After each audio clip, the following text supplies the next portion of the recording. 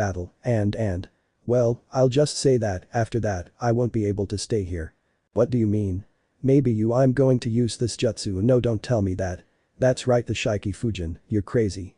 If you do that jutsu, you'll stay in the Grim Reaper's stomach, and what will happen to Mito and Menma? Jiraiya-sensei and Kushina-san. If you tell me about them, you'll only make it hurt more for me. Naruto watched as Minato squeezed his kunai tightly. But Naruto, I know very well that this is sad, but it's the only way you know. Besides, if I can take Orochimaru with me, we'll get rid of a hassle. I don't know if you've already noticed, but the bodies of the Edo Tensei take longer to regenerate the more damage they receive, Minato thought. We can take advantage of this to seal them. Minato got into a battle position. He could see how Tobirama and Hashirama regenerated. I will not let these two win, the blade will fall this day. Half a ram seal, making the former Hokages stiffen and then give a serious look. Hashirama went through hand seals. Mokuton. Jukai Koten. The branches of the trees did not wait, they attacked and grew frantically. The two opponents disappeared in flashes. Tobirama attacked with kunai, Naruto blocked the attacks as best he could. Damn, his attacks leveled up. Sparks flew from the collision. Minato appeared in front of Hashirama, this blocked his cut. Hashirama attacked with a big blow to his stomach, Minato spit out blood. Hashirama finished off with another blow to the face, 2 kicks to the face. Minato held on with his hands, turned and stood up again. Hashirama kicked the floor, breaking the tiles. Hashirama took out a kunai, gave a horizontal slash. Minato ducked and turned, he attacked with a reverse slash. Hashirama blocked it. The first Hokage grabbed Minato's arm and pulled him. He kneed the Yandame's stomach with his palm, pushed the first's knee, gave an upward kick that Hashirama blocked. The Senju gave a series of punches that Minato couldn't block. Dodge. This hurts like hell. It's very fast and strong. Minato expelled blood from his wounds. He did a backflip, throwing a Hiraishin kunai, and teleported with a Rasengan in hand, crashing it into Hashirama. Tobirama and Naruto exchanged blows. Tobirama crouched down and swept. Naruto held on with his hands turning, trying to hit Tobirama, who grabbed his leg with great force. The second Hokage picked up Naruto and slammed him against a branch, throwing pieces. Naruto spat blood. Tobirama, unable to control his body, landed a blow against Naruto, right in the stomach. That really hurt. Naruto became intangible, making Tobirama let go of him. Naruto turned and sent an upward kick. Tobirama blocked the kick with his forearm. Naruto pushed himself up with his arm. Kaiten. Kakaku no Jutsu. Naruto sent a giant fireball. Tobirama raised a wall of water. Kage Bunshin no Jutsu. Several Naruto clones appeared. Kage Bunshin no Jutsu. 2 Tobirama clones appeared. Tobirama's clones destroyed Naruto's clones. One Naruto clone lifted another, the clone attempted an upward cut. The Naruto clone leaned on the handle of his sword, turned hard and hit a Tobirama clone. -1. Tobirama hit a clone of Naruto, it turned into lightning, destroying the clone. Tsuneru Senpu. Kaiten. Ryuken no Jutsu. The great fire tornado consumed Tobirama, kicking up large debris and wood, burning the particles. Pretty good, Kurama said in Naruto's mind. I don't know what to say right now. I'm fighting 2 legendary shinobi, defending my village from an invasion, and now I'm going to witness the death of someone I love, again. That's shinobi life, you should know by now. They live and fight, they witness deaths, they cause deaths, it's all part of life, in the end, said Kurama. Naruto watched the great fire tornado with his manjikyu and then turned around and saw Minato fighting Hashirama. Yes, that's right, but after all, a large whirlwind of water broke through the fire tornado, expelling a large burst of chakra. It's our job, and it's to protect, right? Then the image of Sasuke, Kiyomi, Kushina, Mito, and a little Menma passed through Naruto's mind. Tobirama launched himself at Naruto, launching a slash, but Naruto became intangible once again. Tobirama crossed him, Naruto turned and almost kicked the Hokage, but he jumped. You will not escape. Naruto's sword was surrounded by Futon chakra. It's going to flash. Orochimaru gave the order for Tobirama to get ready. Naruto flashed, appearing in front of Tobirama, who used his own Hiraishin to escape. You can't escape forever.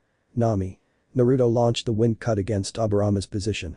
Using his Hiraishin, Tobirama disappeared again, but Naruto appeared in front of him, cutting Hashirama in half, but he disappeared, showing a trunk. He anticipated again. Minato managed to kick Hashirama into Tobirama, the two recompassed themselves, the duos reuniting. Naruto, you have to cause them as much damage as possible. The Edo Tensei oppresses them, and apparently it is not perfect, because I could see that they have a little control over their bodies, and while the two of them regenerate, he can seal them. Yeah. What's going on? Like, what's happening? You're going to die. Don't you realize how many people it's going to hurt? I understand, but it will hurt more if Orochimaru manages to defeat us and attack the village. I wish there was another solution. I would like that too, but it's not worth it to me to regret now. I'm going to save my people and sacrifice my life for my village. It's my responsibility. As Hokage of the Leaf Village, I will ensure that the people of this village have a better future. Naruto looked at Minato, his blue eyes almost seeming to shine with determination.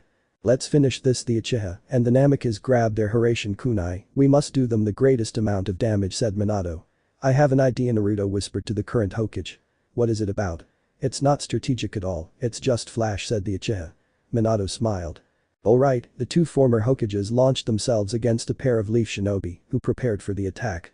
Both Naruto and Minato threw their respective kunai to the ground. Before the two former Hokages hit them, they disappeared in a yellow and silver flash. In less than a second, they appeared, giving an upward blow to the Hokages. They picked up their kunai, and with great force they launched the projectiles, making a hand seal Hiraishin style. Kunai Kage Bunshin no Jutsu. The kunai of the two multiplied, at the same time multiplying their seals. We have to do it as quickly and lethally as possible, said Minato. Yes, Naruto responded. Naruto looked at Minato for the last time. The blue eyes had great determination, and the sadness could never be gone, but that was something that had to be overcome.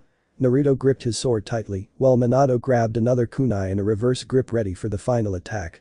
Each kunai multiplied around the former Hokages, who did not know what awaited them.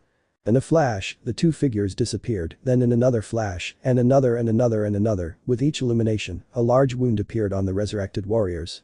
Minato and Naruto looked like yellow and silver trails moving from one place to another at high speed. The speed was so great that they created a reaping light. What's happening? Orochimaru thought. What the hell is going on in there? Asked a girl with red hair and a hat, one of those in charge of maintaining the barrier. What the hell do I know? It looks like a sphere of light, said the six-armed boy. Aburama and Hashirama couldn't say much. The rapid blows didn't let them react. The least they could see was a silver and yellow light hitting them. They could see how their bodies received wounds seemingly out of nowhere. Naruto and Minato appeared in their respective kunai. Minato was breathing heavily. All those flashes had tired him. He had to move as fast as he could, but there was something that surprised him. It's incredible, even without so much experience, he was able to move as fast as me, Minato thought, watching Naruto, who was panting a little. You're going to be very strong, but I wonder what you'll do with all that power, Minato wondered. The two Hokages fell to the ground, their bodies seemed full of cracks, and they were slowly regenerating. They had really deep cuts all over their chests, it even seemed like their armor had been completely broken. That was incredible. It was about 10 seconds, and it could have been hundreds of blows, said Tobirama. Yes, I thank the Ito Tensei for not feeling pain. Can you imagine having felt all that? It would have been but the mythical Uzumaki outbursts when he stole his ramen, ha ha ha ha. The first Hokage burst into laughter. Yet Tobirama sounded a little. The village was in good hands. He remembered what the Uchiha told him. Maybe you're different, get up and finish them off. Orochimaru gave the orders to the injured puppets, which began to get up. It's time. Minato went through hand seals pretty quickly. Shiki Fujin ...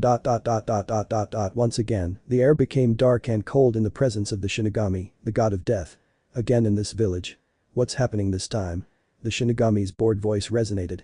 Shinigami-sama, I understand the fact that you are upset at being summoned for the second time in less than 20 years, but what? I need you to help me seal the first two Hokages in front of you. The Shinigami did not show his surprise on his face, but keeping the soul of the first two Hokages. I won't ask you the reasons for wanting to seal your ancestors. I suppose it has to do with a white snake, but I hope you are clear about the price of summoning me, said the Shinigami. Yes, I know. The two Hokages barely got up. Minato teleported in front of the two Hokages. The Shinigami, without hesitation, crossed his spectral hand through Minato's torso. The hands touched the Hokages, pulling out their souls and hiding them in their stomachs, where souls are tortured for eternity. Just one more, said Minato. What do you mean by that, human thing? It wasn't just the Hokages, now the snake too, said the Shinigami. I honestly don't know why you're complaining. It will be more souls for you, said Minato. You're right, human, I won't complain anymore, but the next time you talk to me like that, I'll make sure that your soul goes through the worst torture and that your loved ones have the worst experiences, said the Shinigami. Okay, Minato didn't have a Hiraishin seal on Orochimaru, so he had to jump closer. Orochimaru tried to escape, but you won't. In the quick shunshin, Naruto appeared behind the Sannin delivering a blow. Damn, I couldn't foresee it, said Orochimaru. Minato grabbed Orochimaru's shoulders, ready to seal him. The Shinigami's hand began to grab Orochimaru's soul. Say goodbye to this plane, I'll see you in the Shinigami's stomach. Don't think you're a brat, Orochimaru said while pulling his index and middle fingers. Orochimaru's sword began to wobble until it approached quickly. The metal pierced Minato's chest, taking out a lung. The blonde Hokage spit out blood in droves. Shit. Minato felt the pain like never before, he felt like his strength was leaving. I know I won't be able to take him now, the strength of the jutsu depends on my life force. Wow, it seems like you've backfired human, what are you going to do now? Said the Shinigami. I may not be able to take everything said Minato. What do you want? Orochimaru said, somewhat scared. I will take the most precious thing for him in life. Minato cut off the part of Orochimaru's soul that represented his hands. Once it was cut, Minato retreated, clutching his chest in extreme pain, while Orochimaru retreated seemingly without any damage. What were you supposed to do? I didn't tell you, I took the most precious thing for you, what thing? Your jutsus. Suddenly, Orochimaru began to feel the greatest pain he had ever felt, it was as if they were destroying every cell within him, the tips of his fingers began to turn a grayish color, until that color began to spread throughout his arm, to finally stop when it reached his shoulders, the screams of pain stopped for a moment. What you made me miserable. The Sannin shouted in pain. If the Shinigami can't take your body, he'll take your arms with him, and you'll never be able to get them back. My work here is done the Shinigami said, your soul will also come with me was the last thing the Shinigami said with a macabre smile. Minato fell back against the ground, the remaining bodies of the Edo Tensei of the Hokages completely disappeared. Naruto looked at Orochimaru, the Sannin was scared by the image of the Mangekyou looking at him with anger. Withdraw. Orochimaru shouted, the purple barrier disappearing in a moment. No, you won't escape, you bastard. Naruto ran towards Orochimaru, but the four of sound landed around him. One of them threw a strange spider web that Naruto had to cut, he continued advancing but the five figures disappeared in an explosion of smoke. Damn, he escaped said Naruto, who resigned himself and Minato's figure approached, looking towards the clear blue sky, which was beginning to turn grayish, indicating the possibility of rain. Minato was breathing deeply, his eyes losing their shine. It's over, isn't it? Minato said. Yes, it's all over. In the distance, the two ninjas observed several figures approaching, a redhead, a blonde, a black-haired woman, a dark-haired here comes the worst part said Minato. I wonder why he hasn't left yet, it must be that the Shinigami gave me some time or something. It could be said the Shinigami. Minato. Kushina shouted in fear when she saw her husband on the ground and hurt. Papa. Mito also made his voice heard, the two women approached the man. Oh god, how I hate the part about saying goodbye Minato thought sadly. Where did Orochimaru go? Kushina asked. He escaped once again Naruto was the one who responded. But at least that means this madness is over Kushina seemed happy. Well, how about after this we go to Ichiraku for a victory dinner? The redhead was overflowing with happiness, something that wouldn't last long. Naruto and Minato couldn't help but make sad faces. What's wrong? Why those long faces? That's when Kushina noticed the wound on her husband's chest. Minato. Why didn't you tell me about that? Look at that wound. It's deep. Kushina got on her knees in front of the blonde and placed her hands on top of the wound. A faint green light began to emerge from the Uzumaki's palms. Don't worry, you'll be fine, then we'll go to the hospital and completely heal the wound. Minato looked at Kushina's sweet purple eyes, which looked at him with concern and a little relief, seeing that her husband was almost good and the invasion was over. You won't need to heal me, Kushina Minato began. Hey. Why do you say that, Dad? Myth asked. I don't know how to start with this, what did you do now? Kushina asked. The battle reached a certain level of difficulty and that. Kushina Minato, use the Shiki Fujin what? Kushina shouted. What is Shiki Fujin? Mito expressed his doubt. The Shiki Fujin is a forbidden jutsu created by the second Hokage, with this jutsu you are able to invoke the Shinigami or god of death, to seal something or someone, the bad thing about this is the cost, explained Naruto, what's the cost? Mito had a feeling where that was going, but it was his stubbornness that still wanted to believe that what was happening wasn't true. The cost of summoning the Shinigami is your soul, the Shinigami will keep your soul, and it can't be, that means Dad is going to Mito covered his mouth with his hands. I'm really sorry Minato said. But what made you summon the Shinigami? If Orochimaru is supposed to have escaped? Kushina asked. Minato explained the situation to Kushina about the Edo Tensei and how he had to stop them. I see, you take up a lot of your time, human, finish it now, I had to leave here a while ago, the Shinigami spoke with a tired voice. So that's the Shinigami Mito said.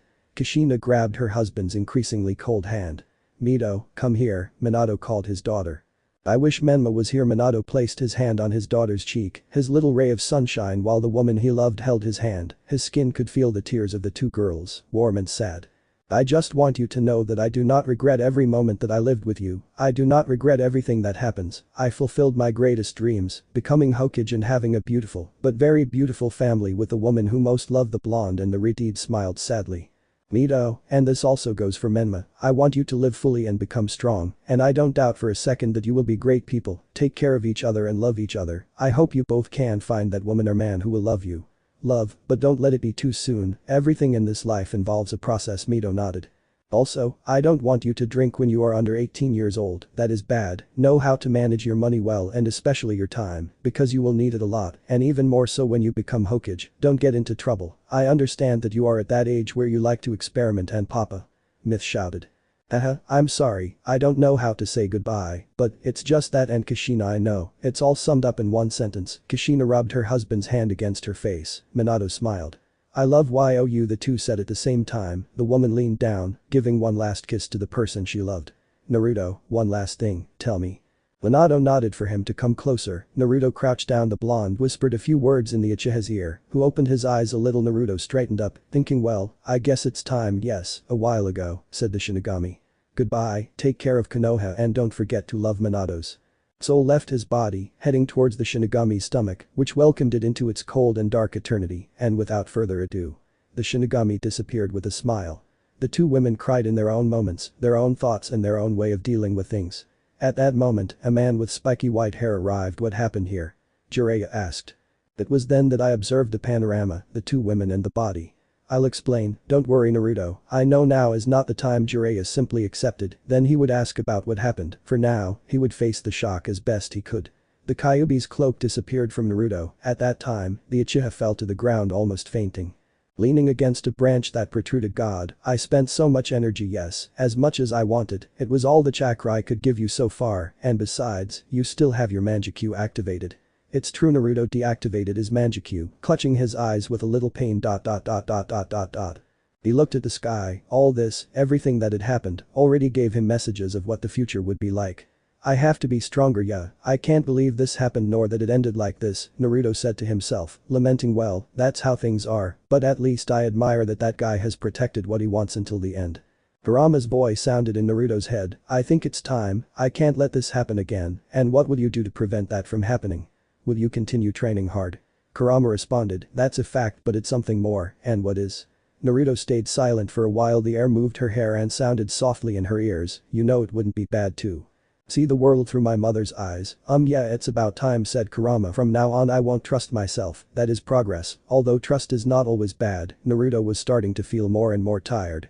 It seems I've run out of energy. A while ago, you did very well, now it's time to rest said Kurama. Yes it's time. A last effort, easy to detect all the people who were heading towards them, Sasuke, Kiyomi, ninjas, etc. Naruto took one last breath. Strength to all. He lay down on the ground. Thank you for everything and rest in peace, Minato-san. A last breeze moved Naruto's hair. He closed his eyes. There is still a lot to live. Alcohol, cold, bed, light, a white landscape that Naruto recognized perfectly once again here. I swear I will never lie down in one of these beds again. Naruto only knew how to complain in his mind. He had not yet opened his eyes. He refused. He wanted to enjoy his rest as much as possible. He had defended his village to the maximum from an invasion created by the greatest traitor in history. He had fought against the first two Hokages. He had fought against snakes, ninjas, etc. Not even the little chakra that Kurama had given him had been enough for him. Even staying awake for a little while longer after the Bijuu chakra armor dissipated. He chose to straighten up and open his window little by little. The warm and gentle sun received him with its rays hitting him directly in the face, but it was the least that mattered to him now. I wonder how the others are doing, was what was going through his mind. His thoughts were interrupted by the subtle noise of the door opening. Kiyomi walked in front of the door with a serious face. She had not stopped to see if Naruto had gotten up. She calmly closed the door and looked forward. The calm look was replaced by vibrant joy. Naruto. The girl couldn't resist the urge and ran towards her smiling friend. The girl's arms went around the boy's neck on the bed. Hello Kiyomi, how are you? The boy asked with his typical calm voice. Well, you know, everything follows its rhythm said Kiyomi. I guess everyone already heard about that, right? Naruto said with a sad voice. Yes, it's a shame, Mito and Kushina-san are destroyed. Kiyomi could not hide her sadness either. The girl could see how Naruto clenched his fists. This wouldn't have happened if only I were stronger. Naruto's eyes momentarily changed to a furious Sharingan that shot anger into the depths of his own being. There, if you make a mistake, Naruto, it wasn't your fault. It wasn't because you weren't strong, that was the only way to stop the opponents, and Minato-sama knew it. The girl gently took Naruto's tense hands. You, for your part, did quite well. You fought against several ninjas, against 2 legendary ninjas. Please, you stopped a Lady Bijuu from the one-tailed Bijuu, and you defeated him. Kiyomi highlighted the Uchiha's achievements during the invasion. Yeah, it's just, you don't have to blame yourself anymore for that, do you hear me? The girl placed her hand on the boy's face. You did what you could, and you gave everything you had at hand, and I want you to know that I and all of us are grateful for what you did, and how are you? How do you feel? The girl made circles with her index finger on the bed sheets, while her thumb began to gently caress Naruto's face, her tender eyes hypnotizing the Uchiha. With his blinking. Well, better than it looks, are you okay? Really? What about Minato-sama? You already said it, it was his decision and he said it himself, it was his duty as Hokage to sacrifice his life for the village, but you know, again, I'm more worried about Myth and Menma, that worries me about you, have you ever worried more about yourself? Kiyomi asked, Naruto did not respond. Tell me, have you ever put yourself ahead of others? Why those questions now? Because I care about you, see? Do you care about me? Do you put me in front of you? Don't be confused, Naruto Uchiha, I've been concentrating a lot on myself, but it's okay, you don't have to worry about that, I also have time for my things, Naruto hit Kiyomi's forehead with his index and a half. Ouch. Hey. One more thing, really, how's Menma? Kiyomi didn't respond. Jiraiya was called by the Shinobi Council, he was really having a nice evening at the hot springs, and it's not because the death of his student didn't hurt him, in fact, it cut him more than any knife or kunai or shuriken or the most powerful weapon. Sharp about the world, but she couldn't help but take refuge in her habit of watching sluts. But anyway, he knew what they called him. He walked through the corridors until he reached the large door where the Shinobi Council and Civilian Council proceeded, which had attached themselves like a parasite to the shinobi body. He opened the door with that feeling of fatigue that invaded him when he thought that he was going to have to deal with the hateful civilians, but he already had a way to defend himself, or at least that was what he thought, he was not the one who had better luck. It finally arrives, Jiraiya-sama the Sannin was greeted by the moan of one of the civilians. Now, you don't have to get angry, you should already know that a Sannin has many obligations, Jiraiya defended himself. Yes, of course the civilian did not say anything else. Ahem, the reason for this meeting Kaharu called everyone's attention. Yes, that. We are gathered here to kindly ask you, Jiraiya-sama, to become the Hokage. I refuse, said Jiraiya, without letting Kaharu finish her sentence. But what is your reason? You haven't even thought about it. Homura was the one who spoke now. The position of Hokage is not made for an adventurous man like me, I don't like being locked up in an office signing papers like crazy, and Minato didn't tell me his secret to finishing the paperwork that quickly, those are not enough reasons to refuse the position of leader of our village, Kaharu told Jiraiya. And as I already said, it's not for me, I have my network of spies operating at all times, and I need to manage it. At that statement, the council remained silent. But, I have a candidate, are you serious? Who is this? I guess you know her, I think she would be the perfect 5th Hokage, she is a woman. Yes, a pretty strong woman, who unfortunately has been away for a long time. You're not talking about yes, I'm talking about Tsunade Senju. What? The civilians stood up from their chairs, those from the Shinobi Council simply opened their eyes too much, without getting so excited, but even so, the news was shocking. Do you know where it is? They asked with anticipation of the answer. Of course. Or at least I have an idea. What do you mean you have an idea? Well, you see, some of my toads managed to visualize her heading to a town a little far from here, said Jiraiya. So you plan to look for her? That's right, I'll bring her back and she'll become the Godame, I'm sure. Honestly, I'm not sure about that. Jiraiya thought. Well, you have a task then, it will be to bring back Tsunade Senju to make her the Godame Hokage of Konoha. Wow, they make it sound so easy. Then the meeting is over. Menma had been up for a while, and as if it were a stimulus, he was beginning to feel that something was missing, something felt different. After that, his mother had come to visit him and had told him many things. First, that Naruto told him. He had removed the Kyuubi that was inside him, and he honestly didn't know how to feel about it, but something that did destroy him was the news about his father's death. His mother had told him the events as if she had lived them, since Orochimaru locked his father in that purple barrier, about how Naruto had come to help him, and how he had sacrificed himself to save the village. Obviously, the tears did not wait to come out, no matter how distorted his personality was, he did feel great affection for his father. And now, he honestly didn't know how to feel, his father was gone, and if that wasn't enough, they had taken away from the Kyuubi what made him the hero of the village, and what gave him so much power to equal that. Uchiha and his magical eyes. The Redeed was looking out the open window, his previously electric and vibrant blue eyes now replaced by somber and cold ones. The air swayed and played with his hair. His temporary calm was interrupted by the sound of the door opening. He wouldn't bother to watch who came in, surely it was his sister or his mother, or even Hinata, who had come to visit him a couple of years ago. Times. Menma the Redeed was surprised when he heard a male voice. He turned his face to look at the person who was calling him. Is that you? Menma was surprised to see how Naruto entered his living room. What are you doing here? He said. I was just coming to see how you were doing, so tell me how you feel, is everything okay? I don't know what's good about all this. Menma said, turning her gaze towards the window. At least now it's calmer, the Menma from before was already yelling at me, I just wanted to know how you were. Oh please, are you smart or what? You took a Biju from me and my father died, how do you think I feel? Menma said, somewhat annoyed. I know how you must feel about your father, after all I felt that way, but what about the Kyuubi? I don't know, it's like a weight less and a weight more, the truth is it's a strange feeling Menma said, looking at her hands. Menma, if I am not wrong, Kushina-san should have told you my reasons about yes, he already did, and I honestly don't know what to say what's going on? That I don't feel so powerful anymore, maybe I have created some kind of dependency on the Kyuubi's chakra, and that's why I let it consume me easily, that may be, but you shouldn't think that you are so weak without the Kyuubi's chakra. What makes you think that? I could never beat you, and I couldn't have faced you if it weren't for the Kyuubi's chakra, but still, you beat me, Naruto couldn't answer that. Just then the door to the room opened, a girl with pearl eyes entered with a basket of fruits. The girl turned to see her friend and Menma who were looking at her with different expressions. Yo Hinata, how are you doing? Naruto raised his hand in a friendly manner. Hello Naruto, I'm fine, thank you so, what brings you here? Well, I came to leave these fruits for Menma and to visit him because I found out that he had already woken up. Why does she visit me? I almost always treat her badly Menma asked himself in his mind. The pearl-eyed girl approached Menma's bed, who looked at her in confusion. He left a fruit basket next to the bed on a table while he sat on a chair that was on its side. So how are you feeling, Menma-kun? Hinata said, giving a smile. I'm fine said Menma. Do you want some fruit? Yes, an apple wouldn't be bad. The girl grabbed an apple from the basket and gave it to Menma who received it and started to eat it. If you want, you can eat Naruto too the girl extended another apple towards the Uchiha, who received it. Thank you Hinata Naruto started eating his apple while Menma stared at him. The Redeed analyzed the raven who was simply eating his apple. Flashback. So what happened, that's why you no longer have the Kyuubi inside you, Kushina explained to her red-haired son. I see. How about that, Naruto is very strong Kushina said, Menma grimaced at that.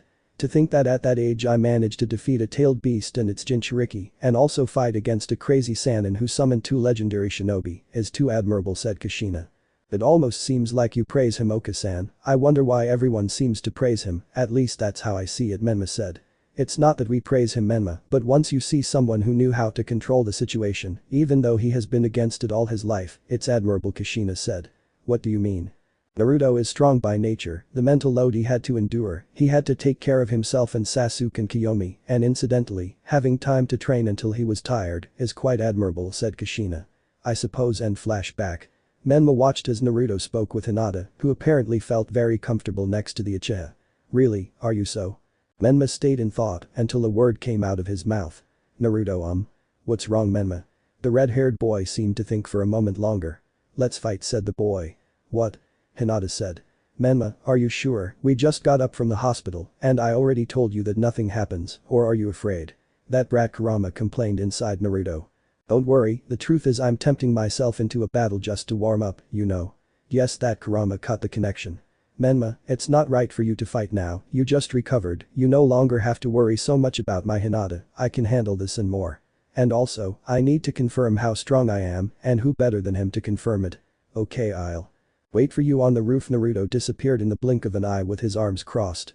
Are you sure about this Menma? You don't have to fight him look, I know you care a lot about others, but you should know how to trust those who know well what they want. Menma just opened the door, leaving those words to Hinata who remained static. The Hyuga could only follow him through the walls of the hospital towards the stairs that led to the roof. Hello Hinata, where are you going? Kiyomi asked.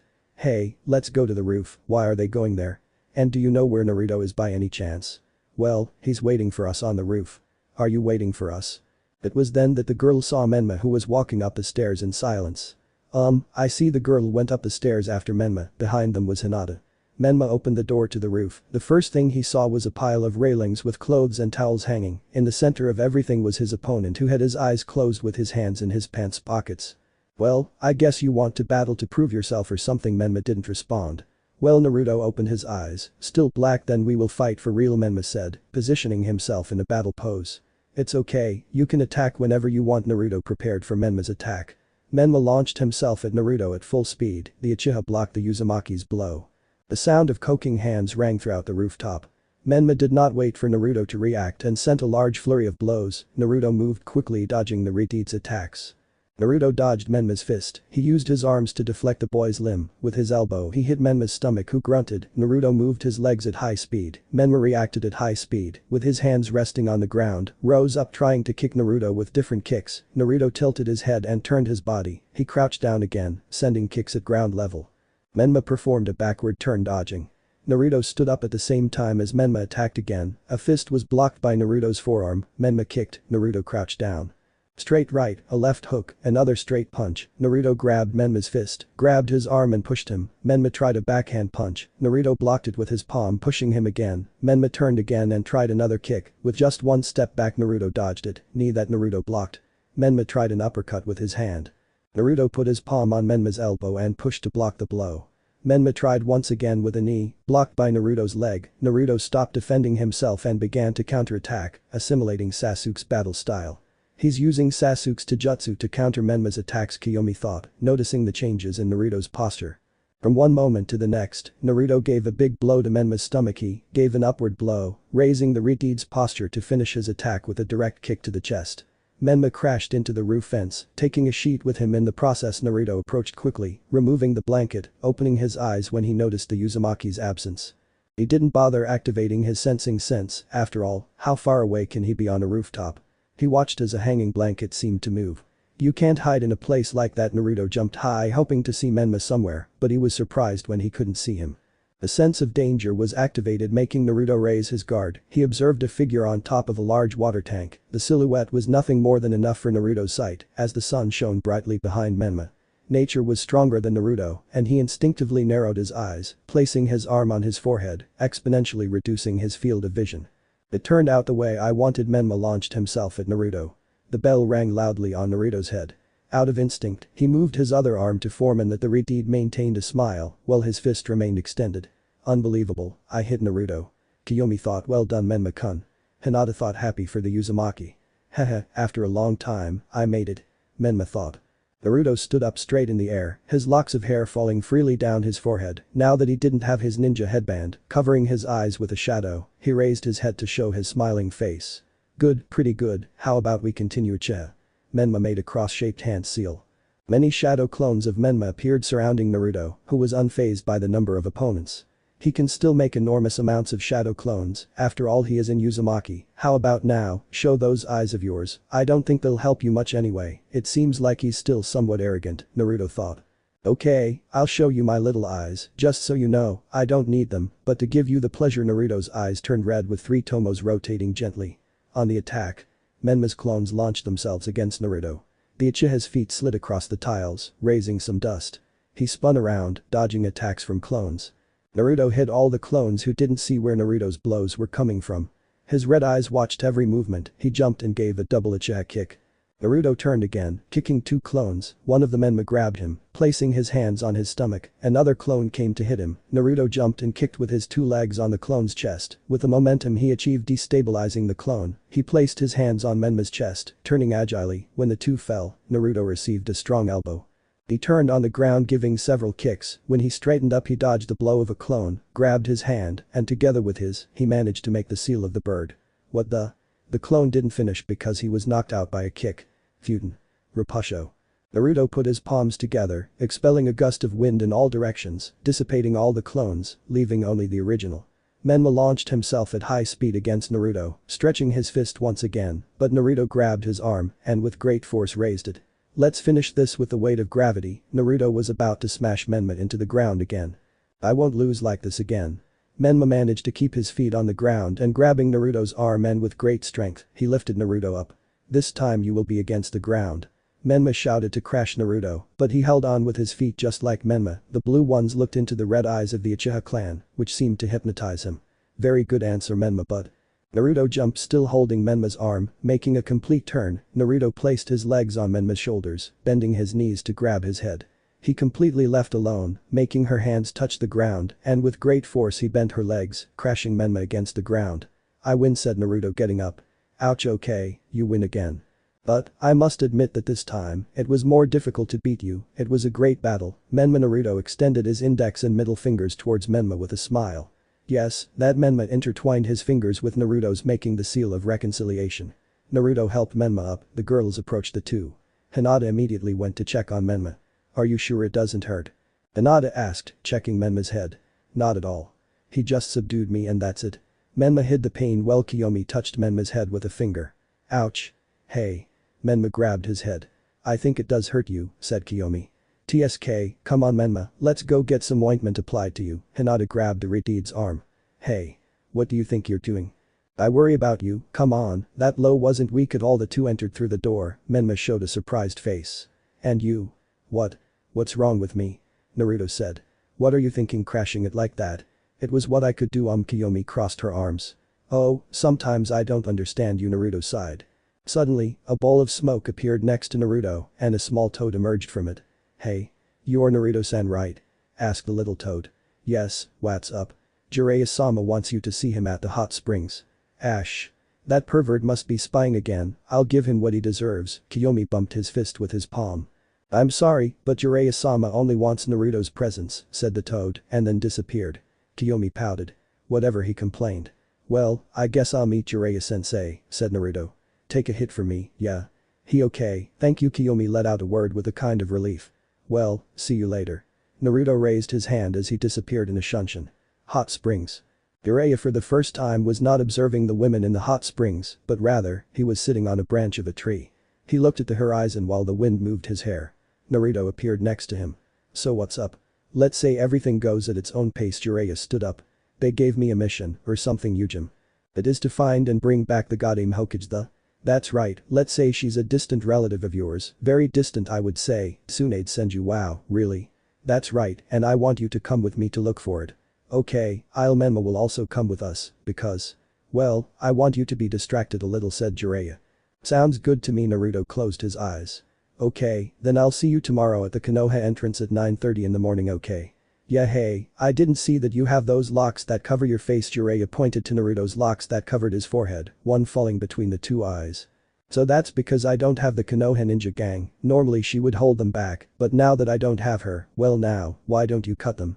"Oka-san liked my hair, plus it doesn't take away my vision, they just fall a little, and that's it." Naruto blew, removing a strand that reached the height of his eye. "Okay, then see you." Jiraiya took out a telescope and began to observe inside the hot springs, letting out occasional giggles. Naruto at that moment remembered Kiyomi's words. Naruto landed a big blow on the head of an unsuspecting Jiraiya. "Oh. Hey, what was that about?" replied the furious Anin. "It's a message from Kiyomi," said Naruto. "You mean your girlfriend?" Naruto blushed at Jiraiya's statement. She's not my girlfriend." Naruto shouted. "Wow, this is the first time I've seen you this nervous," Jiraiya said, now knowing how he could play with the normally impassive Uchiha. "TSK, hey pervert, what do you think you're doing watching women?" Naruto shouted, drawing the girl's attention to them. By the time Jiraiya wanted to see Naruto in anger, he had already disappeared. "Damn, you sneaky brat Kaya. A pervert." The women began to throw everything at the poor white-haired man who had to escape, again. The next day. Naruto was at the entrance to Konoha. He was wearing a blue short-sleeved turtleneck shirt with the Uchiha symbol on the back, his black wristbands in which there were hidden seals. Anbu pants with black bandages on the ankles and black sneakers, a simple outfit that he liked because of how comfortable it was. His ninja band again on his forehead. "He's arriving a little late," Naruto said, somewhat annoyed. In the distance, you could see Jiraiya approaching with Menma. Menma was carrying a backpack, who knows what he was carrying there. Until they arrive. "Sorry Iro-senin, but why does he have to come?" "Well, let's say I want to train something with him, do you have a problem?" "Also, the person we are looking for has something in common with Naruto." "What thing, huh?" "Let's say it's some blood of blood, will it be another Uchiha?" Menma thought. "No way, impossible, we are looking for the next Hokage, of course." Tsunade Senju. "I forgot that Naruto is part Senju." "So we're leaving?" Jiraiya said. Yes. Menma and Naruto followed him out of the village after checking out. Time. 10:15 in the morning. Inside the village, two figures walked slowly. They seemed not to attract attention despite the flashy clothes they were wearing. The two figures were wearing a long black robe with red clouds, a straw hat with white cloth around it. One of the men, larger than the other, carried a kind of giant sword wrapped in bandages. So this is Kanahagakure. Ah. Not bad, it's a good village. I would like to get to know the village where you were born better, said the man with the sword. You know well that we don't come for that, Kisum, said the other figure, with a really cold voice. Okay, for now we just have to go unnoticed. The two figures entered a store. Kakashi appeared on one of the rooftops, seeming to have followed the two figures. Kakashi jumped and positioned himself at the entrance of the store where they entered. It seemed to be a restaurant. He leaned against the wall and took out the book from him. Those two give me a bad feeling. He raised his gaze to look at Asuma and Kurenai who were walking together. Hello guys. What are you doing for a walk? You guys are getting along better and better. What's wrong with you, stupid? Kurenai blushed at Kakashi's statement. Asuma, in contrast, knew how to stay calm. And what do you do, apart from reading that stupid book? Asked the Sarutobi.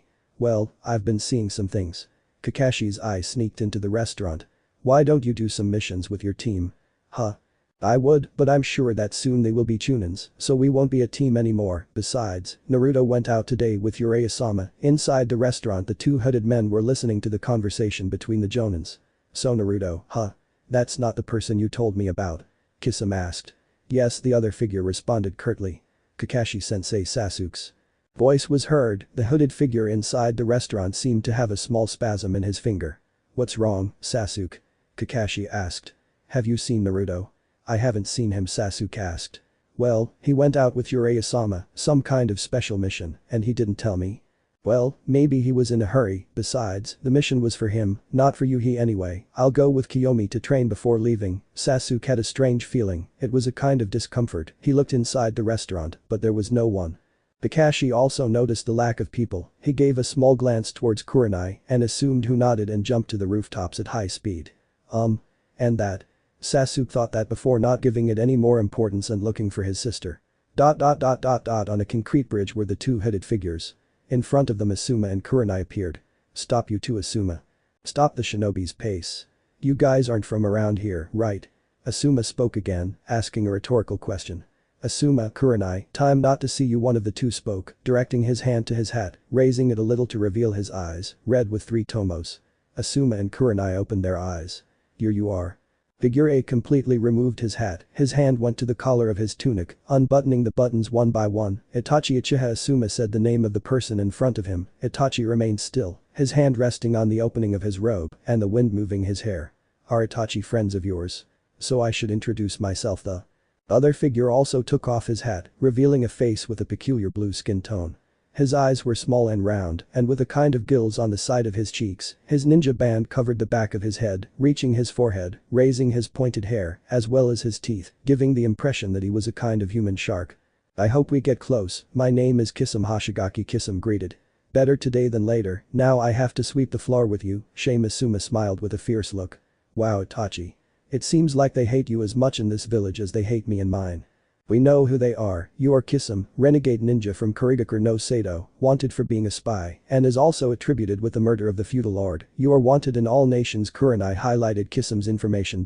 I must admit, Itachi, that you coming to this village after what you did is a sign that you have guts. Asuma addressed the Uchiha.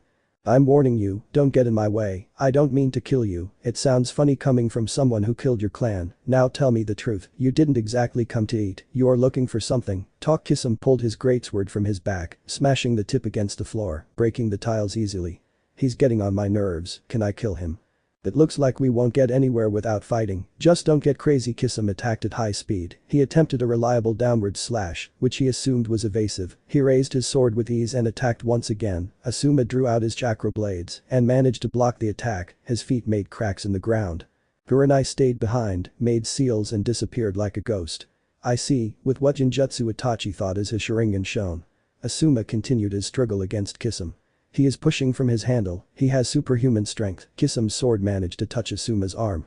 Now, Samahata, sharkskin sword. The bandages tore, showing what appeared to be giant scales. Kisum pulled his sword, generating a large wound on Asuma's shoulder.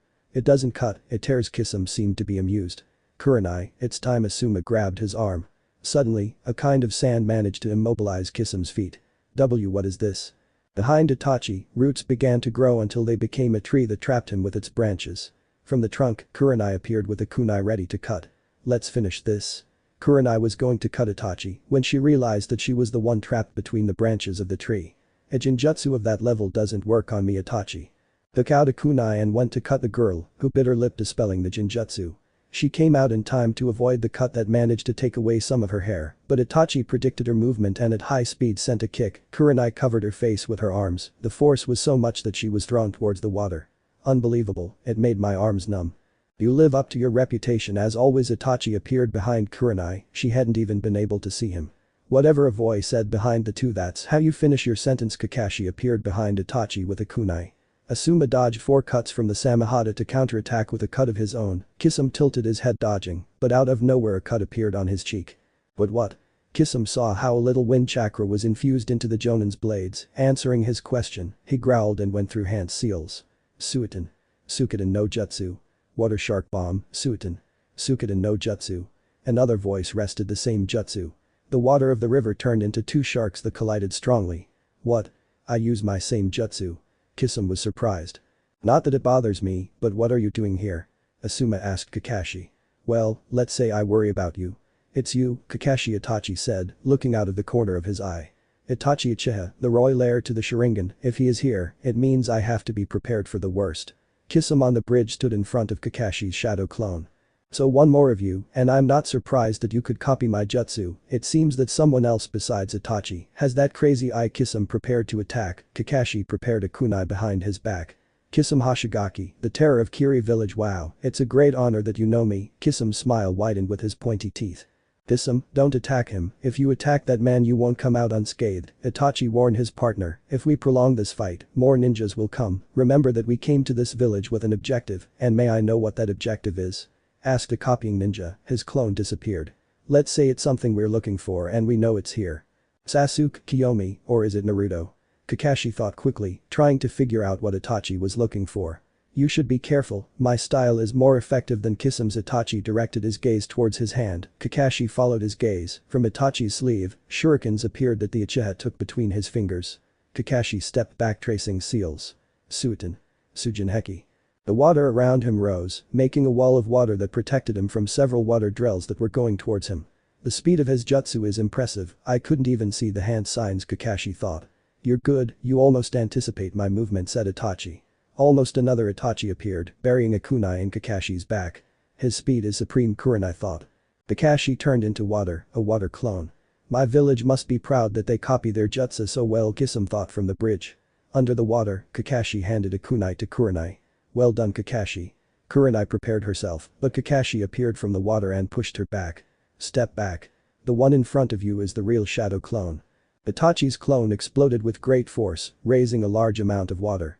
Kakashi, Kurenai. Asuma launched himself towards the large amount of water. He detonated his own shadow clone.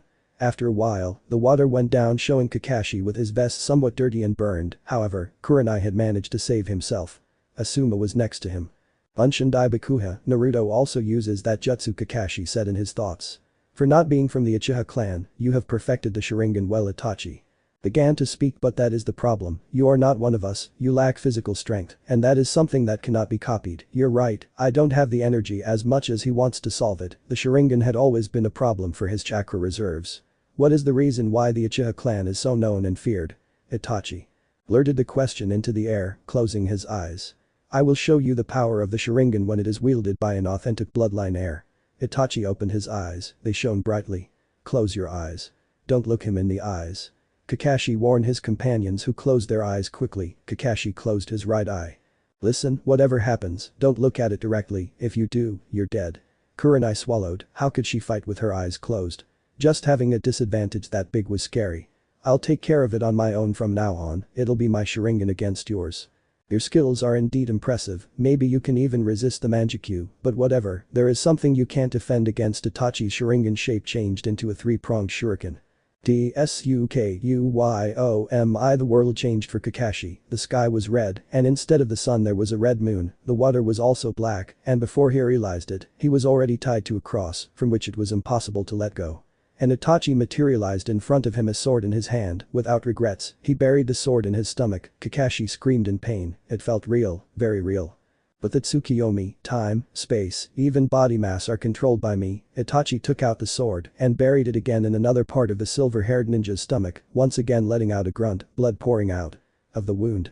He closed his eyes in pain. When he opened them again, the wounds were gone, but this time, there were two Itachi in front of him. The two buried their swords into Kakashi's body, over and over without stopping. The Konoha ninja looked to the side, where another Kakashi was suffering the same torture with two other Itachis. With Tsukiyomi, time, space, even body mass are controlled by me, the words were repeated. He saw how he was tortured, and at the same time, it was as if he himself felt the pain.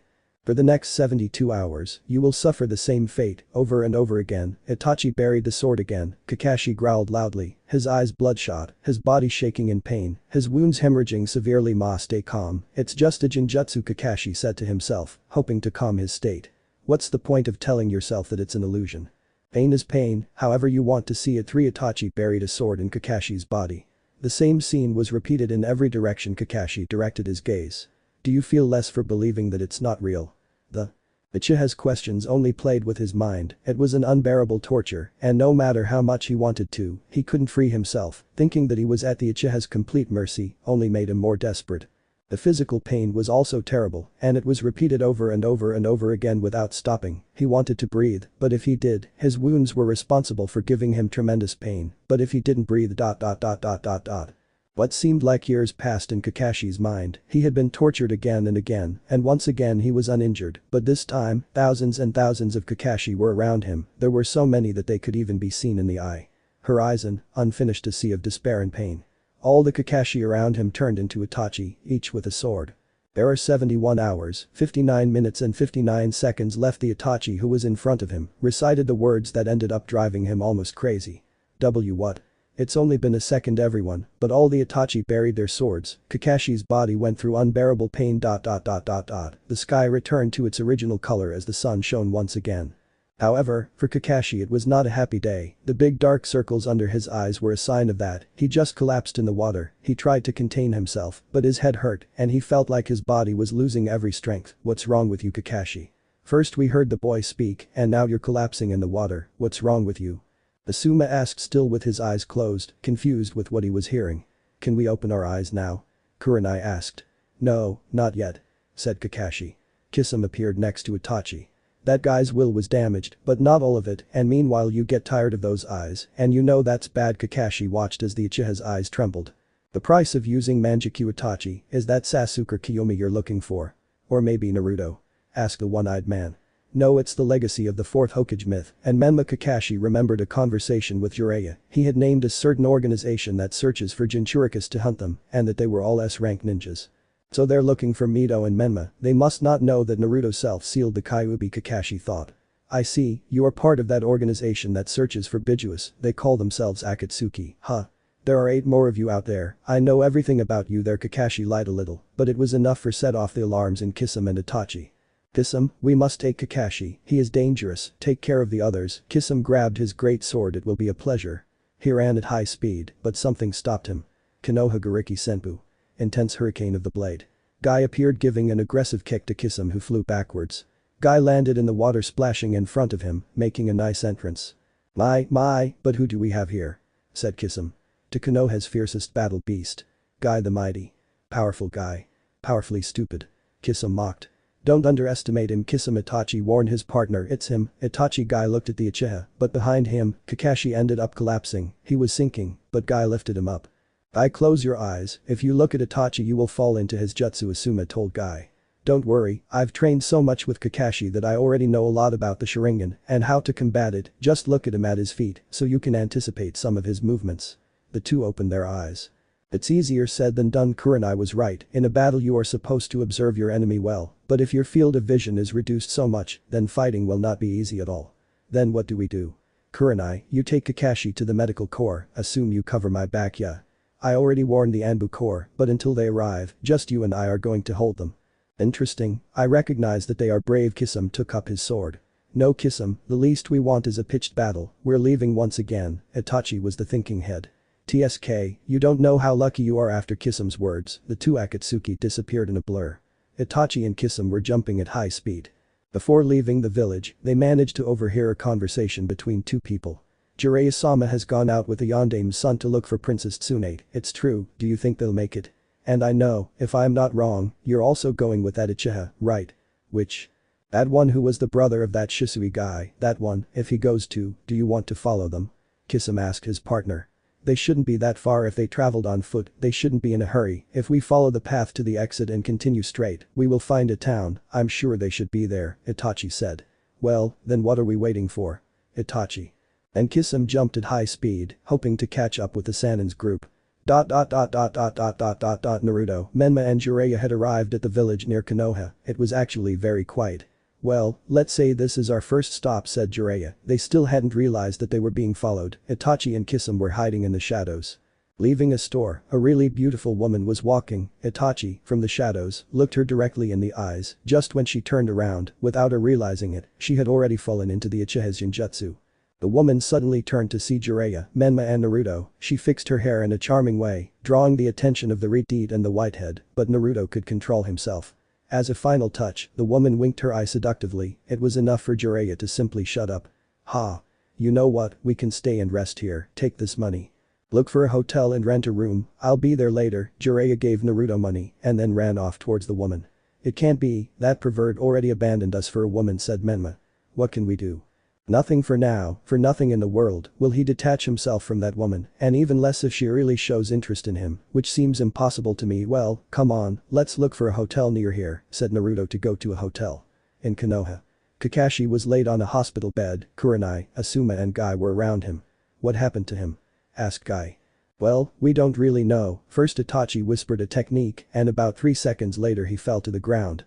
I see, maybe it was a Sharingan technique, or it could also be the Manjikyu. The door opened showing Kiyomi and Sasuke, they had found out about their sensei's condition, somehow. What happened to Kakashi sensei? Kiyomi asked. Well, let's say he had an accident on a mission, Guy said nervously. That's impossible, I saw him not long ago, I asked him if he had seen Naruto. Sasuke replied what Guy said. Shit, now that I say it, before the Jonin could think of anything, a completely random ninja entered the room. Hey, do you know that Itachi returned to the village? A chill ran down the spines of all the people present in the room. And what's more, he's looking for Menma and Mito. The ninja finished dipping his finger into the yaga. Idiot, said Kurenai, directing her vision to the two Uchiha brothers. Kiyomi clenched her fists tightly as her eyes widened in surprise, showed an angry Sharingan that was spinning rapidly. Sasuke kept his hands in his pockets, but his face did not say the same, his Sharingan was also shown spinning at high speed, his eyes were also open. Sasuke and Kiyomi rushed out the door at high speed. I know where Mito is, go see where Menma is, said Kiyomi. The two ran out to look for the two Uzumakas. In the village, Naruto and Menma had already rented a room in a hotel somewhat far from where they were, but they were sure that Jiraiya would find them. Menma was meditating while Naruto was reading in another bed. What are you reading? Menma asked.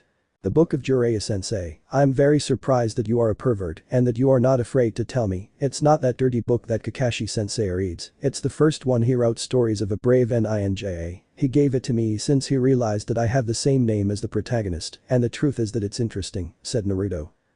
I see. They both heard a knock on the door. Who will it be?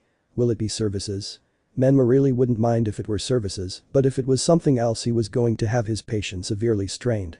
When he opened the door, he had to see the forehead of the person in front of him, since if he looked further down, he would find those red eyes that bothered him so much. Who are you? Menma said. Menma Uzumaki, I ask you to come with us please, we don't want to get older, so what if I don't want to go? I've had enough of people this day, why don't I just rip off his legs and take him away, Kisame said. This is not the time to let ourselves be carried away by anger, who is Menma?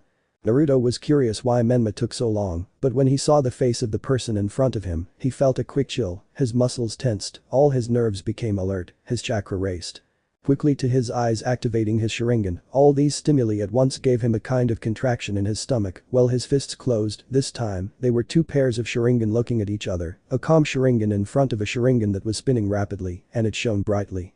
Wow, someone else with those eyes, and this one has it on both of them. Isn't it that Naruto you told me about? Yes, said Itachi. Well then Menma, go back, enter the room, but what are you saying? I already told you to come in. Naruto looked at Menma, the boy had to admit that the Uchiha's look scared him a little. He entered the room and Naruto closed the door. What do you want, Itachi? Naruto asked. It has nothing to do with you, I ask you to please step aside and let me in. Do you want the Kyuubi? So he already figured out what we want, Kisame thought. Naruto, I don't want to drag this out any longer, what if no way, I'm not going to let you take him, he's important to the village. From what he was saying, Naruto knew that they don't know who the current recipient is. I've been training for this moment. Do you want to kill me already? No, I want you to tell me what really happened that night. Naruto looked at Itachi with some anger. Do you want me to tell you that? Didn't I already tell you? Or is it not so clear? Itachi responded. You know very well that that was a horrible lie. Naruto didn't like how Itachi evaded the truth. I killed the clan to test my power, I already said it, and besides I only left them alive so that one of you could test my power to the fullest. Tell me, do you have enough hatred? Itachi made Naruto remember that night, the words that he himself said. TSK, you apparently. Naruto was starting to get out of control, it's not always like that, but talking about that topic simply got to his deepest feelings. Then we have to get rid of the boy to grab the Jinchuriki, let's go ahead then. Kisame quickly approached Naruto. Kisame attacked with a downward slash, but when he reached Naruto, he disappeared. Hey, where is it? Kisame asked. Naruto was behind Itachi. So, if you feel like killing me? Itachi said. No. I don't want to kill you. I just want answers. Okay, but you should know that I gave them all to you. Itachi turned quickly and gave a big kick. Naruto blocked the kick with an X of his arms, but was thrown backwards. This time you won't fool me. Kisame, at high speed, attempted a lateral cut. Naruto crouched down and rested his arms on the ground, the sharkskin sword. Naruto turned on the ground and kicked, Kisame blocked with his arm. Naruto jumped and gave a combo of kicks, Kisame blocked them with his sword, he pushed his sword propelling Naruto, the Uchiha barely put his feet on the ground, Shunshin, and a big blow landed on Kisame, right on his stomach. Is that what he uses as Shunshin? He uses it too well, Kisame thought. Naruto appeared behind Kisame and hit again, Kisame slashed back, but Naruto disappeared again and hit his face. He uses Shunshin as well as Shisui. Itachi thought even for me it was difficult to get used to. Itachi thought remembering Shisui. I have nothing to do with you, get away. Said Naruto. I'm sorry, but I'm having fun with you. Naruto could feel his chakra decreasing. What's happening? Naruto asked himself. It's that sword, the Samahata, it has the ability to steal chakra, said Kurama in Naruto's head. I see. Naruto stepped back. Kaiten. Enden. Naruto sent a small concentrated flame of fire, Kisame cut the jutsu, it disappeared. I think you should know by now that that doesn't work, said Kisame. Kisame launched himself at Naruto again, but Naruto jumped, dodging him, he made a half-ram seal, and two shadow clones appeared, who began to fight Kisame, each with two kunai. Kisame was left fighting the clones, while the original appeared in front of Itachi. Are you going to tell me the truth? You're being a bit annoying, and maybe you're desperate for something, I would never have imagined you like this. Itachi mocked Naruto's temperament. Enough of that. Naruto said with some fury, he launched himself at high speed and grabbed Itachi by the neck, slamming him against the wall. What's stopping you, huh? What's wrong with you? I just want to know what happened. Naruto was not able to hold back his tears, they started dating without him wanting it. Itachi had the image of little Naruto crying before him when he was still 7 years old, and he had to live through that event, his face only showed infinite coldness, but inside him. Itachi hit Naruto in the stomach, the blow felt like a cannon shot, very strong and fast. Itachi hit Naruto again, he sent another blow, Naruto crouched down and attacked, Itachi blocked it with his palm, the younger Uchiha sent one high kick, Itachi lowered his body and turned, sending his own kick, which hit Naruto hard.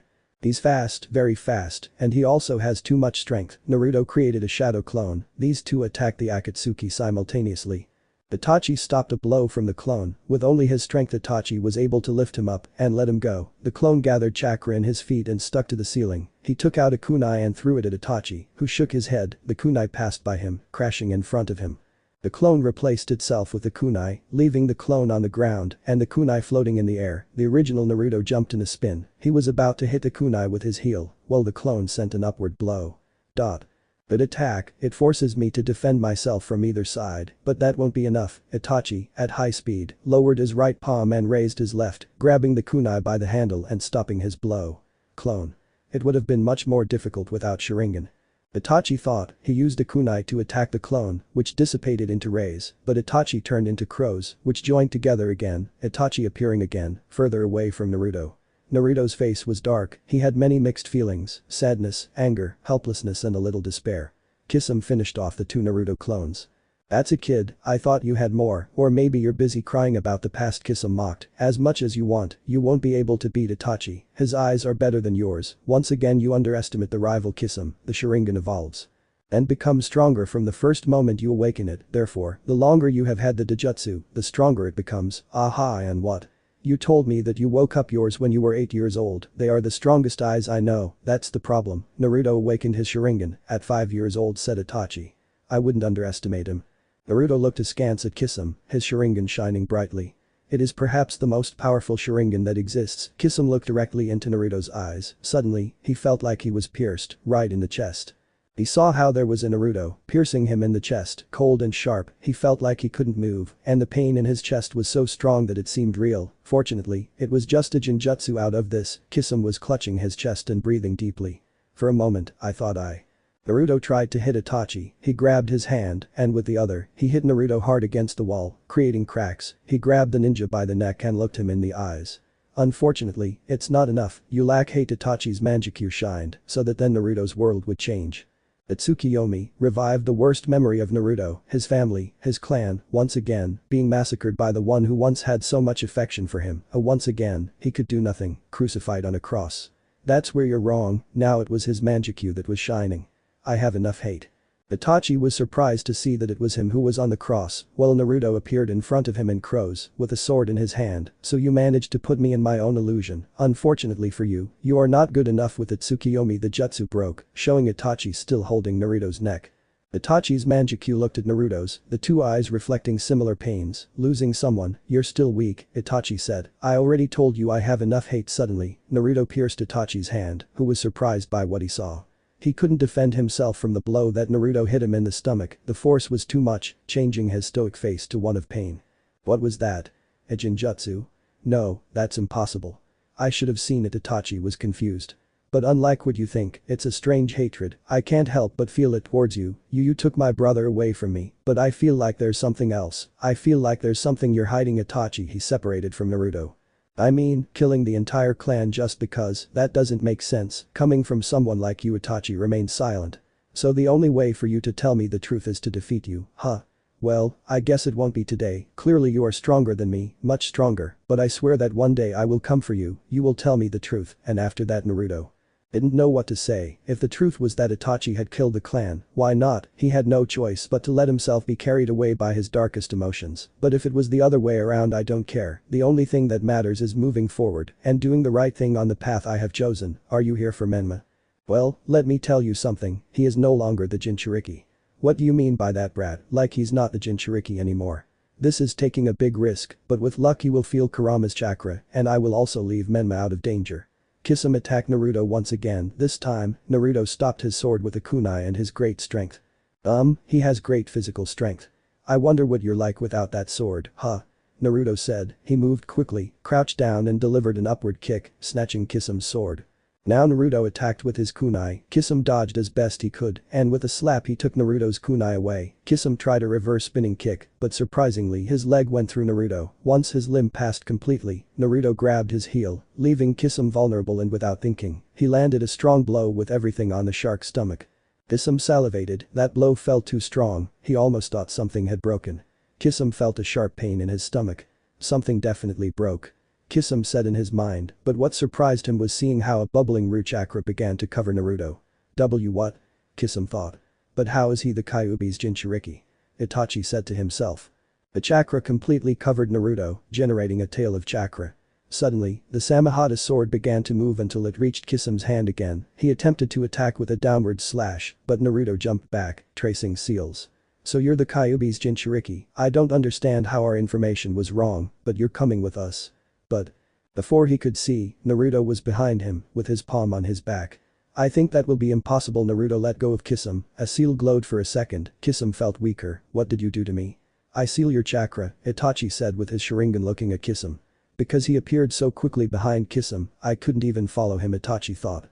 Naruto kicked Kisame, some of the bubbling chakra entering the Samehada. That sword is the worst, it even absorbs Biju chakra, thought Naruto. His sensing sense caught something that left him frozen. What are they doing here? Naruto watched as Kiyomi and Sasuke entered the stairs. Sasuke and Kiyomi observed Naruto with that chakra cloak. In addition, there was a guy with a giant sword, and further down the hallway was the person they were looking for. Itachi. The girl shouted. The Uchiha turned his face away. Oh wow, but they are my little brothers. The voice sounded monotonous, again. It's really you, Kiyomi said, her fist clenching. Sasuke didn't say anything, the chakra gathering in his hand said it all. The Chidori appeared in Sasuke's hand. Naruto felt Kiyomi gathering chakra in his hand. It seems like you guys want to kill me too. I already told you that I don't want to kill you, Itachi, Naruto said to the Uchiha, grabbing his friend's hands. Kiyomi, Sasuke, don't do something you might regret but. Calm down, he's already here who? A cloud of smoke appeared in the middle of everyone in the hallway. Ha! Did you really think you could fool the great Jiraiya with a trick like that? It's unfortunate. Said Jiraiya entering the hallway, however, he was still carrying the fainted girl on his shoulders. It seems that more and more people are appearing. Kisame grabbed his sword and pointed at the ninjas. Kisame, let's go, he's a Sannin, fighting him is counterproductive at the moment. Besides, we have the Kyuubi's Jinchuriki who apparently can handle the Bijuu's chakra once again. The thinking head of the Akatsuki couple spoke. Okay, you guys aren't going anywhere. Jiraiya went through hand seals. Kuchius. Iwagama. Said Jiraiya. Suddenly, the walls and the floor turned into a sticky and pink material. They can't escape. Right now they are in the stomach of Iwagama, the largest toad on Mount Myaboku. Jiraiya explained his jutsu. Follow me, Kisame. The two Akatsuki ran around a corner, everyone followed them, but when they turned, they could see a large gap with some black flames remaining. What? The Sannin was amazed. They used the Amaterasu to escape. The Amaterasu burns everything, no matter how indestructible it is. You should seal the flames, they will never go out until they consume the stomach completely, said Naruto. Okay. Jiraiya approached the black flames. Be careful with that thing, I know what I'm doing, Brad. The Chidori disappeared from Sasuke's hand while Kiyomi stopped gathering chakra. I guess he's gone. The chakra cloak disappeared as he deactivated his Sharingan. Sasuke grabbed Naruto's shirt collar. Why didn't you let me go, huh? Are you refuting me? Think a little, do you really want to do it? I thought it was clear 8 years ago. Naruto pushed Sasuke. I don't know. It's just that, it seems to me that you gave an empty speech. Do you know if Itachi really went crazy? Said Sasuke. Naruto and Sasuke were talking about the day after the massacre, in the hospital. Sasuke, I thought you were smarter. Don't you think it's strange that I really killed everyone just because? Said Naruto, once again with the same argument. That doesn't matter to me now. I only care that that bastard killed my family. Sasuke was going crazy. He told me to live hating him, that when I was strong enough I would kill him. So I just saved your life. You're not strong enough to beat him. And you, huh? This time it was Kiyomi who spoke. It's not that, I'm not strong enough to beat him either, but Naruto, I ask you one more time, why do you have so much faith in Itachi? Kiyomi asked Naruto. It's just that Naruto remembered Itachi, the Itachi who was always there for him, the one who trained him, the Itachi who accompanied him to eat, the one who was so happy and smiled from time to time. From time to time, that Itachi who greeted everyone in the clan, who helped whoever crossed his path. No, it's not possible. We saw Itachi, we saw what he was like and everything he gave for the clan. Over and over again he told me that he loved his family, he couldn't just kill everyone, why not? And if I kill many children, why don't I kill us? Or why don't I kill myself? If I'm not completely blood related, I'm just your friend's brother, said Naruto. It's very strange that he changed from one day to the next, and that he killed everyone he loved. I think I saw it. An image of Itachi shedding a tear passed through his mind. I'm not going to jump to conclusions, Naruto said. I'm going to beat him, and I'm going to know the truth. Naruto continued defending Itachi. It's okay. Kiyomi put her hands on Naruto's shoulders. I can't sound as optimistic as you on that topic, but I think from what I've seen and because I'm your friend, I have to trust what you say. The girl smiled at him. Naruto grabbed the girl's hands and joined them with his own, bowing his head. Thank you, Kiyomi. This time, Naruto directed his gaze towards Sasuke. Okay, but I hope you can understand that I can't help but have doubts. Besides, it's not an accelerated decision, it's something I've been thinking about for 8 years, Sasuke said. Continue with your mission, we have to return to Konoha. Sasuke gave a friendly blow to Naruto's chest. See you. Sasuke turned around and started walking. Give it time, Itachi is a very sensitive topic for us. Kiyomi looked at Naruto's thoughtful eyes, he had a low and serious look, his ninja band slipped, releasing the strands of hair. I guess for you too, and Kiyomi brushed the locks from Naruto's face. I can't just think about us, we've got your back, remember? Why are you covering ours?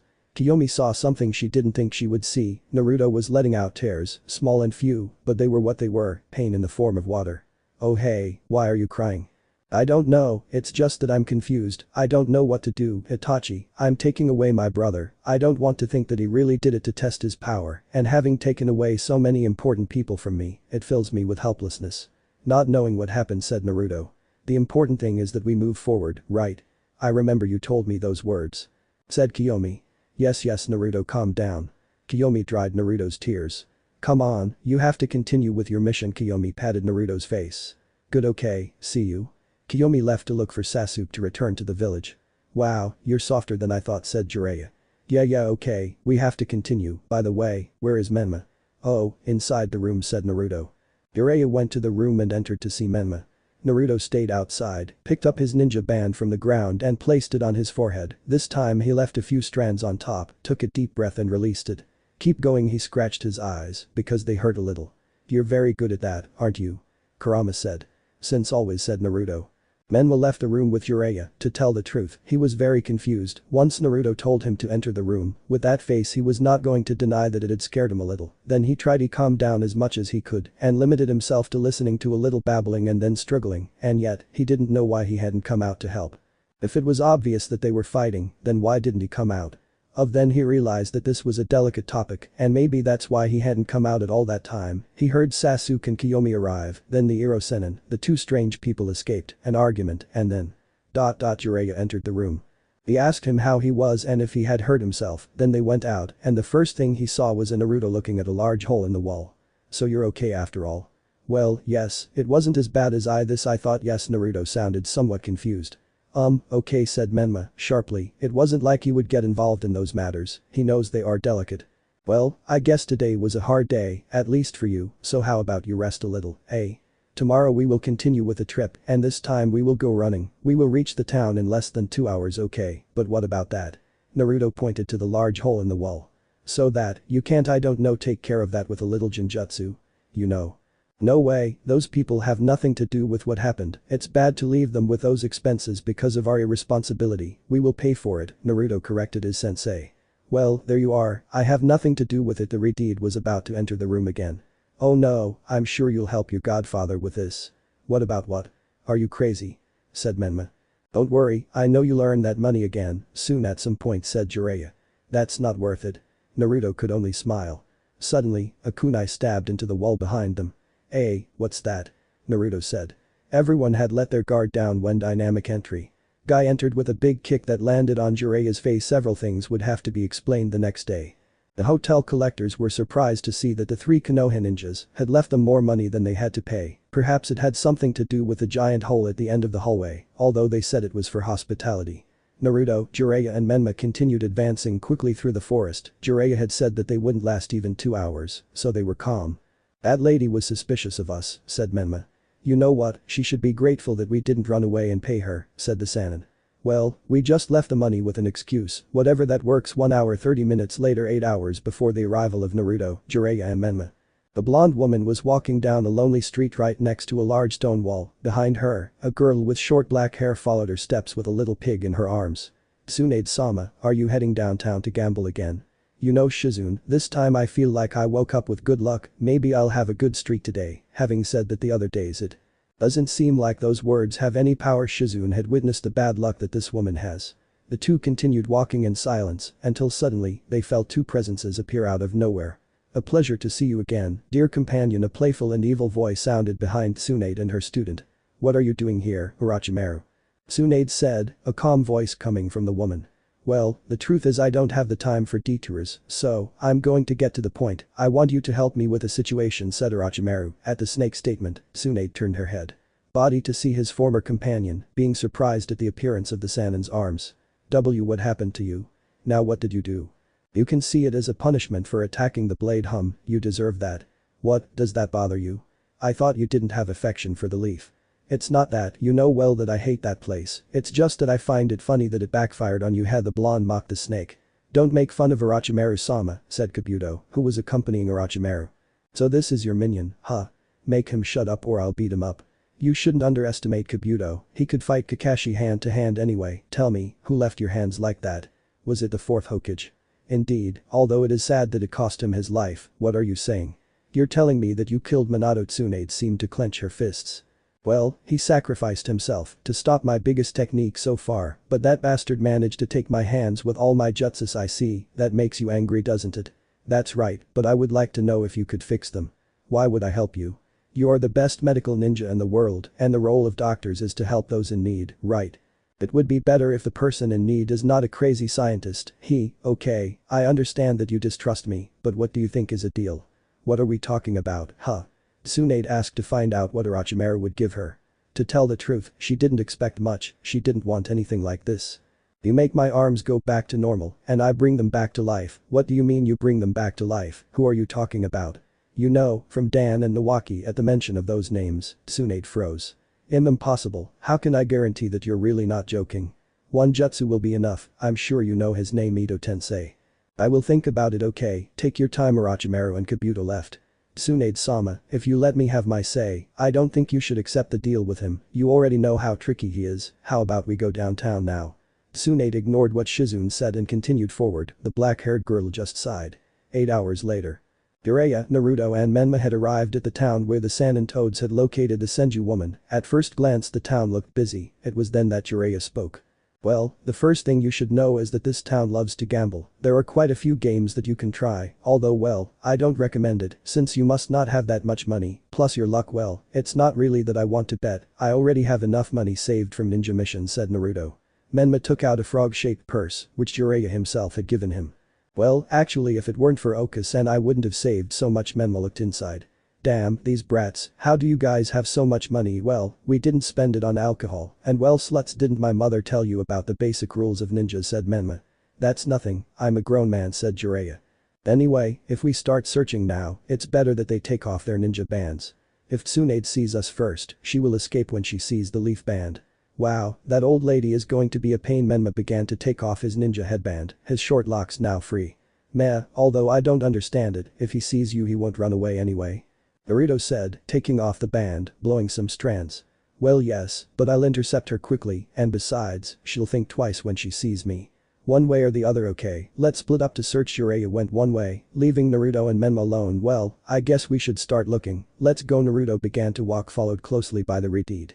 Hey, a question. Menma addressed the Uchiha. Tell me what's wrong. This about Itachi. Naruto remained silent, waiting for the question. I was wondering, why don't you hate him? Normally I would tell you it's something personal, I understand. Well, calm down, thank you. Naruto was actually grateful not to have to tell Menma all that, although he didn't understand why he asked in the first place. A few minutes passed until Menma took out a rubber ball from his backpack. And so? Well, I do it because it's entertaining. If Hiro-sennin taught you the Rasengan you should understand it. Yes, can you give me one?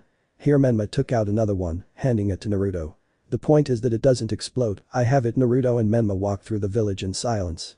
During the journey, Menma observed boys his age, who apparently did not seem to be ninja. For a moment he wondered what his life would have been like if he had never been a shinobi. There were also groups of girls who surreptitiously looked at the Uchiha in front of him, with a soft red on their faces. Oh wow, the Uchiha charm, I wonder how it feels. The Uzumaki didn't know that the only girl that was even in the boy's head was another black-haired woman with the same clan name. Then Menma remembered Hinata.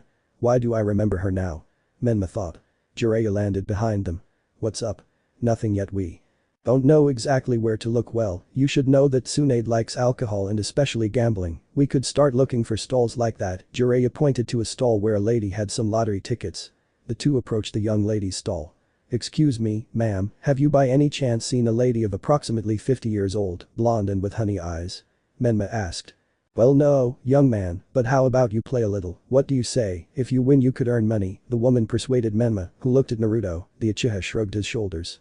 I don't see why not. Try it. After all, if you lose you will only lose a little money, and if somehow you win, then congratulations. Jiraiya watched from a distance as Menma bought a lottery ticket.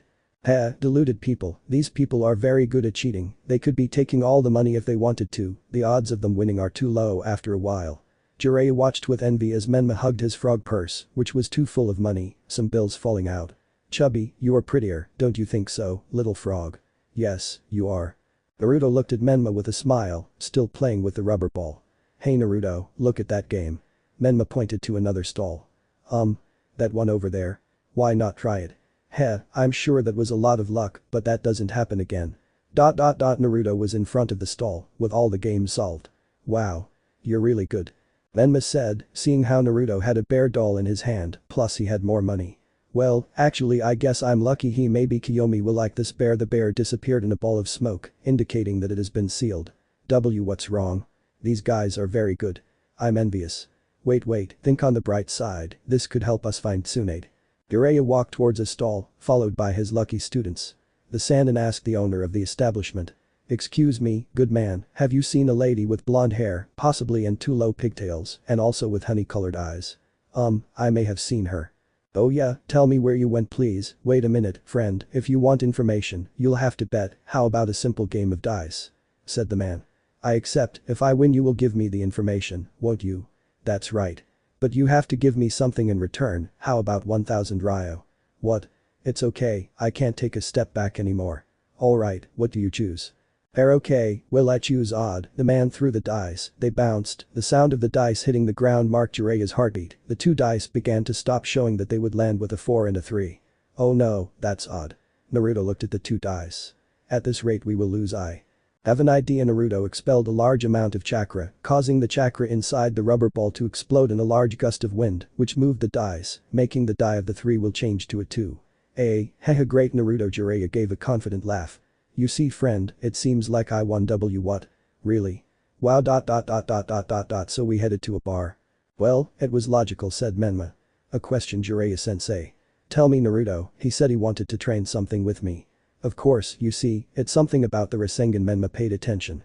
You see, Minato created the Rasengan using chakra shape manipulation, which simply affects its contour, but Minato had a dream that the Rasengan would also handle elemental manipulation, turning the Rasengan into a jutsu that controls both shape and element of the chakra. That's why he said that the Rasengan was incomplete, so you want to know if we can complete it, right? Naruto guessed correctly. That's right, I want to try to complete my student's jutsu. I think it would be a great honor for him. Well, I accept the challenge. I like that, but first we must find Tsunade. The three entered a bar. Jiraiya observed a woman sitting, he recognized her immediately. There you are Tsunade. The subtlety had been put aside by the white-haired Sannin. Jiraiya. The girl couldn't believe what she saw, so much so that she stood up from her seat, revealing her two great blessings. What the hell, are you telling me that woman is 50 years old? Menma thought.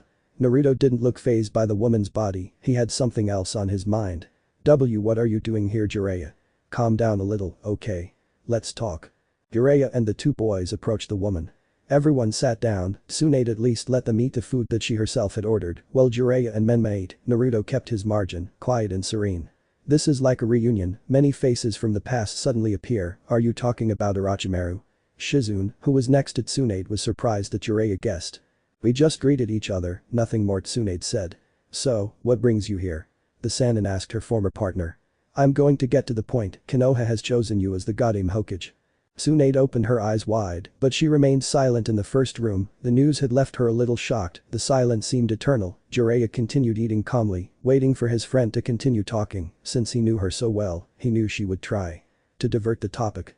And who are the two brats that come with you? Them two.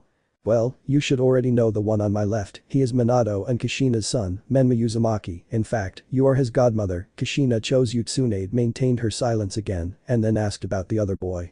And this to my right is Naruto Uchiha. I have taken him as a student. Okay. Once again there was silence. I'll repeat it to you Tsunade. The village has chosen you as the Goddamn Hokage. Do you accept? Absolutely not. Menma widened his eyes at that. Naruto was simply surprised, but he didn't express it. What do you mean, why not? Jiraiya insisted. Well, the Hokage is simply a fool's job. This time, Menma had gotten angry, they just indirectly insulted his father. Calm down Menma Jiraiya whispered to the boy. What are your reasons for saying that, huh?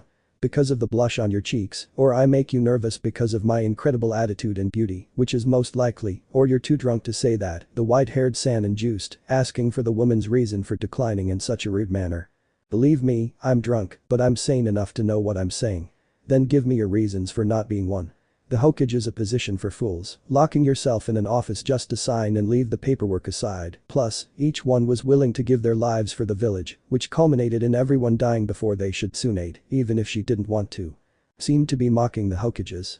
I'm tired of this old woman, she's insulting my father, she's insulting my sister's dream. Menma stood up against Jiraiya's warnings. Listen to me, old lady. I won't let you insult my family just like that when you're just an inept person who runs away from things. Menma, please don't talk to Tsunade-sama like that. I don't care. Is the Sannin a real title? Or is it just a nickname given to them by that shinobi whom they couldn't beat? Unlike you, my father earned everyone's respect, the Sandaime too. He sacrificed himself and people respect him and love him despite his mistakes, but what will they think of you? An old woman who ran away because she couldn't bear the pain. To me. You're nothing more than a little girl who doesn't know who to blame, and she prefers to blame the village that gave her everything and saw her grow, betraying her. Your child. Tsunade grabbed Menma's shirt collar. You don't know anything, you're just spoiled, you don't know pain. Well, I'm spoiled. But losing that person who spoiled me so much was painful, more than you think. Menma hit the table, knocking over the food. Two things seemed incredible to Jiraiya, which Menma didn't know. He would bow down to Tsunade, and that Naruto was not startled despite everything. Do you want to fight, brat? Is that serious? That's your solution. Every time you show me how immature you are, grandma. But that's okay, if you want to fight, let's fight. I will fight. Naruto spoke for the first time in the conversation. Huh? Everyone looked at Naruto. Well, I thought you'd go unnoticed all the time, huh? The white-haired man said to Naruto. I want to see how much guts the goddamn Hokage has. I already said I'm not going to be Hokage, brat. We'll see about that. How about a bet, eh? He cut through the princess's weak point. So a bet, huh? Talk, this battle won't decide it. How about something more difficult, like a challenge with the Rasengan? Naruto, you're not thinking about. Calm down, sensei. Naruto interrupted Jiraiya. Listen, Tsunade, I will add elemental chakra to the Rasengan, that is my challenge. Tsunade was surprised, she knew what she was talking about, completing the Yondaime Hokage's jutsu. He laughed a little, thinking that the feat was impossible. Ha. Well, okay, tell me what you want. If I win, you will become the goddamn Hokage, okay? Besides, if you win, I'll give you this necklace. Tsunade took out a necklace with some small blue spheres, in the middle of them there was a green crystal. This was my grandfather's necklace, Hashirama Senju, said Tsunade. Naruto felt Kurama shudder. Is something wrong? Kurama. It's nothing, it's just that necklace. It seems that it contains a special seal to calm my chakra. It wouldn't hurt if one day you got out of control, which I doubt will happen, by the way. Interesting. Well, what if I lose? The Uchiha asked. Well, you and your dear sensei will leave, and leave me alone. Besides, you will have to give me 50,000 ryos. Jiraiya paled, looked in his wallet and swallowed some saliva. He signaled to Naruto to reject, but to his bad luck, his student did not consent to that option. Okay, I accept. Besides. What's happening? You only have 1 week, Naruto, I think. I accept. Naruto this time interrupted Menma. Okay, let's fight, or what? A brat, come on, I'll give you the advantage. Tsunade started to leave, Naruto followed her. The streets were alone and quiet, the atmosphere was dark, only illuminated by the lamps. Well, I'll give you the advantage since you're just a little genin. Tsunade, as a recommendation, I would tell you not to underestimate Naruto. Jiraiya warned his partner. Please, what's the worst thing a genin can do to me? The woman was overflowing with pride, she fully trusted that the boy couldn't do anything to her. Well, how about you go first, kid? Said Tsunade. I think it's better if you attack, I don't feel like humiliating her so quickly. Naruto knew how to get on people's nerves, and he did it. Tsunade showed her displeasure at Naruto's statement, cracking her knuckles dangerously. Well, brat, I just hope you don't break so easily. Willing to teach him a lesson, Tsunade moved at great speed. The Uchiha opened his eyes in surprise, he moved his head, avoiding a blow from the woman, a fist closed quite tightly, it looked from afar that it would break anything. A gust of wind came from the blow, destroying a portion of the pavement below. She is fast, and her strength is monstrous. Naruto's instinct indicated danger, neither short nor lazy. Tsunade sent blow after blow against the Uchiha. At high speed Naruto dodged as best he could, witnessing how Tsunade seemed to have fun with him. What's wrong, brat? You're just going to escape, so you won't beat anyone. Be thankful that I haven't finished you off. In the blur, the blonde appeared behind Naruto, she sent a blow, but the Uchiha disappeared from view. Nothing, in a blink, appeared above her, sending an axe kick. The blonde covered herself with her arms, a gust of wind came out of the crash. How did he move so fast? The Senju wondered, but she didn't stop and grabbed the boy's leg and threw him against a wall. Naruto spun in the air, managed to rest his feet on the wall of the house, his body flickering. What is that? Tsunade said to herself. He raised his fists to block, but it was too late. Naruto's fist had already stuck into his face with great force. Great strength. Tsunade thought, letting her body rotate to make acrobatic movements backwards, but in the middle of a jump, she observed how Naruto had appeared beneath her, with his back on the ground and his legs retracted. She blocked the kick with ease, but the force destabilized her, causing her to fall. She quickly got up. You're pretty good, brat, besides that technique you use is quite annoying. Yes, many have already told me. Naruto activated his Sharingan. Oh, so he has a mature Sharingan, interesting, now it will be more difficult for me I suppose. Besides, it seems that it does not depend on him, he was able to fight with me, even though it was deactivated. The woman prepared herself, but apparently she made a small mistake. Naruto took advantage of this to launch himself against the Sannin. They began to exchange blows. It was now easier for Naruto to counter the woman's attacks. The woman gave a blow, Naruto passed the outside of her hand, deflecting the blow, turning his head. He sent a blow with some chakra, the woman blocked it with her palm, a small shock wave came out from the contact. The woman smiled, she was having fun, it was like those battles she saw in her clan when she was young, the sparring and the training, why did those memories come to her with that boy? He sent a blow, which Naruto blocked, another shock wave came out, Naruto was dragged backwards, his feet leaving a large trail in the ground. When he looked ahead, the woman was no longer there. He opened his eyes and lowered his head, avoiding a blow from the woman who released a strong gust of wind. It seems like it's already getting out of control, Naruto thought, stepping back. You are very good, Tsunade-sama, you would be a wonderful Godame Hokage, but I already told you, I will not return to that village. Naruto remembered the argument he had with Menma. I see, I guess it's the pain, isn't it? What are you talking about? Are you a coward despite being so strong, Tsunade-sama? Naruto looked directly at the woman. Are you going to date me with the same thing as that red-haired brat? Said the woman. No, I'm smarter, said Naruto, making Menma angry. I can't understand her, I lost a lot of people too. Tsunade opened her eyes, remembering about the rumors of the Uchiha massacre. Naruto opened his eyes, showing his manjikyu. You also lost your entire clan, but I, as a small child, witnessed again and again how they were killed, without being able to stop, even seeing my brother die thousands of times. Those eyes, they are not an ordinary Sharingan, it was all because of a jutsu, launched by the one I consider to be my second brother. Recently he tried to torture me again, but this time I was able to take something more from him. Tsunade could not prevent what would come next, her world changed completely, showing a red sky, a dark moon, and after that, everything had disappeared, showing only Naruto with inverted colors. She herself had her colors inverted.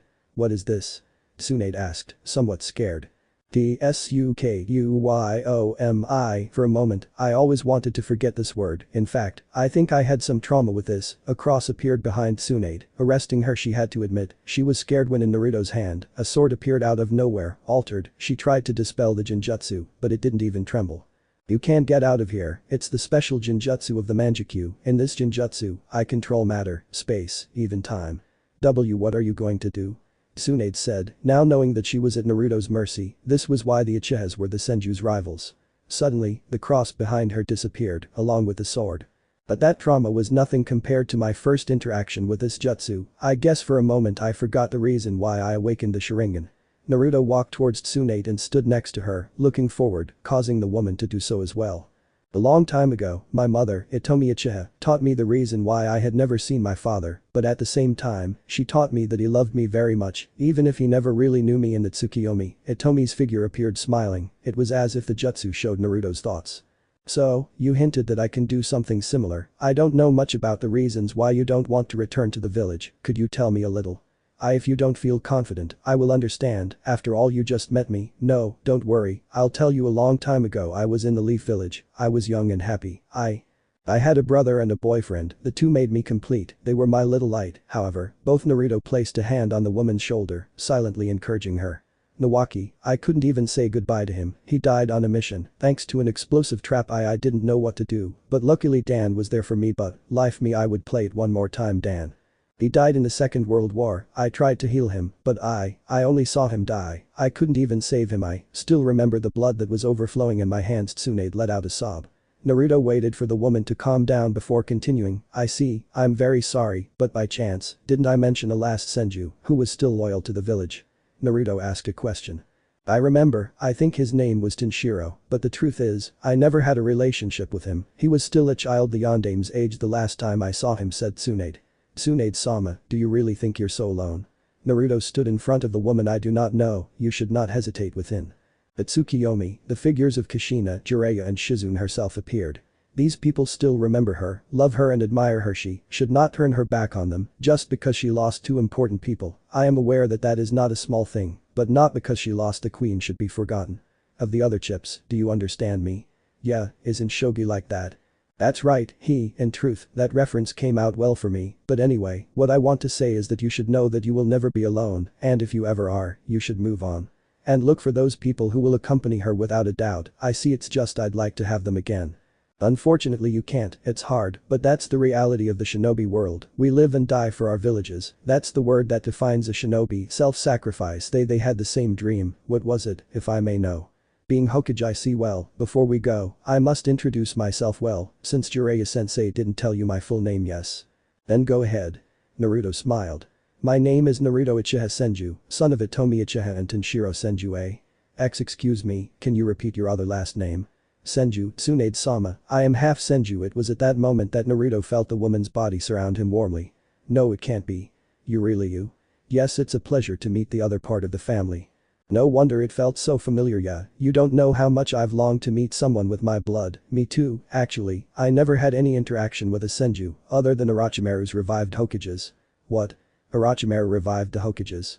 Oh wow, it's true that you don't know, Naruto explained Orochimaru's invasion of Konoha. I see, that snake, he's crazy if he thinks I'm going to cure him so he can continue doing his thing. Tsunade clenched her fists. That's good, I'm glad you show some love to the Leaf Village, said Naruto smiling. It's not that. It's just that snake always makes my hair stand on end. Also, don't think that the bet was lost, you still have to try to improve that Yondame's jutsu.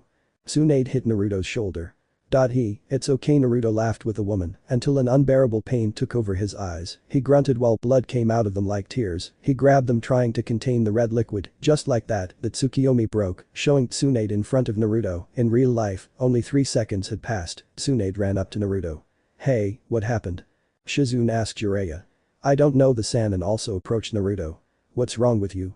Tsunade said. Let me see your eyes. In fact, Tsunade-sama, this is one of the reasons why I wanted to look for you. What is it about? Naruto told Tsunade about Manjikyu, blindness and how to cure it. I see, so you need to implant your mother's eyes. That's right, but the eyes are on the village, Tsunade growled. Naruto saw for a second how things seemed blurry. Before returning to normal, he immediately deactivated his Sharingan, making the pain disappear. Well, for now we have to sleep. Tomorrow we will start training. After that, we will see what to do with Orochimaru, said Jiraiya. Alright, the next day. Naruto, Menma and Jiraiya were in a large clearing. It was almost like a plain. In fact, it was. They were on the outskirts of the town. Tsunade and Shizune had stayed while they went to train. Well, what do you think can be done? Naruto and Menma sweated at what Jiraiya said. To tell the truth, not even he knew where to start. Applying an element to a jutsu that manages the form of chakra, it was very cool. Difficult. Well, we both have quite advanced natures, said Menma.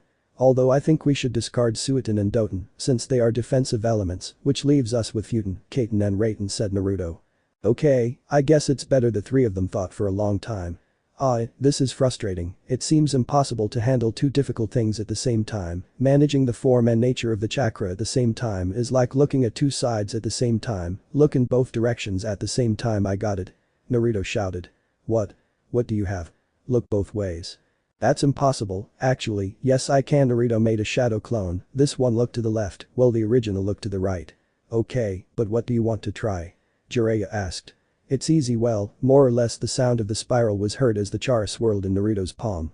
The normal Rasengan manages the form of the chakra. I can take care of that, Naruto began to explain, but if I want to apply the elemental chakra, I will need help from someone who can control it while I manage the form. For that the Naruto clone placed his hand around the Rasengan. Let's start with how about Futen? The Naruto clone began to channel elemental chakra. The Rasengan began to gain a lighter tone until a really white trail began to rotate around him, giving the shape of a small shuriken. The Rasengan sounded louder. It had a sharp and thunderous sound. Gusts of wind came out of it. Naruto began to feel how his chakra was going out of control. Stand aside. Naruto warned his companions, who did not think about it and jumped just before the Rasengan exploded between chakra and wind, only seeing a great light. Jiraiya stopped, covering his eyes to see how Naruto was holding his hand. Apparently his clone had disappeared. Getting closer, he saw how the boy's hand had cuts and bruises and some cuts on his arm. God, that was amazing. Yes. That was great, said Menma. However, it is dangerous. Just look at how you left your hand, that's the least of it. It was a great first try, said Naruto, enduring the pain, while Kurama's chakra was responsible for healing his wounds. The power is incredible, so much so that it is difficult to manage the chakra, said Naruto, moving his hand. Well, as you said, it's a great start. Well, Menma can only practice with wind, just like I can only practice with fire. You will practice fire with me. You will also help Menma, although both of them can make shadow clones, so you will advance quickly and also try with the lightning chakra, understood? Yes. The 2 boys said in unison. They both made shadow clones, with Naruto managing to make about 20, while Menma easily made 50. I'm sure these kids will be great. Maybe they'll be able to achieve my ambition. Jiraiya watched the 2 with a calm smile. Well, let one Naruto clone come with me. Jiraiya ordered, and 5 clones went with him. 14 hours later.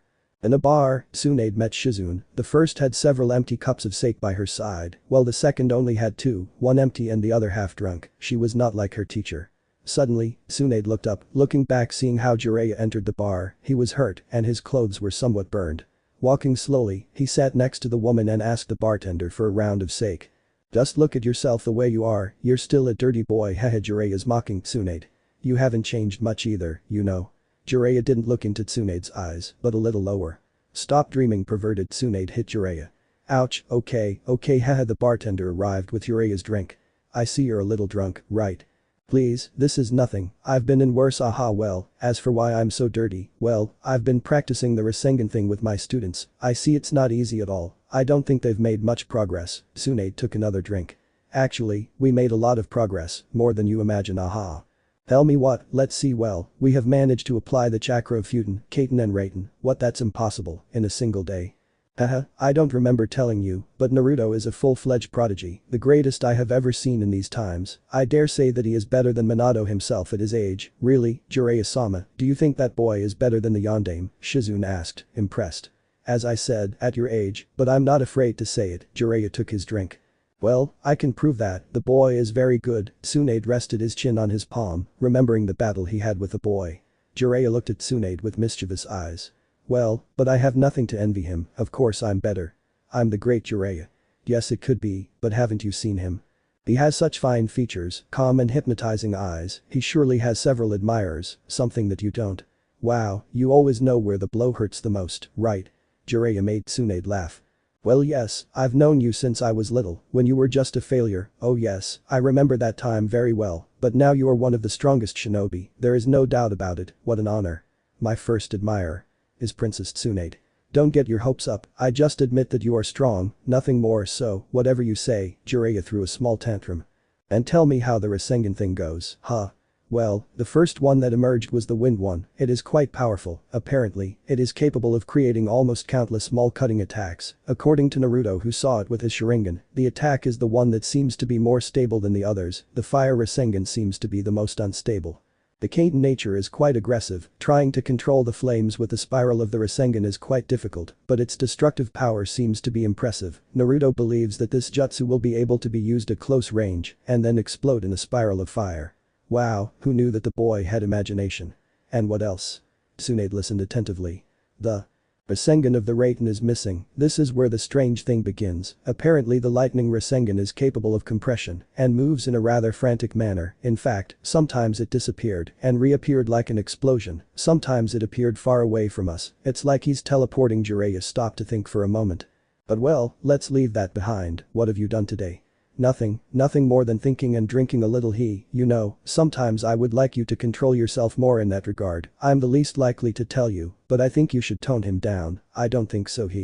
This is the only thing that has supported me during all these years. Naruto told me what I was talking about. I think you shouldn't forget it so easily. Okay, the brat is right about that part. Tsunade looked at Shizune with a smile. The girl returned it with confusion, but she wasn't going to deny her teacher the smile. It saddens me that you think of Shizune first than me. It's not that I don't like the girl, but please, I've been in your heart for longer. Yes, but, in these last few years, she has literally been by my side, you know. Okay, this time I let them beat me. Ha, yes, the two stayed in a silence that was actually quite comfortable, then they started talking about anything. Well, I think we should finish here, I'm a little sleepy, said Jiraiya. It's okay, you can go to sleep. Are you supposed to give me permission? Yeah, okay, I'm leaving, see you. Jiraiya left the bar with a hand raised in farewell. Tsunade-sama, I know it's beside the point, but what will you do when Orochimaru comes? Don't worry about that, I'll take care of it. Tsunade left the answer in the air, leaving Shizune somewhat worried. The next day. The three ninjas of Konoha once again found themselves on the same meadow as before. Naruto and Menma had their clones practicing the elemental Rasengan. Impressively, Menma was advancing at almost the same speed as Naruto, because now that Naruto he had the Kyuubi. It was more difficult for him to control his chakra. Jiraiya watched from afar, monitoring the training. He watched as Naruto maintained a stable wind Rasengan. That was when he decided to get closer. Naruto watched as his sensei approached with his arms crossed. He undid the jutsu as the clones dissipated, sending the information to his brain. Menma also watched as Jiraiya approached. He also dispelled his clones. Well, Naruto, I think the time has come. Time for what?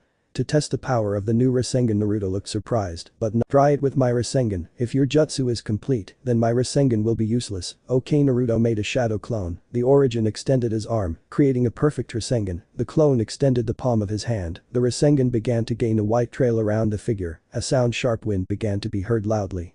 Okay, let's separate a little. You should do it too. Menma the three stepped back, with Naruto and Jiraiya facing each other, while Menma was looking at them from a distance, with his arms crossed. Okay, let's try it. Normal blue trails came out of Jiraiya's Rasengan, while gusts of wind and white waves came out of Naruto's Rasengan. Forward.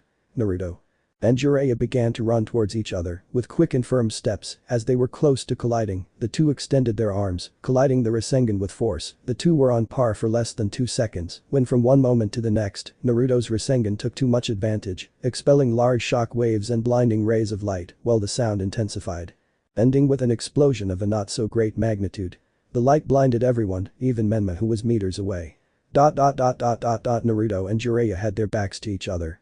This time, Naruto's hand was intact, but it was not the same case with Jiraiya. The grimace of pain on her face was completely justified. His hand had cuts all over it, smoke was coming out of his hand, and some blood was coming out of the cuts. His hand was shaking, the power was still felt running through his entire body. This is incredible, he thought. He looked back, seeing Naruto's back. The wind moved his hair. He looked at his hand in surprise. It was also shaking. Naruto turned around worried. Jiraiya-sensei. Is okay?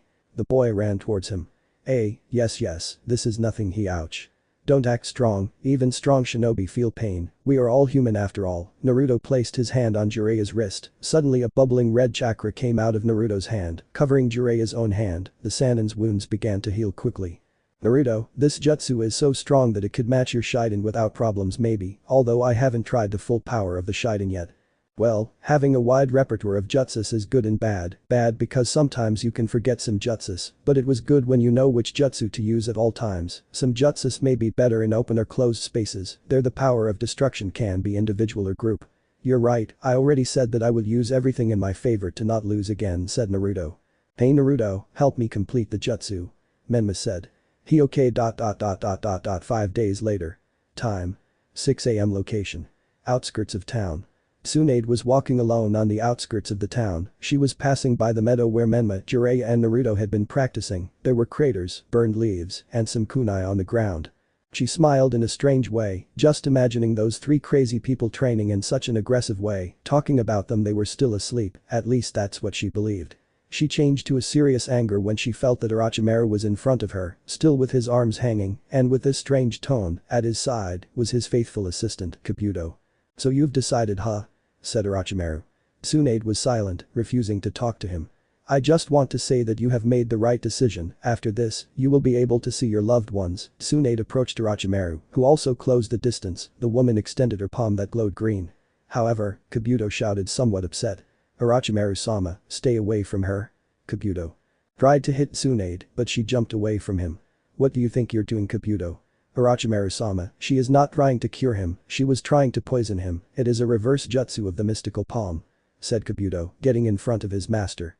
Orochimaru grunted in annoyance, but then showed a smile. Haha, good try Tsunade, but Kabuto is also very good at medical ninjutsu. You almost fooled us, Orochimaru mocked. Tsunade hit the ground with great force, creating a large crater. That doesn't matter, I'm going to finish you off. Orochimaru backed away. I'll give it to you, Kabuto.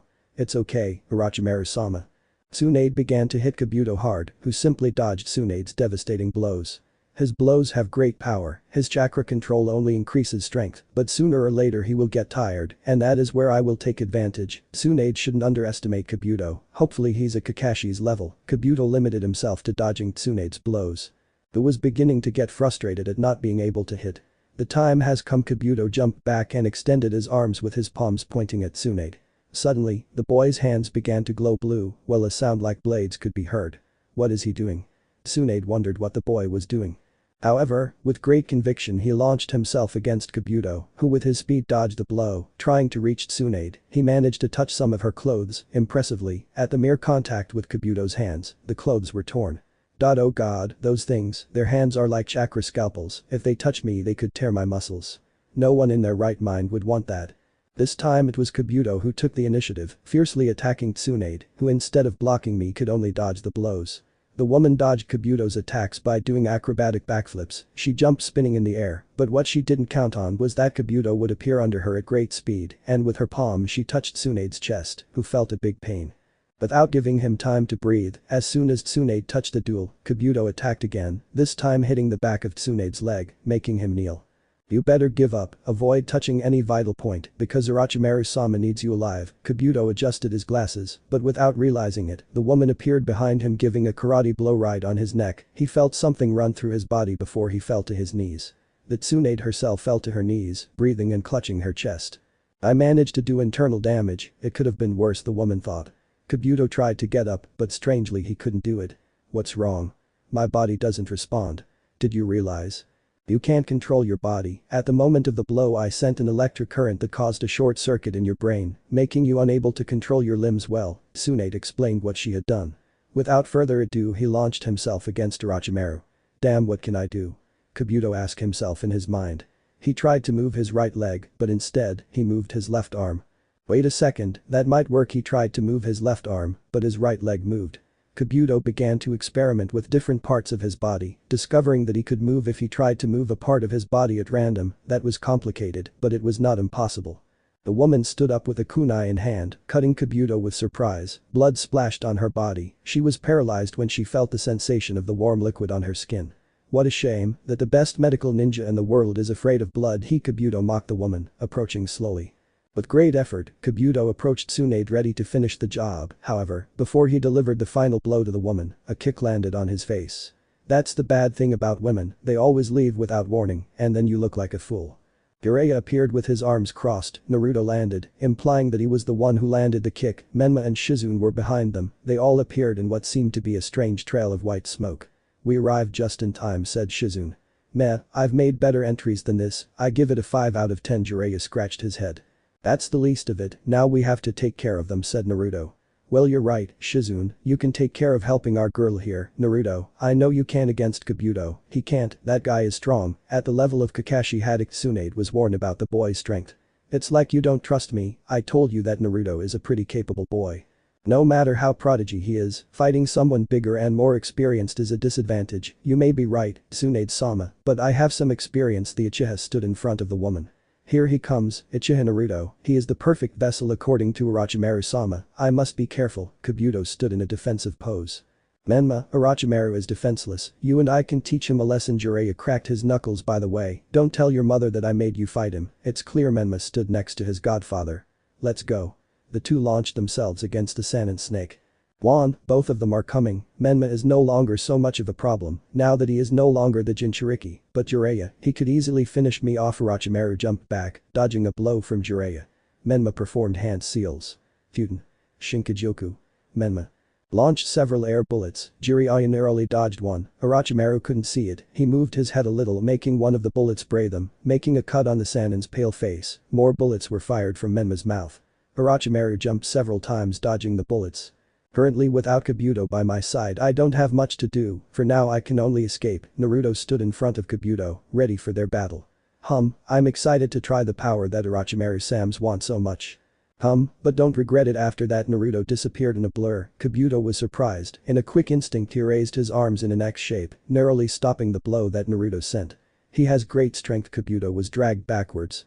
Without giving any rest, Naruto resumed the assault with great blows, fighting firmly with his battle style, aiming for the pressure points. Naruto landed a blow on Kabuto's stomach, knocking the air out of him, he slapped his shoulder hard, enduring the pain. Kabuto sent a blow, dodging by Naruto, he sent a blow to his rib, once again, Kabuto sent a series of blows. Noticing that his movements were slower, Naruto dodged easily, sent a kick to the knee, sent another blow a little below the chest, forcing his knuckles to hit the boy's skin mercilessly, something inside him broke, the Uchiha turned his body with a blow. Backhand followed by a kick that Kabuto blocked, he wasted no time and counterattacked. Naruto blocked his blows and dodged by crouching and stepping back when he could, he jumped up, taking out kunai, throwing them towards Kabuto, turning on his axis, he gracefully dodged the projectiles, with great skill, he managed to grab one and quickly threw it towards the boy in the air. Naruto turned his body, narrowly avoiding the kunai, and made hand seals. Kaiten. Hasenka no Jutsu. I sent small spheres of fire towards Kabuto. Kabuto spun and jumped, dodging the fire bullets. Futen. Renkiden. An air bullet came out of Naruto. Kaiten. Gakakyu no Jutsu Kabuto commanded the large sphere of fire, the wind from Naruto's jutsu fanned the flames. Shunshin.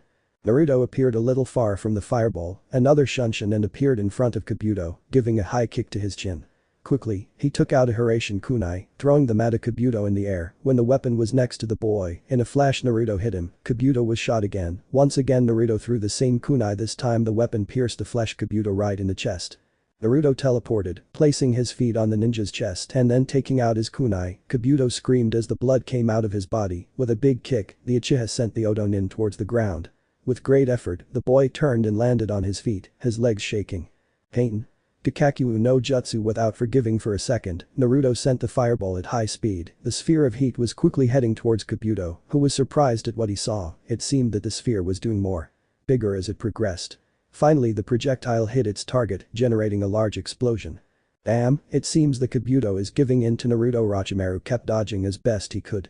Incredible, Naruto-san has quite a bit of skill. Shizune watched the battle from afar, healing Tsunade. Don't worry, Shizune, I can continue from here. Tsunade stood up and headed into battle with Orochimaru. Naruto approached the part where his jutsu had exploded, however when he arrived the only thing he saw was a burned log. Kawarini, where is he now? Orochimaru took a hit from Jiraiya, flying backwards. TSK Orochimaru clicked his teeth. Next to him, a Kabuto appeared, he was healing his wounds, he had burns and bruises. So what's up? Don't you think it's incredible? From my perspective this is shit, but from another, he is very good, his fighting style is deadly, he attacks pressure points, the blows still hurt, and I feel a little dizzy, his jutsus are of a high level, he is fast and strong, and to top it off he didn't even activate his Sharingan, he doesn't seem to depend on it at all. Heh, that's true, but how about you give me a hand? Of course Orochimaru-sama. Kabuto took out a kunai and cut off Orochimaru's finger, passing the blood over a seal on Orochimaru's arm. A large explosion of smoke was present, it dissipated showing a snake of large proportions, purple in color, it seemed to have small horns and blue eyes. Orochimaru, I want 100 sacrifices for this, if you do well and get me out of this, I will give you 300 sacrifices, done deal. Manda, the serpent, Orochimaru, spotted his enemies and attacked with force. Heh, if you want to play that game. Jiraiya went through hand seals, bit his finger and put his palm on the ground. Kuchiyus no Jutsu. A giant explosion of smoke appeared, from this a toad hand appeared and grabbed the snake, another arm came out dissipating the smoke, showing Gabunta, leader of the toads, directing a blow at Manda. With his great flexibility, he dodged and entangled his body in the big toad's arm. He waved his hands trying to get free, he pushed his arm crashing it against the ground, then he used his other arm to elbow the snake, which broke free, and he moved away a little. Kuchiyus no Jutsu. Another voice was heard, another large explosion of smoke was present, showing a large whitish slug with blue details. Manda and Gamabunta, how long, said the slug. Kitsai. This is not a meeting. We battle Orochimaru and Manda. Really, why? They attacked a leaf, and you already know that he is Konoha's biggest traitor. The snake launched against the slug, it divided into many smaller slugs, and then united again into the large slug. Kabuto, I'll take care of them, take care of Menma. Yeah. Kabuto launched himself against Menma, who jumped to avoid the ninja's attack. Menma, in the air, made the seal of the cross. Kage Bunshin no Jutsu. Several Menma clones appeared to attack Kabuto, he took out the chakra spikes, finishing off each clone one by one. The real Menma was now attacked by Kabuto, he dodged out of pure instinct, hinting that whatever Kabuto was doing was dangerous. Menma managed to kick Kabuto, making him step back. Kaiten. Gakakyu no Jutsu. The white-haired ninja commanded the fire jutsu Suiton. Sujin Heki. Menma countered with a wall of water. I'm running out of chakra, I've used jutsu after jutsu, and I also had to heal from what Naruto did to me. Kabuto took out a kunai, while Menma prepared a shadow clone. I can finish it. With this jutsu Menma prepared a Rasengan, while the other clone extended his hands, the Rasengan began to take on a whitish tone. But at great speed, Kabuto appeared in front of Menma and buried the kunai in the boy's shoulder. Menma let out a grunt as blood began to ooze out, staining Kabuto's hand. You can see that by no longer having the Kyuubi you are not the same, now die with that feeling, don't believe it, I was always more than the Kyuubi's Jinchuriki. Menma grabbed Kabuto's hand, the Rasengan Futon ready to impact. I am the son of the bloody Havana and the yellow flash of Konoha, I am Menma Uzumaki. With great conviction, he smashed the jutsu into the abdomen of Orochimaru's disciple. Futon. Rasengan. Kabuto screamed in pain as the Rasengan attacked with force, the guy was ejected, while the white sphere seemed to completely surround him, a spiral-shaped trail came out of Kabuto. Finally he crashed into a rock, Kabuto crashed to the ground, he had cuts and a horrendous wound in his stomach. Menma sat up and removed the kunai from his shoulder. This is nothing. Menma remembered his mother and myth. I can keep going, this is what motivation is all about, Menma said before seeing the Sannin battle. He opened his eyes when he saw how Naruto was heading there. Bunta, give me oil, Jiraiya ordered the invocation of him while he performed hand seals. Kaiten. Gameu Enden. Jiraiya expelled a jet of fire, while Gabunta sent oil, as was obvious, the jet of oil fanned the flames, resulting in a sea of flames. When he finished, all he could see was an old mandarin's skin. Under you Bunta. Jiraiya. Bornden made his summon jump dodging the snake's bite. Naruto performed a half-ram seal. Bunshin Daibakuha 7 clones of Naruto appeared and with the Shunshin, they teleported to the snake and later exploded, doing great damage to the snake. Heh, so you're joining in on the fun Naruto-kun. This time there are no more games. Naruto's Manjikyu appeared in his eyes. Orochimaru anticipated, he opened his eyes in surprise. The Amaterasu? Orochimaru leaped and landed on the ground. Futen. Kazakiri no Jutsu. Slashing wind jutsu, Naruto extended his hands forward with a bird seal. It seems that a gust of wind appeared from Naruto's body and passed through him, making several cuts. Manda dissipated due to damage. Damn, he managed to separate me so he could dispel it easily. Orochimaru landed on the ground, looking forward, big mistake TSUKUYOMI. There was no time to react, the moment he looked into Naruto's eyes, it was the end. Orochimaru was transported to Naruto's jutsu, he was tied to a cross, and Naruto materialized in front of him, with a sword.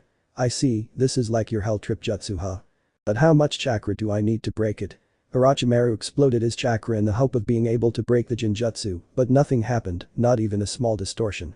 Hey, it seems like you improved it a little, it's okay, I just need a little more chakra once again. The snake tried to break the Jinjutsu, but nothing happened. This is different. Naruto buried the sword in Orochimaru, who group. In the Tsukiyomi, I control everything, time, space, matter, everything. I take out another sword and cut Orochimaru's flesh again. You will be tortured for 72 hours, well in real life it will only be 3 seconds, said Naruto. For what seemed like an eternity of time, Orochimaru and several copies of him were tortured with swords. There are 71 hours, 59 minutes and 59 seconds left. Naruto's voice made Orochimaru desperate. Has it only been a second? Orochimaru repeated the words Kakashi had said a few times in the same situation. You're going to have a long bad time here. In real life, Orochimaru collapsed onto his knees while Naruto clutched his eyes. The Sannin was breathing deeply. Damn, I can't move, my whole body hurts, plus I feel without energy. Orochimaru closed his eyes as a stab of pain appeared throughout his body. Naruto grabbed his eyes, feeling how they were burning quite strongly. He removed his hands trying to look at Orochimaru, but he could only see his blurry figure. He deactivated his Sharingan, now showing his black eyes a little more, of course, showing slight blindness. Damn, I can barely see anymore, Naruto said to himself. At least it served on a silver platter, they can finish it off at any time. However, to his surprise, Kabuto appeared breathing heavily next to Orochimaru. He turned his head looking at Menma, who was sitting far away, while clutching the wound on his shoulder. Shizune and Tsunade were heading towards him. Jiraiya noticed Kabuto's presence next to Orochimaru and ran towards them. Kabuto, let's get out of here. Orochimaru found it difficult to speak, but his disciple was able to hear them performing hand seals and hugs. Orochimaru's shoulder and put his hand on the ground. Reverse summon. The two disappeared in a burst of smoke before Jiraiya arrived. Damn, the Sannin of the Toad said to himself, but then he approached his student, who seemed to be staring into nothingness. Naruto, are you okay? Yeah, how many fingers do you see here? Jiraiya held up 3 of his fingers. I don't know, 6. That don't worry, I know there are 3 fingers, it's just that my vision is a little blurry, said Naruto patting his sensei. There's nothing left to do, let's go see the others, said Jiraiya, leading Naruto by the hand. I don't need it, seriously, said Naruto, letting go of Jiraiya, who was laughing. Naruto and Jiraiya arrived at Tsunade, who was healing Menma's wound with some hesitation. It seems you overcame your fear of blood. Shut up, it's just that after seeing those guys fighting like that, I couldn't stand by and do nothing. I just want to tell you that we both completed the jutsu, so I won the bet, said Naruto. How come you remind me of that now? That was when Tsunade vaulted and almost screamed when she saw blood coming out of Naruto's eyes. Your eyes? Said Tsunade, pointing at him. I think I already told you about the consequences of my eye power, right? Naruto said. So, for that you need your mother's eyes, right? Tsunade said. That's right, said Naruto. So what? Said Menma. I want to rest, said Naruto. Oh yeah, Menma rolled his eyes. 1 day later. Tsunade Senju was on the balcony of an apartment. The other people who accompanied her were still asleep, or at least, that was what she thought. Again, he looked towards the dawn with serene eyes, while the morning wind moved his blonde hair, his tongue passed over his lips, obtaining a sweet taste. It must be for the sake of yesterday's victory. Behind her, the boy who had changed his way of thinking appeared, walking calmly until he positioned himself next to her, resting his elbows on the wood of the balcony. "How do you feel?" "Pretty much, I don't know," Tsunade said, still looking ahead. Already, sometimes I feel like that too," said Naruto, now looking towards the sun that greeted them. "So you will be the Goddamn Hokage, I didn't say that, you know," said Tsunade. "It's just a hunch, I'm always right." "Oh yeah. That's how it is. Well, it will be the first time you fail, brat. They told me that old women refuse first. Who are you calling old?" "Eh? I didn't tell you, you recognized yourself," Naruto said, laughing. "You brat." Tsunade pointed his index finger ready to deliver a big blow. Oh, Naruto closed his eyes, but the blow never came, only a warm and soft sensation, right on his forehead. Tsunade kissed Naruto on his forehead. The Uchiha himself was surprised by the woman's action. Tsunade broke away and smiled at Naruto. "It will be a pleasure to give orders to someone as capable as you. You will be a great man when you grow up," said Tsunade, looking at Naruto. Naruto wondered what this feeling was. It was familiar. "It's the blood," Naruto answered himself, with a smile on his face. "You're missing this." Tsunade took off the necklace from her neck and put it on Naruto. "Now it's yours. You're also a gentleman. You're my family." Tsunade gave Naruto another smile. "Thank you, Godame-sama." The shower was one of the most special moments for Kiyomi Uchiha. The water was cool, the sensation of feeling the drops going down her body was relaxing. That was the reason why she had gone in to bathe. It was not because she was dirty, but to relax a little. It was a space for her, where she could think and speak whatever she wanted, giving herself the answers. She got out of the shower and put the towel around her naked body, and left the bathroom heading to her room. Sasuke had gone out shopping, so for now she was alone at home. He entered his room and dressed in his usual clothes. He looked out the window and looked at the landscape for a long time. He remembered that his friend was outside the village, therefore, he remembered his meeting with Itachi. "I would like to know what you had in mind, look at everything you did to us." He rested his chin on his hand, sighing, "At least Naruto is the one who takes it best, but your own brother, even I thought about killing you." The wind moved Kiyomi's hair, the wind played with the leaves that were blown off the trees. "I'm here." Kiyomi heard her brother's voice entering the house. Sasuke put the groceries aside as he closed the door behind him. "Hello Sasuke, how was it?" "Well, I don't know how you expect me to do if I go shopping, you know. Everything is still normal." "It's okay, you don't have to be sarcastic," Kiyomi said, turning her back on Sasuke. One way or the other. Izumo and Kitetsu, once again, were bored at the entrance to Konoha, guarding the door. "The wind smells sweet, don't you think?" Izumo said to Kitetsu, who was reading a magazine. "I don't know what you're smoking." Kitetsu didn't take his eyes off the magazine. Izumo let out a sigh, then looked out the door, watching as 5 figures approached the doors. "They don't come running, they must be travelers or something," said Izumo. "What? Someone is coming now." "Yes." Kitetsu looked away and took a place next to his friend. In the distance you could see the figure of 3 adults and 2 children. The 2 recognized the Sannin of the Toads with his striking white hair. They also recognized the son of the Hokage and the Uchiha, but they could not say the same about the other 2 figures. A woman shorter than Jiraiya, with blonde hair and 2 low pigtails and amber eyes, a strange diamond-shaped mark on her forehead. She wore a beige shirt under a large green tunic and blue pants. The other woman had short black hair, a kind of dark kimono, and she also had a little pig resting in her arms. The 5 people and the animal arrived at the gates of Konoha, being greeted by the 2 Chunins. "Welcome back to Konoha." Izumo stopped when he saw the woman in front of him, Tsunade. Everything was charming about her, although the first thing that caught his attention was, "Well, you know. Hey, my eyes are up here," Tsunade said, annoyed. Yeah, sorry, please report." Jiraiya took a step forward. Jiraiya of the Sannin reporting to Uchiha Naruto and Uzumaki Menma. "We have completed the mission of bringing the Goddamn Hokage Tsunade Senju and her assistant Shizune." "Ujim, yes." Tsunade Senju. "Wait, what?" Kitetsu stopped writing to look ahead, observing the blonde woman. "I hope I'm not disappointed in you too." "Of course not, Senju Goddame-sama." The 2 took a military pose. "Okay, let's go. Can you please notify the council of the meeting for the appointment of Tsunade?" Jiraiya asked the Chunins. Clear, the 5 of them were walking through the streets of Konoha. The people they passed looked at them with surprised faces, some of them waved, recognizing the woman. It seemed that despite all the time he was away, people still respected him. "These people is it because I am the Shadame's granddaughter?" Tsunade said, somewhat annoyed. "Maybe, but think about the victories you brought from the war and all the people you've healed. Some here wouldn't still be alive if it weren't for you." Once again Naruto intervened. Well, I guess so. Well, since the mission is over, I think I can go now, right? I want to show my new jutsu to Mom." The Redeed was the one who spoke. "Actually yes, you can go too." Naruto. Jiraiya answered the question. "With your permission." Naruto disappeared in Shunshin with Menma. Each one went home. "Well, now it's our turn to deal with the council." At Naruto's house. Home sweet home. Naruto opened the door to his apartment, revealing the view of his living room, where Sasuke was playing with a kunai and reading something. "Oh, so you're here already?" Sasuke said. "That's how it is." Naruto sat next to his friend taking a deep breath. "I guess everything ran smoothly after Itachi, right?" "Actually no," Orochimaru appeared again. It seems he had made some kind of exchange with Tsunade. "That guy doesn't stop ya. Who are you talking to, Sasuke?" Kiyomi appeared behind a hallway. "Oh, Naruto." The girl went to her friend and gave him a hug.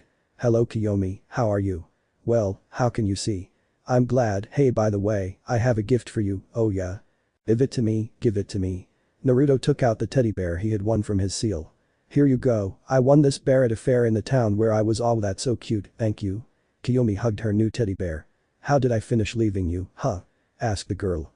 "Well, I had another little problem with just a snake I see, but thank goodness you're okay, right?" "Well, more or less, what do you mean by that?" "Well, my eyesight is already somewhat deteriorated." "Oh no, what are you going to do?"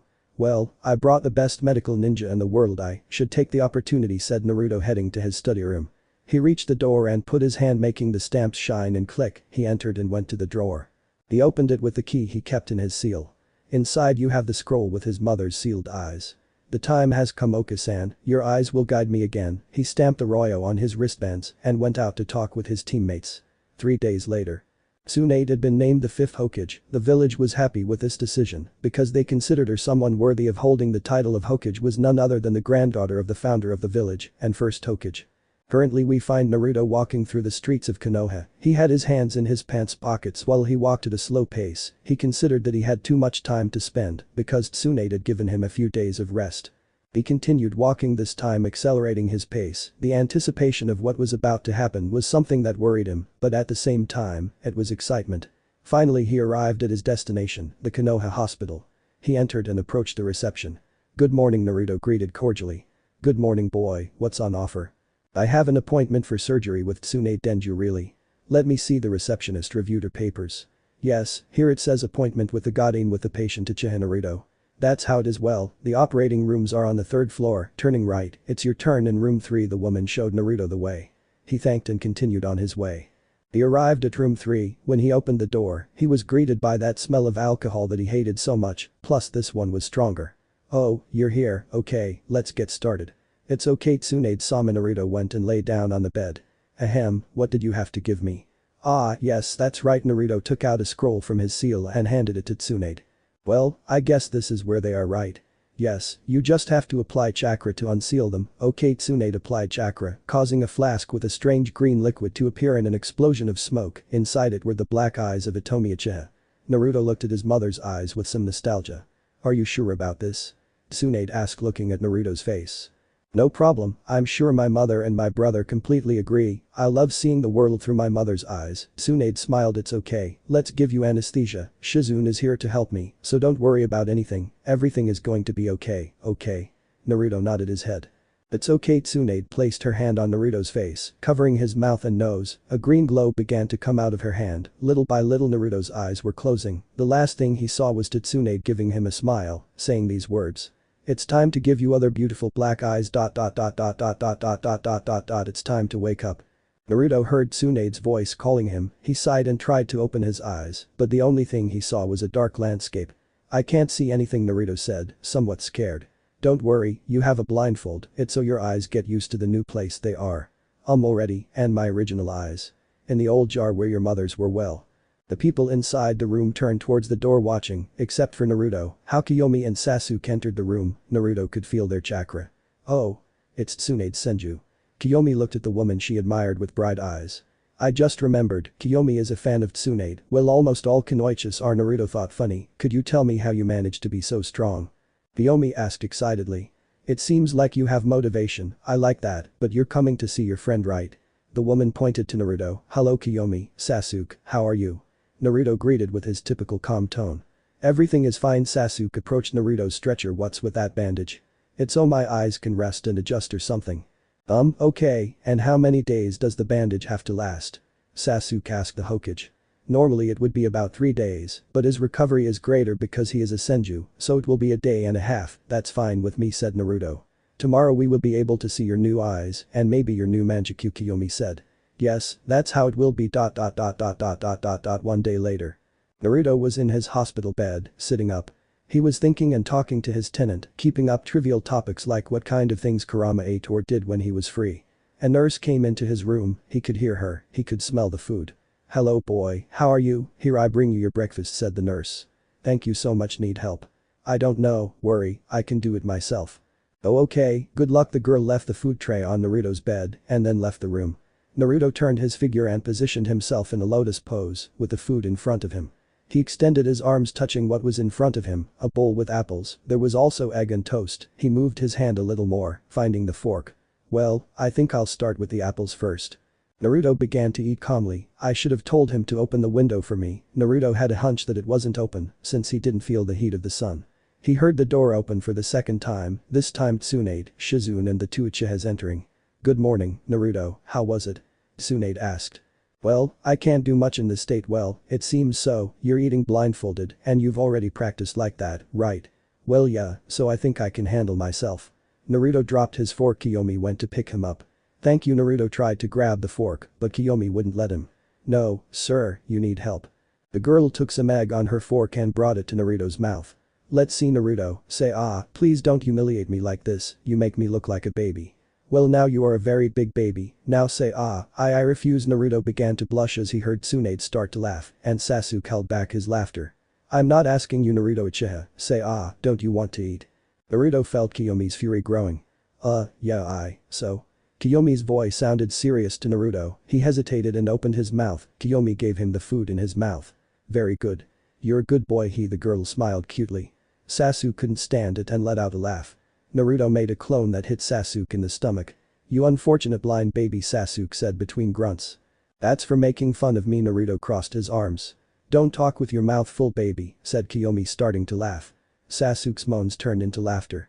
"Ha ha ha, it doesn't make me laugh." Naruto got a little upset. Tsunade finished laughing to sigh. "Well, I think it's time for you to take off that blindfold." Tsunade approached the Uchiha, who was finishing eating. "Good. I guess we have to get to the point." Naruto sighed somewhat excitedly. Naruto reached his hand to the back of his head, reached for the end of the bandage, and began to loosen it. Everyone watched expectantly, waiting for Naruto to remove the blindfold completely.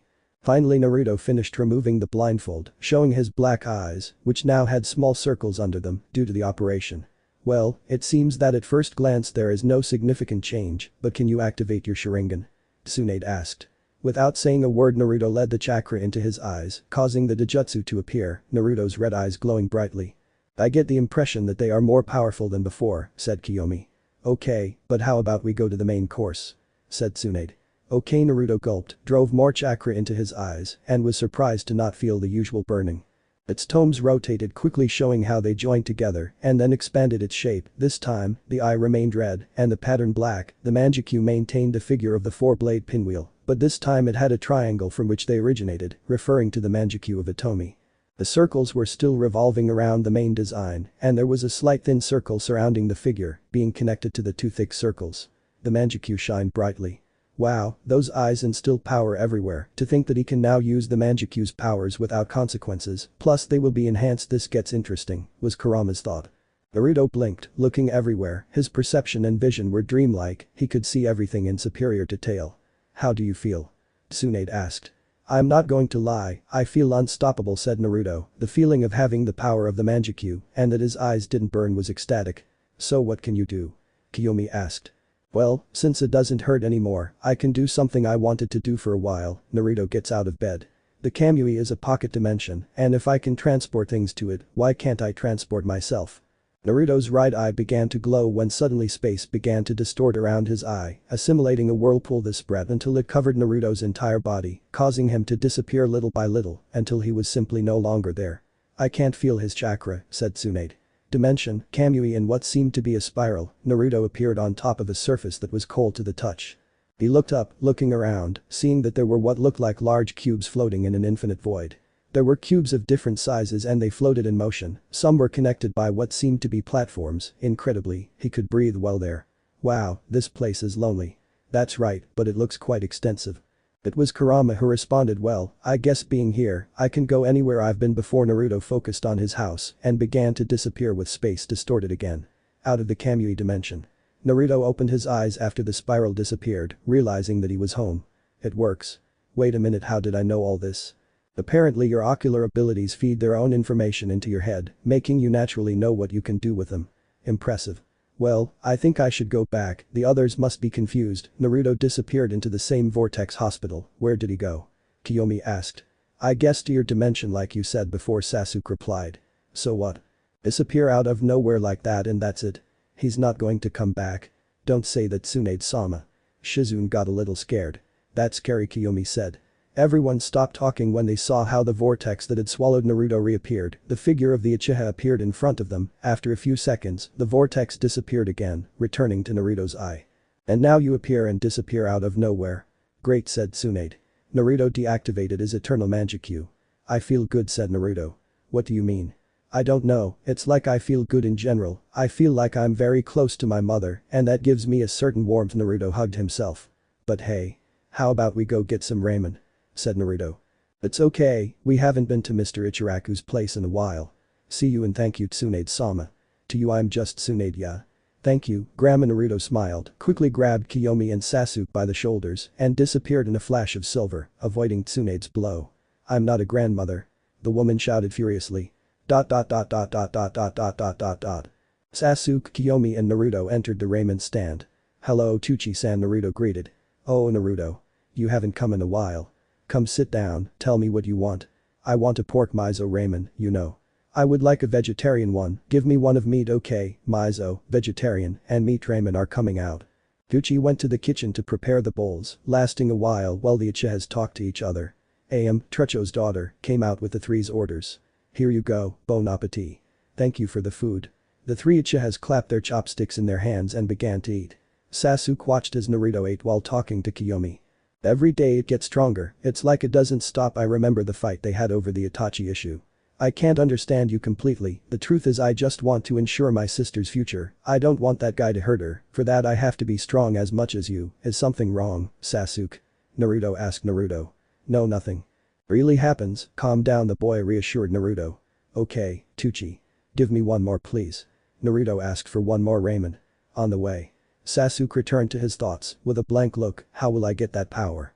Orochimaru's face came to Sasuke's mind. No, he did not. Sasuke continued eating with a lump in his throat.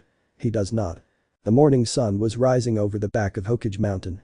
People would get up and start their day casually, setting up their stalls and opening their businesses, waiting for people to circulate and start their work. The sun's rays passed through the curtains of an apartment, traveling quickly towards the face of a boy who was sleeping soundly in his bed.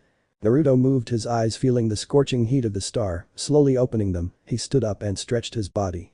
A cracking sound came from his body, indicating the tendon that he had kept while he slept. He finished with a big yawn that released part of his sleep. She directed her gaze to a table resting next to his bed, a photo of him and his old family, which seemed to smile at her. Good morning, Nai-san, Oka-san, Naruto said, getting up. He took off his shirt and without interruptions or laziness, began to do daily physical exercises to stay in shape. In another room, a beautiful girl was sleeping peacefully, but the same sun stopped her sleep by waking her up in the same way as the boy. Kiyomi Uchiha stood up from her stance and stretched her arms, letting out a yawn. She ran her hand through her straight hair, combing it and arranging the small unruly strands. He got up and opened the door, heading to the bathroom, knocking on the other doors around him, these being the rooms of his friend and brother. Get up, it's time to get up. The girl shouted. I'm already awake. Naruto responded from inside his room, still exercising. Sasuke didn't respond. Kiyomi knew that he was probably still asleep, so he let him rest a little longer. Far from Kiyomi's thoughts, Sasuke Uchiha was lying on his bed, with his hand supporting his head and his gaze fixed on the ceiling. He was thinking about what happened during Naruto's mission. His meeting with Itachi had been hard on his feelings. He is probably being selfish, thinking only about what he feels, but he was sure that Naruto and Kiyomi would say the same thing as always. Itachi couldn't have killed the clan for no reason. He repeated those words in his mind. You don't have proof, but they're sure it's like that, was the last thing he said. He got up and walked towards the door. He left his room, closed the door and went to the bathroom, brushing his teeth. He looked at the mirror, he seemed to have small dark circles under his eyes. Apparently, he had slept less than he thought. He finished and rinsed his mouth. He headed towards the living room, where he found Naruto sitting, while the smell of cooking food came from the kitchen, Kiyomi taking care of that. Bluntly, he sat next to his friend. Good morning, Sasuke, Naruto greeted. Good morning, how was the night? Cold, really? Well, it might have rained a little. Yeah, hey, about Itachi, Sasuke. Didn't continue, he could see how Naruto's look became serious. Better not, it's better that we stay calm, right? Wow, I thought you really wanted to talk about it, but if you want we leave it there. Yeah, come have breakfast, Kiyomi called to the two, placing the served plates on the table. The two got up and walked to the table. Naruto was about to sit down, but Kiyomi patted his hand. Hey, why is that? Naruto caressed her hand. Have you washed your hands yet? No, the two responded. So what are you waiting for? Go wash them. Sometimes I think you're my mother, said Naruto. I only want the best for you, my son, the girl joked, making Naruto smile. They act like nothing happened, Sasuke said to himself. Should I do the same? Tsunade Senju was sitting in her Hokage's position, with her back to the table. He watched from the office window as the town of the Leaf dawned with all the villagers getting up. The paperwork. No longer a problem, Naruto told him the secret of the Kage Bunshin, making his job less tedious. In his hands was a cup of tea, it was relaxing and comforting, along with a beautiful sunrise, it was a very good way to start the day.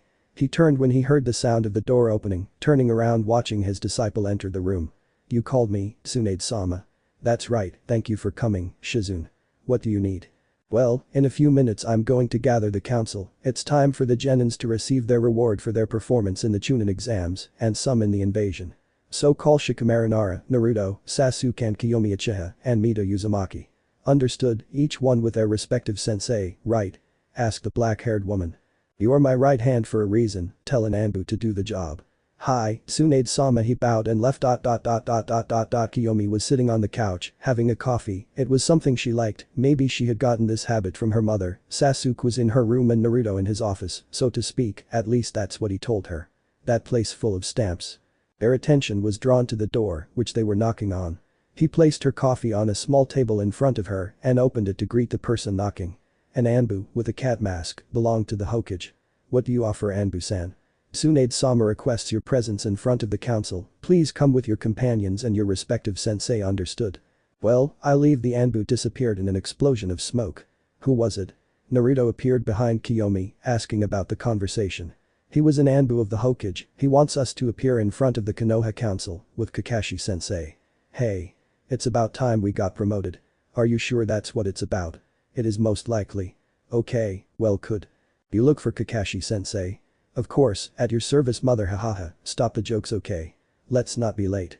Kiyomi gently patted Naruto's face. Well, here I go. Activating his sensor sense, Naruto searched for Kakashi throughout the village. Oh, so it's there. Naruto disappeared in a silver flash. In Konoha, there is a small clearing between a small forest. In the middle of this clearing, there was a fairly well-polished stone, which had a support made of tiles of a dark material. Something written seemed to have been carved into the rock. If you got closer, you were able to see that what was written were names. Something also normal is this clearing, it was the man who was now standing in front of her.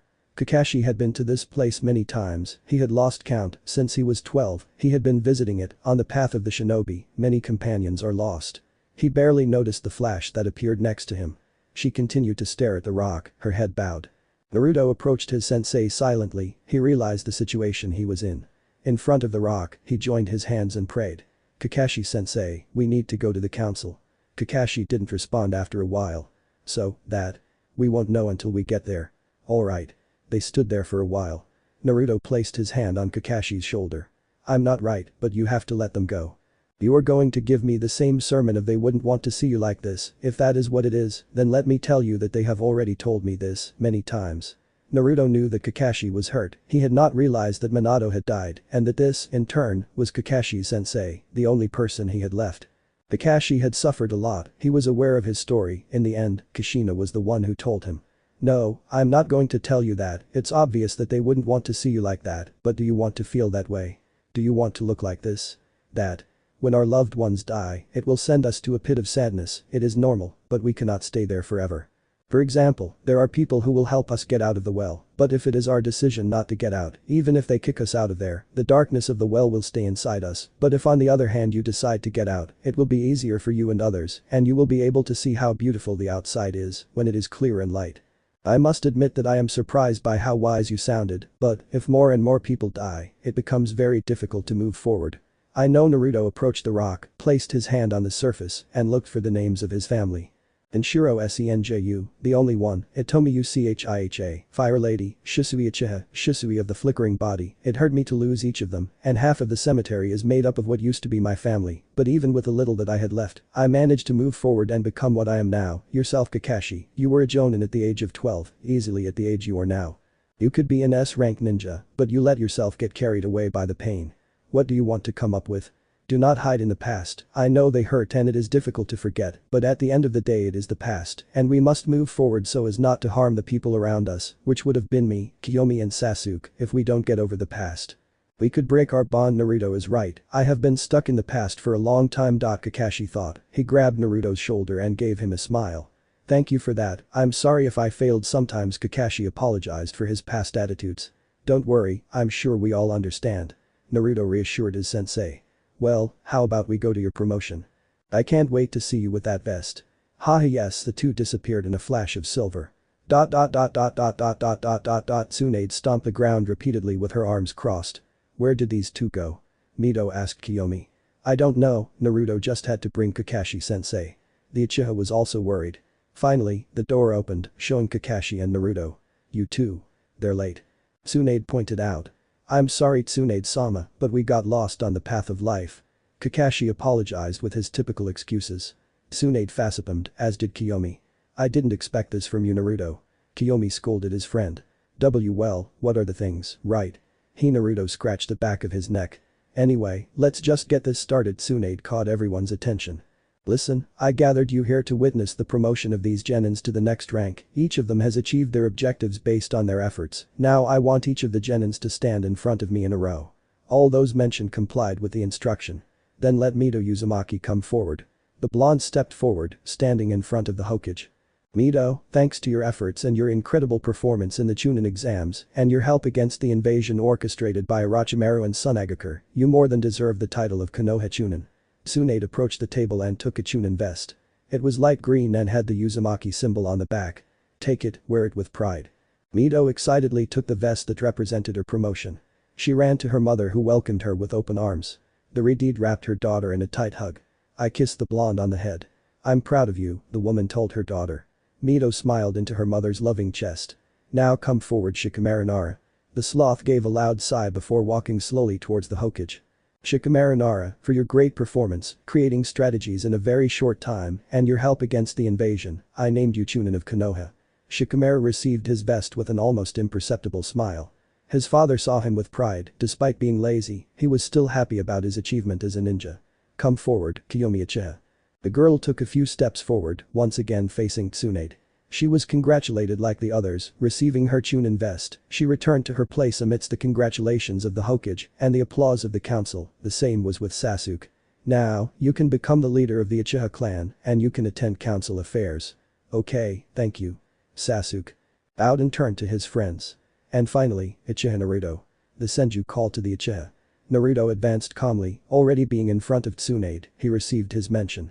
Uchiha Naruto, for your excellent performance in the Chunin exams, for your collaboration in the invasion, in addition to the defeat of Shukaku and Orochimaru, with great pleasure, I am pleased to announce that you are officially a Jonin of Konoha.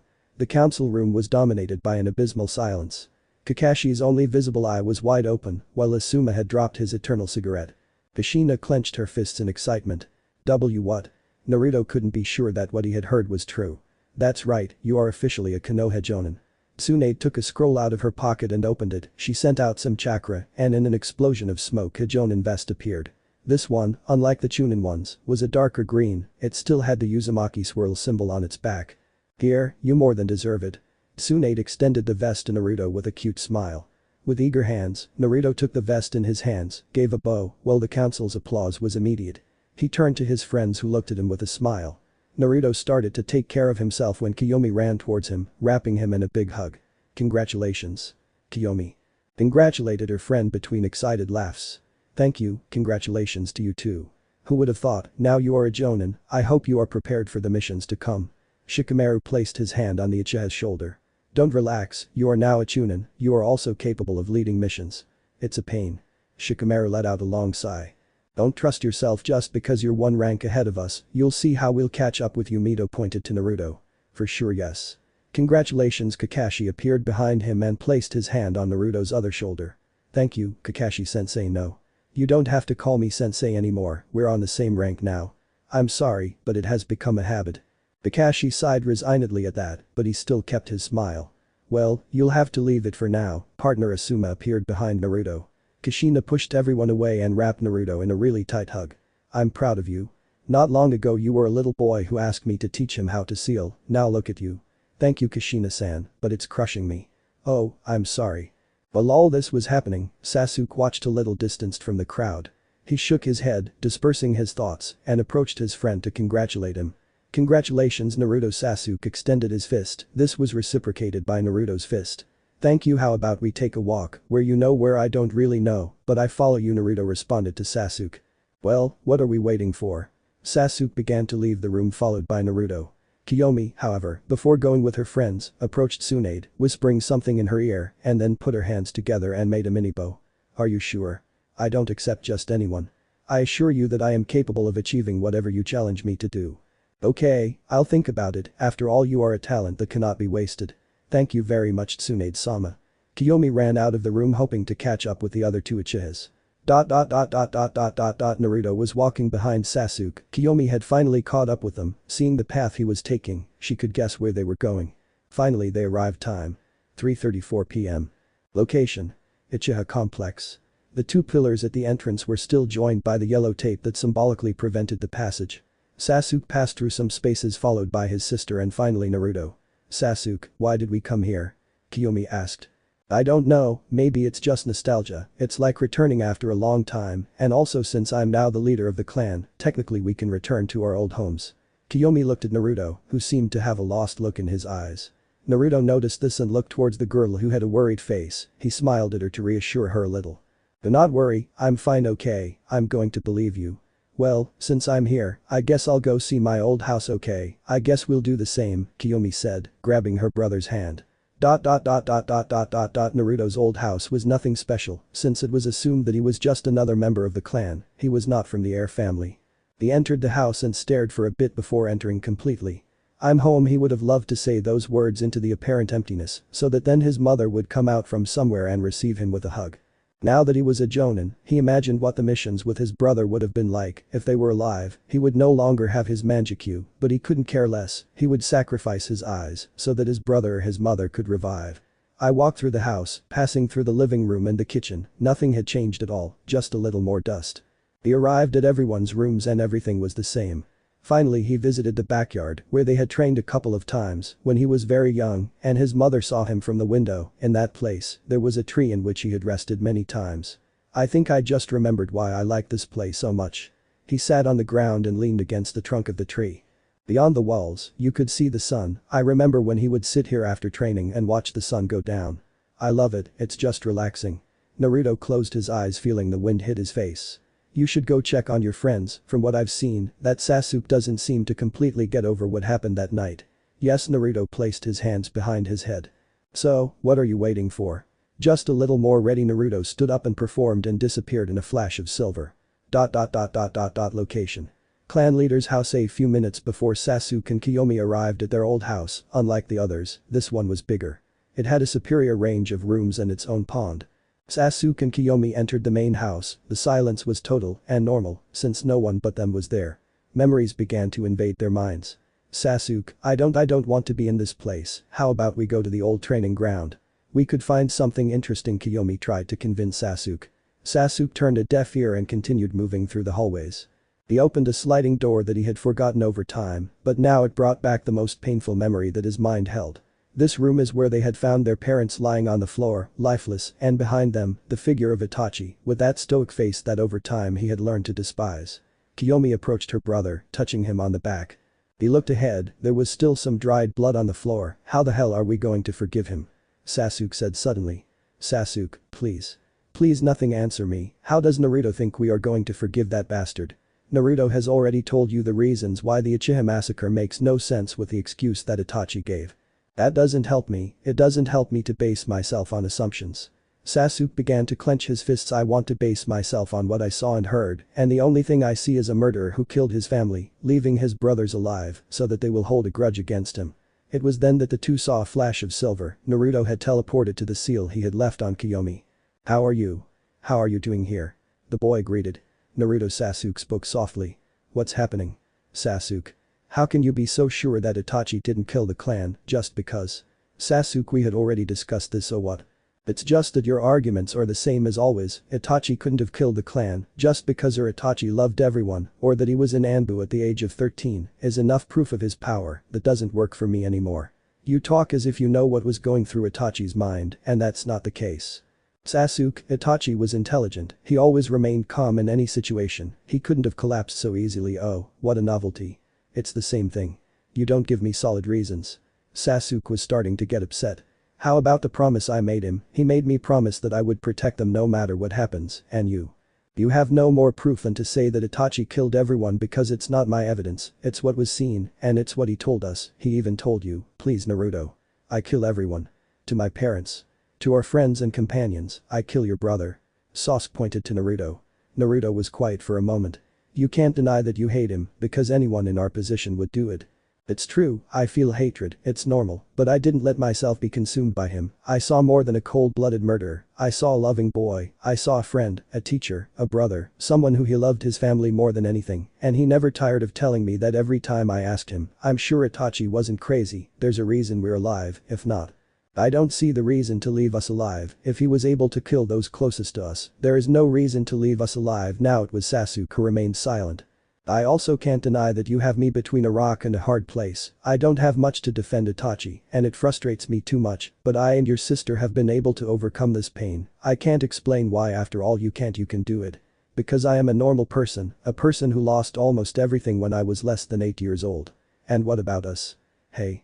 We don't go through the same thing as you can't justify yourself that way. The discussion was beginning to escalate.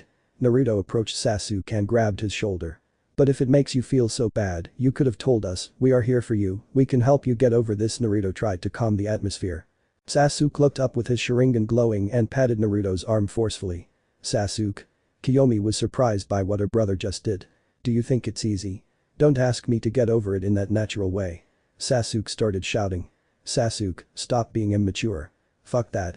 It's not normal to overcome something like this. Sasuke, stop being rude, Kiyomi told his brother. Shut up, don't get involved once again. Sasuke didn't mean what he was saying. Hey. What is the matter with you? Look how you treat her. Naruto was starting to get a little angry at Sasuke's attitude. I don't care about that now, tell me once and for all, why do you defend Itachi so much? You haven't been an accomplice, have you? Sasuke, stop it. His sister shouted. What did I tell you? Sasuke looked angrily at his sister.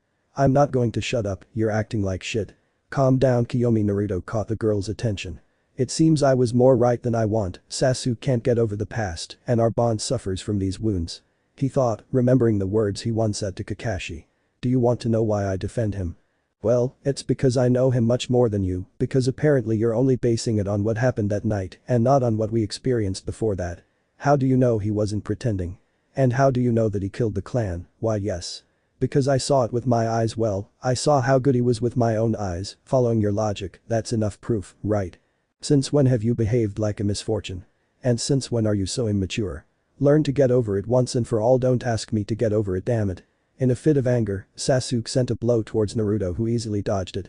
Sasuke continued to throw punches towards Naruto without any consent. Naruto was dodging without any problem. Sasuke was getting carried away by his emotions, making his movements predictable. He moved back, dodging another blow, then crouched down, letting Sasuke's arm go over him. Sasuke was getting more and more furious. He sent a direct blow towards Naruto, who, turning his body a little, let him pass by him, took Sasuke's shoulder and pushed him, making him destabilize. Naruto parried two of the boy's blows, grabbing his fists, restricting his mobility. Look what you're doing, you're going crazy. You are the crazy. Defending your own brother's murderer, he must be rolling in his grave after seeing how you defend Itachi. Naruto was quiet for a while. Look at what you're saying, Sasuke. Kiyomi approached the two to try to separate them. When she pushed Sasuke, she realized that she couldn't move him even an inch. Sasuke grunted, feeling his bones being bruised.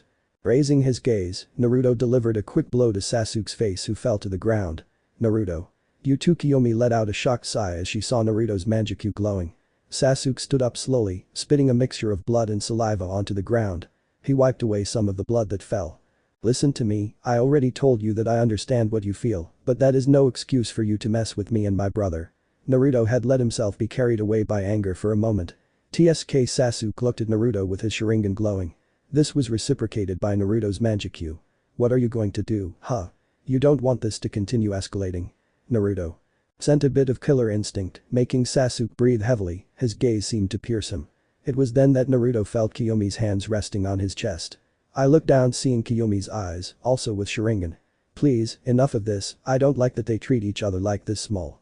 Tears began to appear in the girl's eyes, these two were the only thing she had left of her clan, she couldn't stand to see them fight like that. That way. Naruto looked sad, his Manjikyu turned off, leaving his Sharingan staring at Kiyomi's. I'm sorry it won't happen again, right?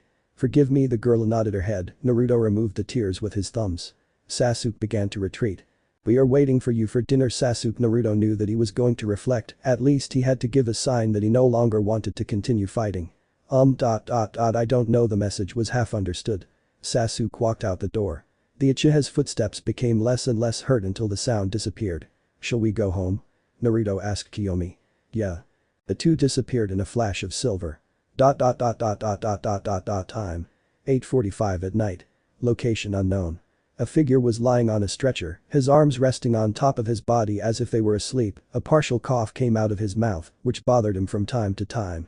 Kabuto. Orochimaru called to his subordinate, suppressing the urge to cough. The door opened showing the figure of the boy with glasses. Your name was me? Orochimaru-sama. Yes, he coughed. Do you need water, anything? The white-haired man, as always, was at the Sanin's disposal. None of that, what I need is a new body. I see, so what can I do? I need the Uchiha. With all due respect to Orochimaru-sama, but getting Naruto right now seems like an impossible task. Kabuto adjusted his glasses. Ah, Kabuto, Naruto is not the only Uchiha. Then he refers to the two who stayed with him. Yes, especially Sasuke, in my opinion he is the one with the most potential. You believe it? That's right, when I infiltrated the Chunin exams, before fighting Naruto, I had a small encounter with him, his sister and the Hokage's two children. Sasuke was able to come up with a plan to make me switch bodies. I see, but how strong do you think he is? I would say that he is as strong as two of those four of the sound, with the mark of the curse all over his body. I see, and just out of curiosity, how strong Naruto is? He could face all four in the second phase without a problem, even with Kamimura among them. Do you really think he's that strong? Kabuto sounded impressed. Without a doubt, strong enough to fight the first and second Hokage and come out alive in the process. That's true, well, I guess I'll go to Konoha. You won't go, I need you for some things I'll send the sound for. Said Orochimaru and then coughed. Are you sure? Those guys are problematic. More than likely, you will tell them not to attack first, tell them to try to convince him. Well, Orochimaru-sama. Kabuto began to leave, opened the door and closed it behind him. Not a second later, a kunai passed by his head and stuck into the wall. So, I guess you've heard what you have to do. Kabuto addressed the words to four silhouettes in the dark, one large and robust, one thin and small, possibly that of a woman, one apparently ordinary, and a guy with 6 limbs. Yes, this will be fun. What are we waiting for? Let's go after that brat. We'll get to Konoha quickly, let's go. The four figures disappeared into the darkness.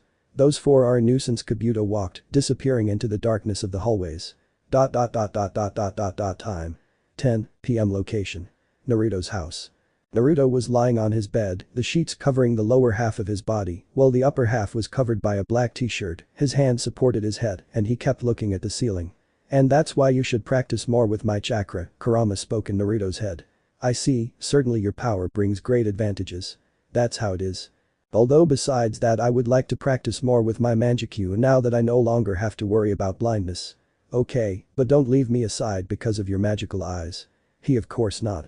Changing the subject, where do you think Sasuke is now? Naruto let out a sigh. I don't know, I just hope that he is well, he has already had a lot of time to reflect. I don't know, he looked pretty angry. Kurama gave his opinion. I know, I honestly never thought we would come to this. Naruto covered his face with his hands. Well, these are things that happen. Naruto stopped his conversation with Kurama when he heard his door open. Kiyomi entered the room, she was wearing small cloth shorts and on top of that a large short-sleeved shirt which covered her thighs a little. We'll talk later. Kurama. Yes, see you tomorrow. Kurama cut the connection. Is something wrong, Kiyomi? He sat on the bed waiting for the girl's response. Sasuke has not returned. I know. Naruto also responded with his eyes down. Then can't I sleep with you? I don't feel good now being alone. Sure, come. Naruto raised the sheet giving Kiyomi space. She came over and lay down on the bed. Naruto lay down next to her, instinctively crossing his arms around Kiyomi. It was until he realized that he tried to remove them. I'm sorry. Kiyomi grabbed Naruto's arms. Don't worry, it's normal. The girl moved closer to Naruto, letting her head rest on her friend's chest. Naruto felt warm on cold nights. It was something he liked. Naruto. He lowered his gaze, observing Kiyomi Sharingan once again. Everything is going to be fine, right? I can't assure you that everything will turn out perfect, but I can assure you that I will try the impossible to fix everything that comes our way. You are so good. Thank you, really, thank you. You are welcome. Kiyomi buried her head in Naruto's chest, embracing the sleep that now consumed her. Naruto looked at Kiyomi a little more. He felt sleepy and finally closed his eyes, letting himself be carried away by the warmth of the girl who hugged him. Location: Hokage Mountain. Sasuke was sitting in the Hokage Mountains. Honestly, he didn't feel comfortable with the idea of returning home, so he decided not to make it to dinner or even to sleep in his bed. The cold night air collided with his body. He mentally punished himself for wanting the comfort of a blanket but decided to continue with his thoughts. He felt like he was being watched. He turned his gaze, but there was no one. He continued looking towards the town. Few lights were still on. He felt the same sensation again, stood up and turned his gaze. Who's there? You're good, you managed to feel us that easily. To tell the truth, the last thing Sasuke wanted was company, and if he could infer, this company didn't feel good. From the shadows, the four figures came out, a girl with red hair and a hat, a short guy with long hair that fell over his eye, a really big and robust guy, and finally the strangest one, a guy with 6 arms, the which were reminiscent of a spider. What do you want? Hey. Let's leave the hostilities for now. My name is Kitamaru, the girl is Taiya, the big guy here is Jirobo, and the other one is Seiken, and well, we came to make you a proposal. I'm not interested in anything about you, Sasuke responded bluntly. It's not ours, but what do you think of the power? Seiken offered. What are you taking about? We offer you the opportunity to gain power. I have enough. Sasuke narrowed his eyes. Do you really think so? Enough to kill your brother? Oh? You do not have it? I thought all that effort you've made with all your friends here in Konoha was enough. What you say doesn't make sense. Itachi became so strong in Konoha that it prevents me from doing it too. These are different times. Itachi was forced to grow up quickly, but look now, the council is now more civilian. Everyone's raw power has dropped. The education to be a ninja is mediocre and can be evident in anyone of your generation that they are not your sister or that Naruto is. Oh, and the Hokage's children. Think about it like this. Seiken joined the conversation once again. Aren't you tired of being in Naruto's shadow? In the shadow of Naruto? Sasuke questioned. That's right, he is always one step ahead of everyone. Is he the one who has to do everything? Because he's the one who has to face Itachi and not me? Sasuke asked out loud. Exact. You have always been behind Naruto and people know it. You are supposed to be the heir of the proud Uchiha clan. You just have to come with us and Orochimaru will give you all the power you want. Orochimaru? Sasuke looked up, noticing the band of Itagakure, the village created by the Snake Sannin. Yes, he is willing to train you.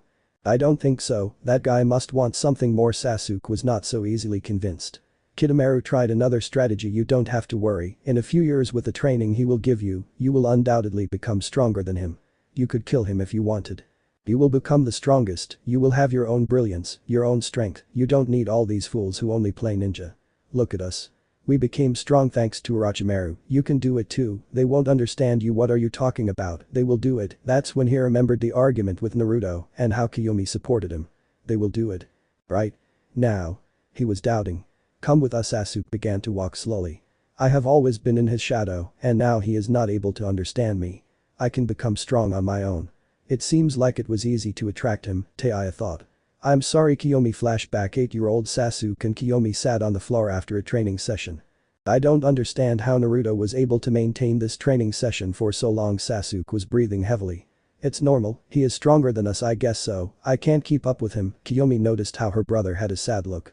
You should not underestimate yourself, little brother, you are also very strong. I admire Naruto, but I also admire you. There have been many times in which you have shown that you are more capable than me. I would never be able to forget my brother. Never forget that we are all strong, some just don't realize it yet. Thank you, Kiyomi. There's no need for Sasuke, the girl hugged her brother present. Sorry Mytho, Kushina-san kept walking. I'm sorry, Oka-san, Odo-san. He kept asking for forgiveness. Really, was he about to leave the village where he grew up? Or perhaps, it was abandoning the village that gave him nothing but a massacre. He thought of one last person. Sorry Naruto, flashback. You shouldn't put all that weight on you, remember that we are behind you to support you. Sasuke spoke still lying on the bed. Count on that. Sasuke just smiled. Present. Sasuke stopped his walk. Hey. What's wrong? Kitamaru asked Sasuke, who was now with his head tilted up and his eyes closed. The Uchiha took a long breath and opened his eyes, observing the moon that dimly illuminated his face. Really, I've behaved like an idiot. How could I be such an idiot? He places his hands on his face. He let out another sigh and lowered his hands. He looked ahead, with his Sharingan threatening the four that were in front of him. I'm sorry, but I won't leave the village. Sasuke said seriously. Because. This village, I may have had the worst time of my life in this village, but now I have created ties with many people in this place. It is my home, and it was the home of my clan. The people I love, they believe in me, and that is enough to make me stronger. So you plan to continue playing ninja? I don't play ninja, I am a ninja. I am someone who has shed blood to keep this land standing, the land where my family once lived, the land where loved ones grew up with their families, land where I live. It's pure talk. Power is obtained by itself. He is everything. You're wrong, power is not everything, and people become stronger, much stronger when they have to protect those they love. That's where true strength comes from. It was the teaching he had left them. Haku. Well, I guess you don't want to understand, but refusing was not an option. You're going to come with us, even if we have to carry you in a bloody mess. Come, I will show you the power I have gained together with my friends. Sasuke Chihavs4Sound. Sasuke stood in a battle pose, waiting for the ninja's attack, Sharingan active and ready to counterattack.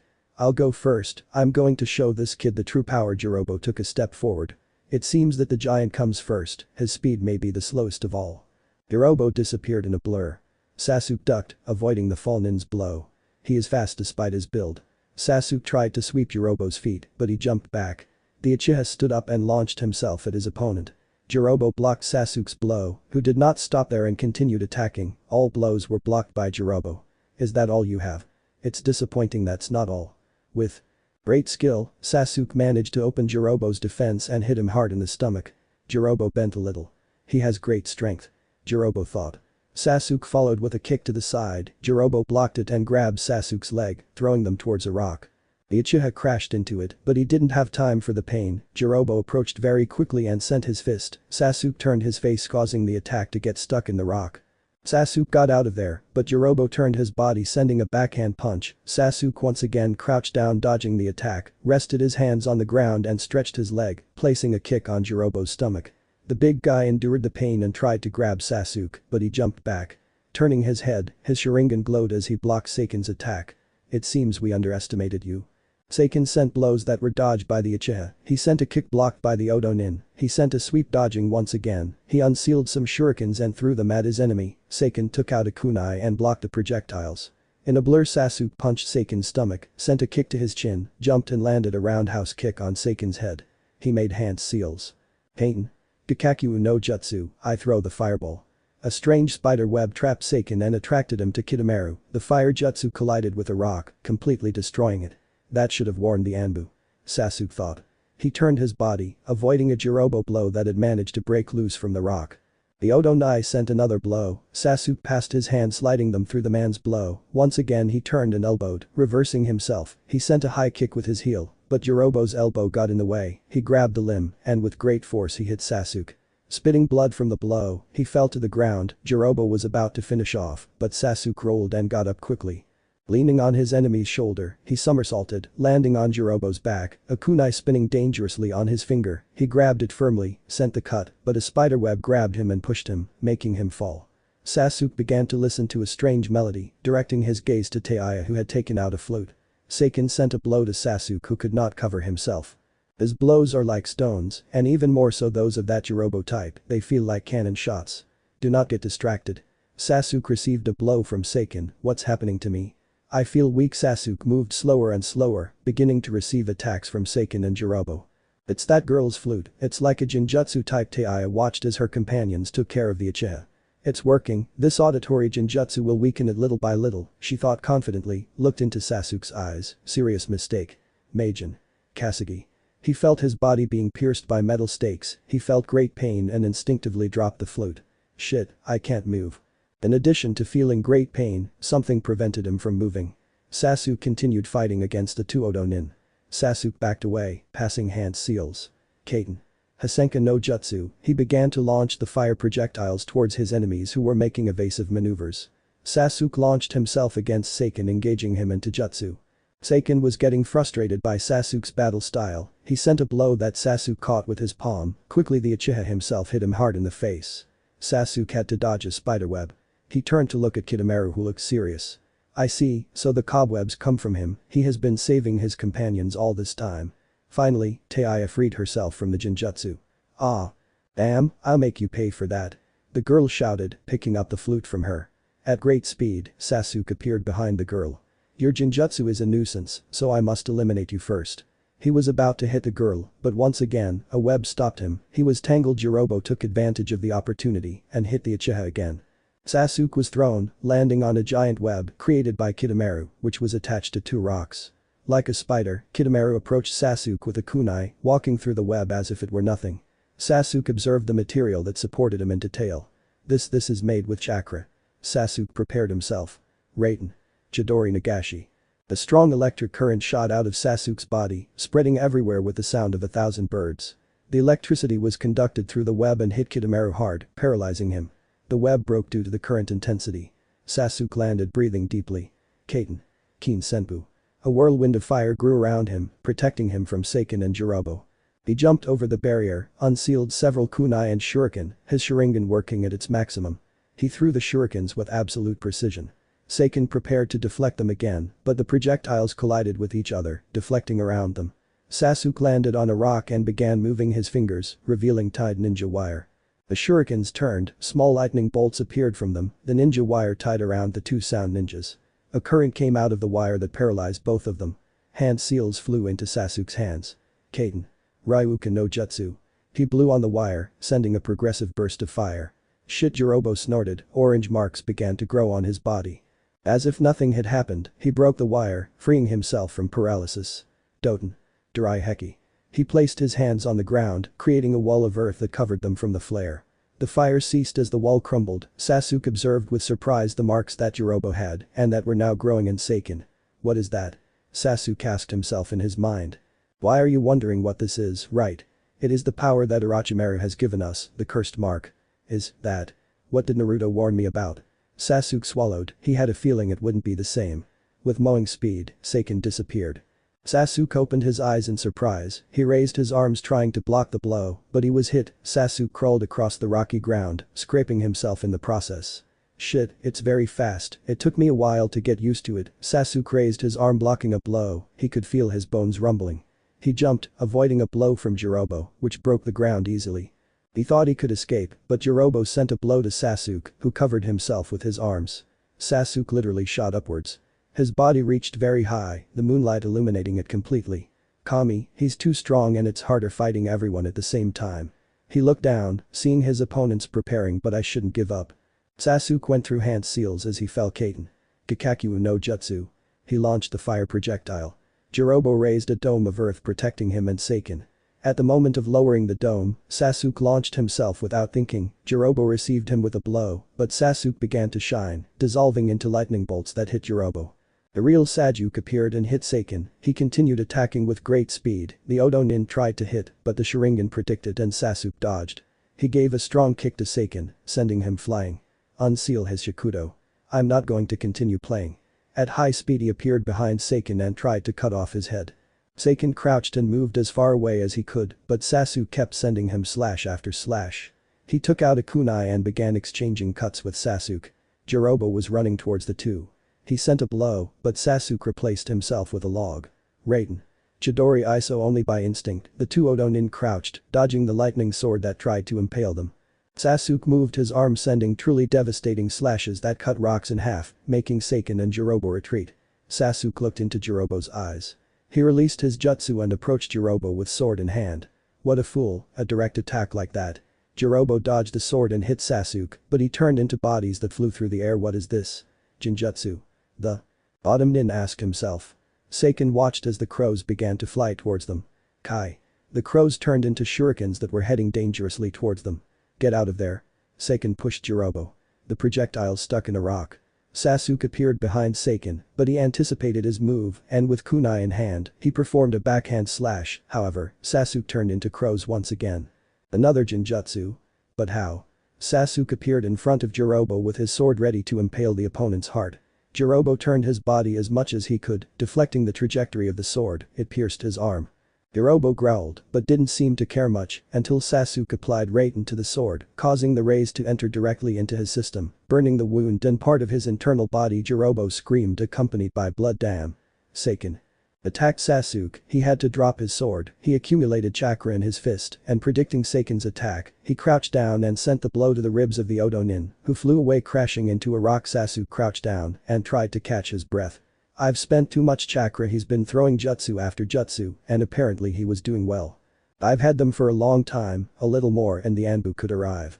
However, Sasuke had to jump and dodge some kind of giant spiked club, the impact of the large weapon raising a curtain of dust. What is that?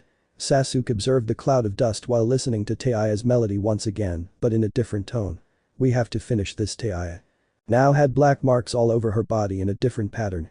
The girl nodded to Kidomaru, who took out a bomb that looked like smoke. The dust in front of Sasuke cleared, revealing some sort of giant. The figure had hair covering its entire face. A black outfit, shirt and pants. His weapon, a spiked meso, which had raised all that dust. Taiya played the melody of her flute louder. In tune, the giant moved at high speed trying to catch Sasuke. He jumped, dodging the giant's attacks. Kaiten Gakaku no Jutsu, the fireball that Sasuke spat collided with the giant. When the smoke dissipated, he could be seen with scratches, but he did not seem to feel pain. What the fuck are you? Sasuke thought. The giant went at high speed. Sasuke tried to flee, but he was getting tired. Just today he didn't have a soldier's pill. The giant managed to trap him against a rock. It was then that Kidomaru threw the bomb he had in his hands. All the four of the sound jumped. The bomb hit the ground releasing a kind of purple smoke. The giant and Sasuke were covered by smoke. It continued for a few seconds until it dissipated. When he could see again, Sasuke realized that the giant that was attacking him was no longer in front of him. What happened? He was waiting for a few seconds. The four of the sound were on top of some rocks, waiting for the Uchiha's reaction. Without realizing it, Sasuke began to breathe heavier, his body trembled, and dark circles began to appear under his eyes. A sudden cough attacked him. He clutched his chest as he began to spit out blood. That cough, what is this? He asked himself.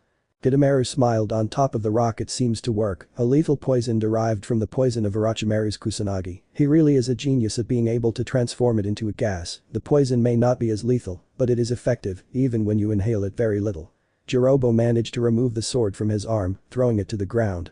It's time to end this.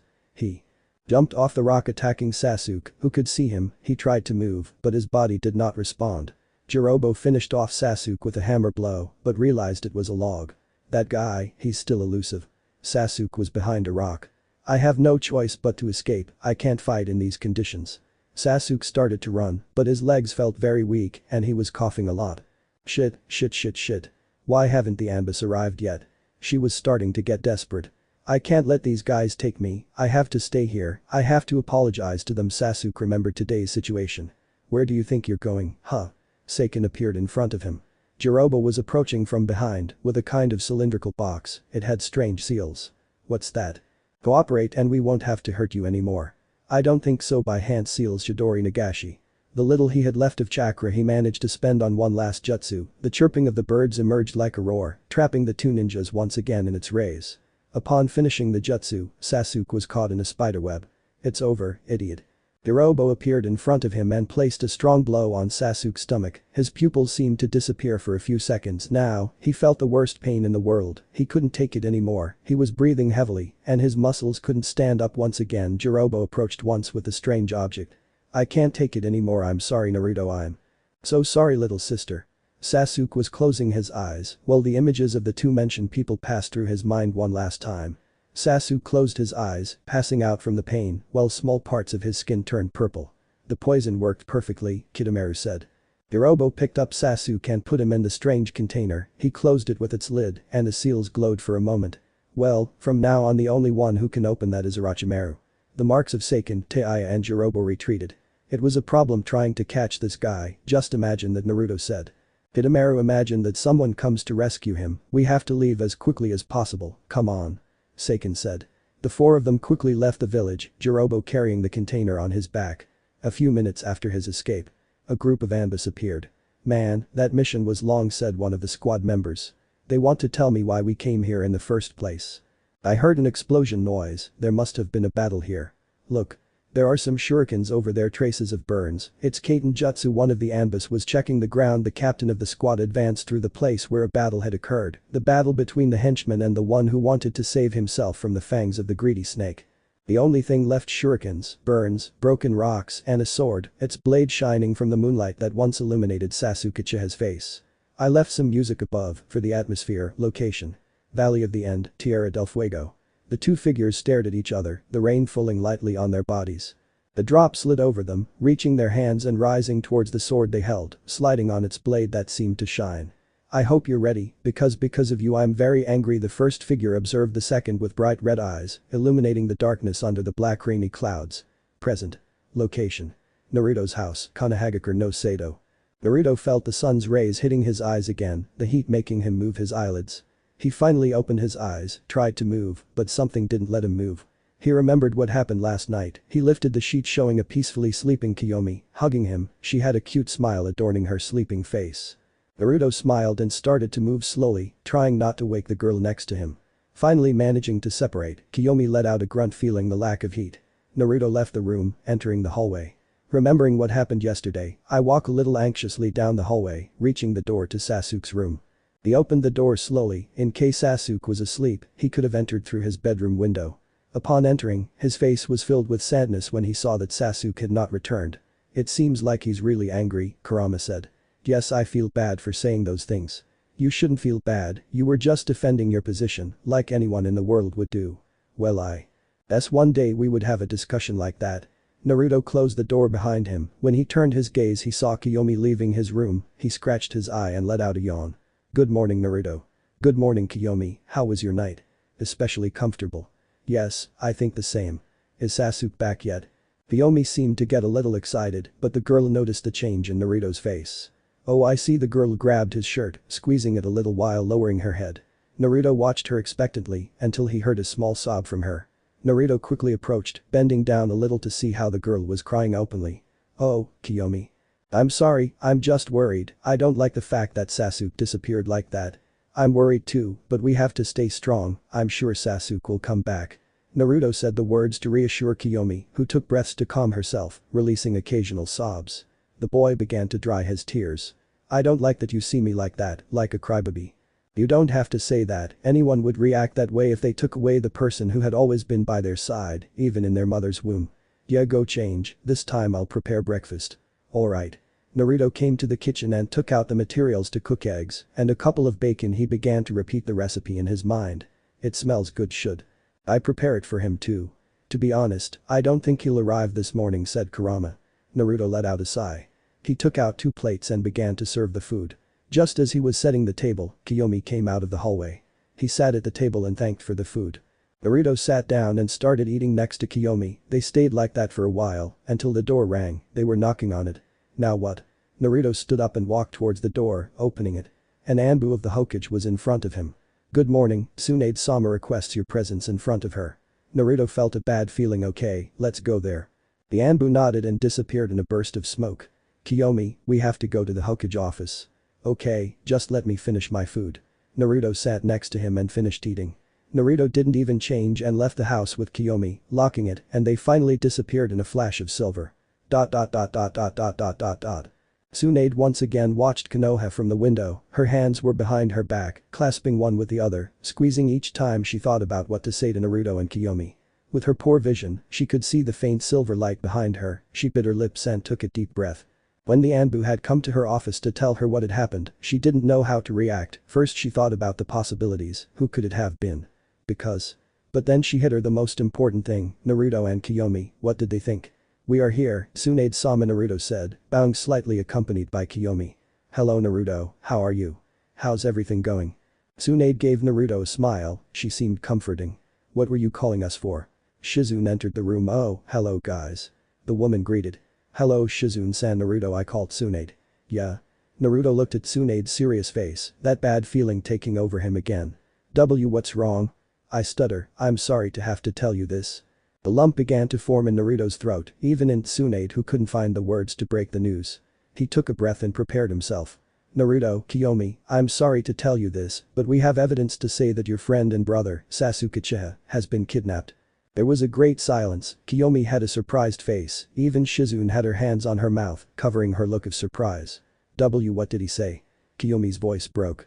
Sasuke, it is possible that he has been kidnapped. No, Kiyomi covered her mouth as tears began to come out in droves. Do you have any idea who it could have been?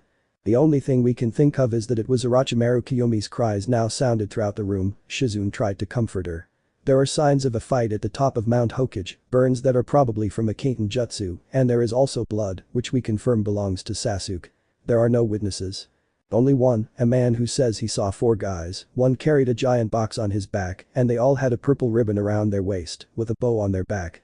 It's Orochimaru, it's the style he uses to dress, plus the fact that they came for Sasuke is another proof. He already knows that catching Naruto is not easy, and he decided to go for my brother Kiyomi. Said, still crying he could say some things. Suddenly, the atmosphere began to turn cold, and the air felt heavy.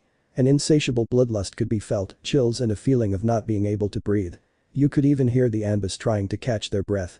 Tsunade looked at Naruto, he clenched his fists tightly, the floor beneath him began to crack, his hair began to become disheveled, obscuring his eyes, whiskers began to appear on his cheeks. I'm going to. Naruto looked up showing his eyes, their slits were torn, and 3 tomos were spinning around them. I'm going to kill him. Naruto's voice distorted as the killing intent soared. He's channeling a lot of Kyuubi chakra, Kiyomi thought.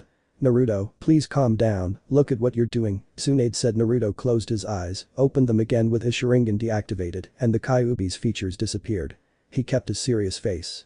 He closed his eyes and began to trace the Hiraishin mark he had left on Sasuke. I can feel the teleportation mark on it. You can go. Strangely, I can't teleport to him, it seems that there is something that prevents me, a kind of intersection.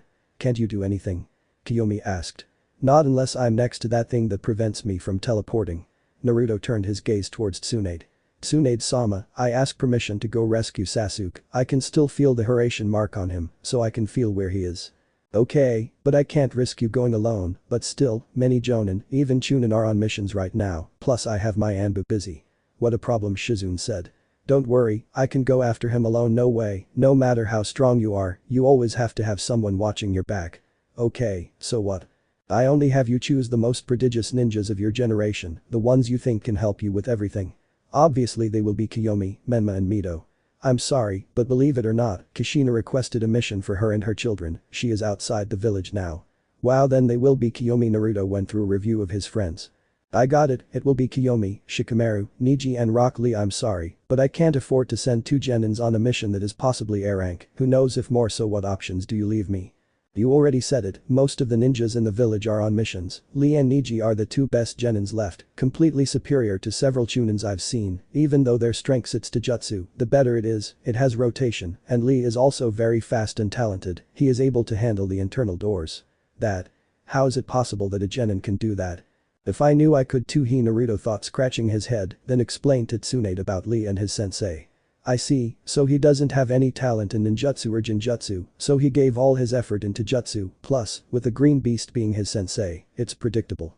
Well, then as I said, this is the best team I can think of. I know the other rookies, but I'm going to be honest, none of them have the necessary level for this mission. I need people who take it seriously, and I already have everything in the team I planted, strength, intelligence and tracking. I consider that they are completely capable of taking this mission and carrying it out in the most efficient way, and in addition, Kiyomi knows some medical ninjutsu. Tsunade placed her elbows on the table and closed her eyes, reflecting on the situation. To be honest, I couldn't give anything more, and certainly the team was strong, especially with Naruto on their side. Okay, but I hope everything turns out perfect. Thank you, but once again, I can't guarantee that everything will turn out perfect, but I will give my all to make it go as well as possible. Kiyomi recognized the phrase as the one Naruto said to her that time they slept together. One moment, him, alone in bed. Kiyomi blushed. Is something wrong, Kiyomi? Naruto noticed the girl's tone. And nothing, Naruto, no one better die. Tsunade warned Naruto. Maid, so what are you waiting for? We can't let them get any further away, go look for your team, they will leave in 1 hour. Hi, Hokage-sama. Naruto disappeared in a flash of silver. 1 hour later. Naruto was at the entrance of the village, he was next to Kiyomi waiting for his companions. Naruto was wearing a turtleneck sweater with a short sleeve, this time he was wearing nothing underneath but sleeveless mesh armor. He was wearing some sort of brown shoulder pad instead of his Jonin vest. The shoulder pad had a circular extension on the back, in which was Naruto's sword. He carried it outside so he could draw it quickly. He wore the classic Anbu pants and his black bandages on the ankles, and obviously his black sandals. She also wore black wristbands under which were his seal cuffs. It was an outfit similar to the one his brother, Shisui, wore. Kiyomi was also wearing a high-necked short-sleeved shirt, a skirt over small black shorts, thigh-high stockings, black sneakers. She wore bandages over the seals on her wrists. She called it aesthetics because the bandages reached up to his elbow. Kiyomi moved from one side to the other, looking quite desperate. Naruto kept his eyes closed, talking to his tenant about the mission. "What level do you think the guys who kidnapped Sasuke have?" Kurama asked. "Actually I don't know, there are 4 types, I don't think they are all of the Kabuto level, at least he must surpass them individually." "Why couldn't they be Kabuto level?" "I mean, according to what he said, he is at Kakashi's level, he would have been enough to catch Sasuke. Remember that even Menma managed to confront him, with you by his side, but he still managed to hurt him greatly." "Shit, so these guys, yes, they must be very careful, they must be strong, and there were also 4 of them. He may send Kabuto himself to help them. Orochimaru is smart, he knows that they should have sent strong ninjas to get Sasuke back. And you better take care of yourself and take care of all those guys, you should go out now, your companions are nearby, and your friend is very desperate, I can feel that she is upset, you better calm her down, if she goes to the mission in that state mental could be harmful." "Okay, thanks for letting me know, by the way, when will I be able to feel people's feelings on my own?" "Calm down, you haven't been my Jinchuriki for even a month, you should wait a little longer for your chakra to adjust to mine." "Alright, see you later. Remember, if you need help, I'll be awake, watching." Thanks again. Naruto cut the connection. He opened his eyes, watching as Kiyomi moved from side to side, biting his nails, his Sharingan active. "Kiyomi, what's wrong?" The girl didn't look at Naruto, but continued walking. Naruto began to feel the presences of his companions. "They are about to arrive, they're waiting, we have to hurry." "Duh. I'll bring them myself." Naruto grabbed Kiyomi's arm, without warning he hugged her. "Hey, what are you doing? I had moments when I was like you, I know you feel desperate, wanting to be with that person you love, but you must stay calm, in this state your mind is clouded, you don't think clearly, and that could cost you your life." "I'm sorry, it's just that I know, but do you know what my mother taught me? Right now, what a person needs most is a hug and a person who is there for them, and I am here for you." Naruto tightened the hug. The girl felt great warmth when she felt Naruto's skin. "Thank you." Kiyomi's Sharingan went off. The two separated. Kiyomi rubbed his arm in embarrassment, Naruto just smiled. He turned his gaze to the front, he could already see the members of his squad. Shikamaru was with his hands in his pockets, a bored look on his face. Neji had a serious face just like Lee, but he seemed to have a glow in his face. His eyes. They all arrived in front of Naruto. "We're all here, Naruto." Lee said. "Ah. By the way, congratulations on becoming a Jonin, and to you on becoming a Chunin." "Kiyomi-san. Thank you," the two Uchihas said. "Now that they are aware of what happened, we have to proceed quickly, with every second that passes they could be moving away with Sasuke. There is no certain way for the formation, but if I know one thing, and it is that you, Neji, will go ahead. You're perfect Byakugan to look at them from a long distance. I can only feel them and also only when I am close, in addition to being able to detect the traps. Kiyomi and I will go after him for the Sharingan, then Lee and lastly Shikamaru who is a medium distance fighter. Does anyone have an objection?" "No," everyone said. "Okay, then let's go." The 5 boys began to run through the forest that surrounded Konoha. It was Sasuke's rescue squad, hopefully this would end that same day. 2 hours later. Location. Fire Country. The 4 of the Sound were in a clearing in the forest, everyone was sitting, while apparently Jirobo took big breaths. "How are you, huh? Big guy.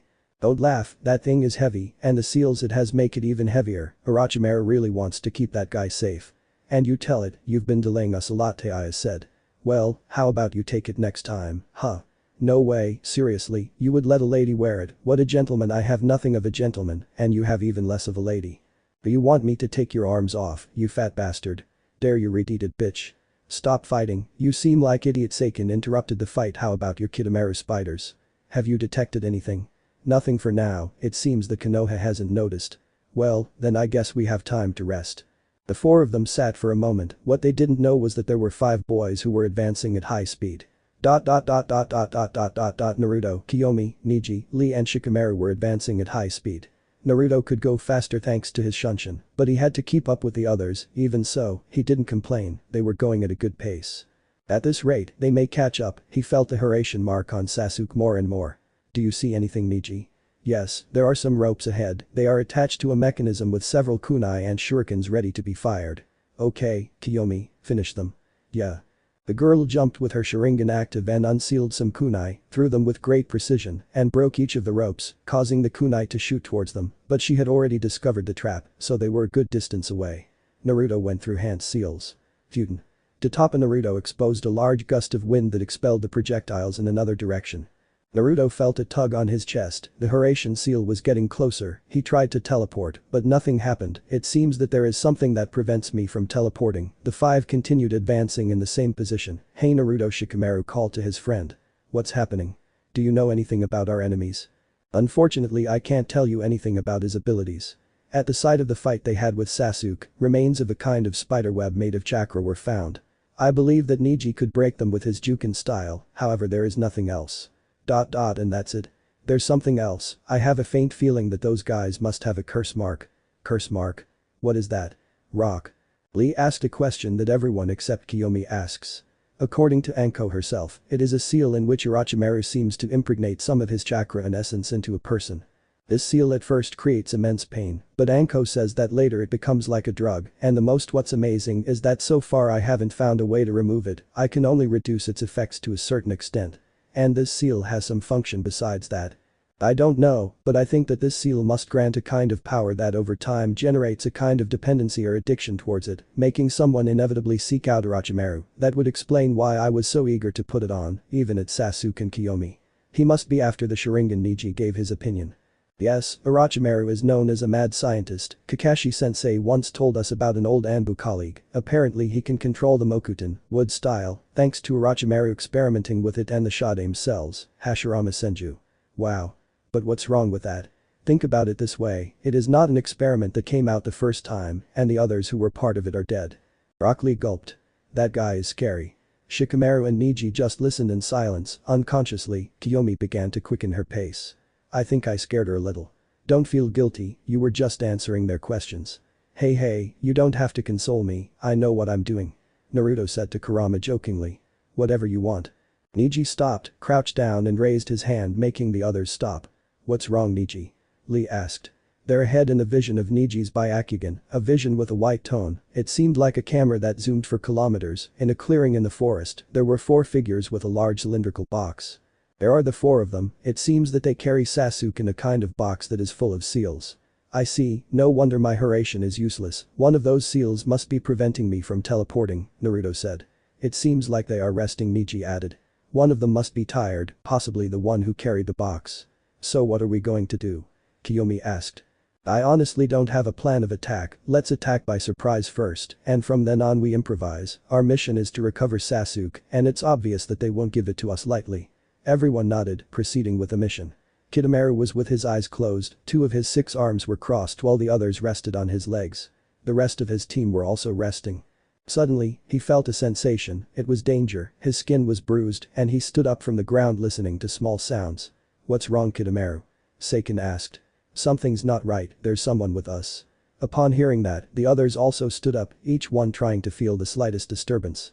It was then that among the silence, Kidomaru managed to hear the sound of air being cut. Jump now. The 4 of the sound narrowly dodged a large flurry of kunai and shuriken, which stuck into the ground. From the shadows, the 5 genins came out, placing themselves in front of the 4 of sound. Naruto sighed. I know I already said that these guys won't give us Sasuke the easy way, but I have to at least try, he thought. Listen carefully, they have just kidnapped a clan heir and also a Konoha ninja, so they have sent us to recover him, cooperate and hand him over the right way, maybe then we won't have to resort to force. No way, this boy is a request for Orochimaru-sama. Seiken said. Well, I expected that, but I want you to answer me something, why does Orochimaru want Sasuke? Well, I think it makes sense to tell you, because you are about to die, Orochimaru-sama wants to know everything, he has an almost insatiable hunger for knowledge, and for that he needs to live a long time, but he is already an old man, he has life since the time of the Sandaime Hokage, that's why he needs a young body to continue living, that's right, he got, through research. The perfect jutsu to solve that problem, that's right, Orochimaru-sama has the incredible ability to change bodies, transfer his soul to a new container, he is immortal. Seiken said as if he were praising Orochimaru. Naruto performed a wrist while Kiyomi clenched her fists and teeth, showing her anger. We won't let them take Sasuke for their evil purposes. Rock Lee shouted. Oh yeah? And who is going to avoid it?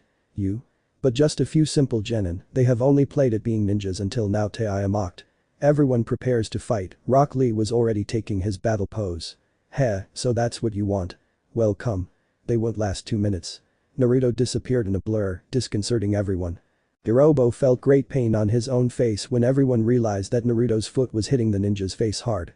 He fell backwards from the momentum, hitting his back against the ground, while Naruto's foot continued on his face, burying the Jirobo's head into the ground. The Sound Four were surprised at this, they had not even seen it. The entire weight of the Uchiha fell on Jirobo's face, breaking his head. Jirobo. Seiken shouted, but in less than a second Naruto's fist landed on his face. He's very fast. Ai and Kidomaru jumped back. Niji appeared in front of Kidomaru trying to deliver a palm strike. Kidomaru jumped again, dodging the blow, and then launched a web. Let's see if you escape from that. Niji with his Byakugan was able to see the chakra that covered the spiderweb, which at the same time seemed to be made of a strange material. He sent a slash with his own hand cutting through the web.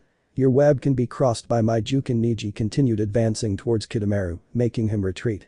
Damn, if they keep pushing us back like this, we'll lose sight of the package. Aya stepped back, taking out her flute, however Rock Lee appeared in front of her, sending a strong kick that the Reed narrowly dodged. Kiyomi appeared in front of her, punching her stomach. Damn, everyone here is damn fast. Lee, go help Naruto, I'll take care of her. Lee nodded and launched himself against Jirobo and Seiken, who were dominated by Naruto. Naruto dodged a Jirobo blow by sending an elbow to his stomach, he jumped dodging a Seiken kick. In the air, he sent some kunai and shuriken towards the two. The two sound ninjas backed away, dodging the projectiles. However, they had to start backing away because a shadow was chasing them. Paul received a strong blow to his face, the shadow managed to distract him enough to forget about Naruto for a moment. Jirobo kept dodging Shikamaru's shadow, finally, he moved far enough away so that the shadow didn't reach him. Heh, it seems like you're able to get this far. He wanted to mock a little more, but Naruto suddenly appeared in front of him, trying to hit him, but the Uchiha disappeared again, appearing after hitting him with his sword. The giant sent a backhand blow, but Naruto disappeared again in the blink of an eye, appearing once again in front of him, delivering a blow to his stomach. He disappeared again, appearing on top of the ninja, he fell hard, landing a Jirobo axe kick. Meanwhile with Kiyomi, she was completely dominating Taiya, who wasn't that good at close-range battles.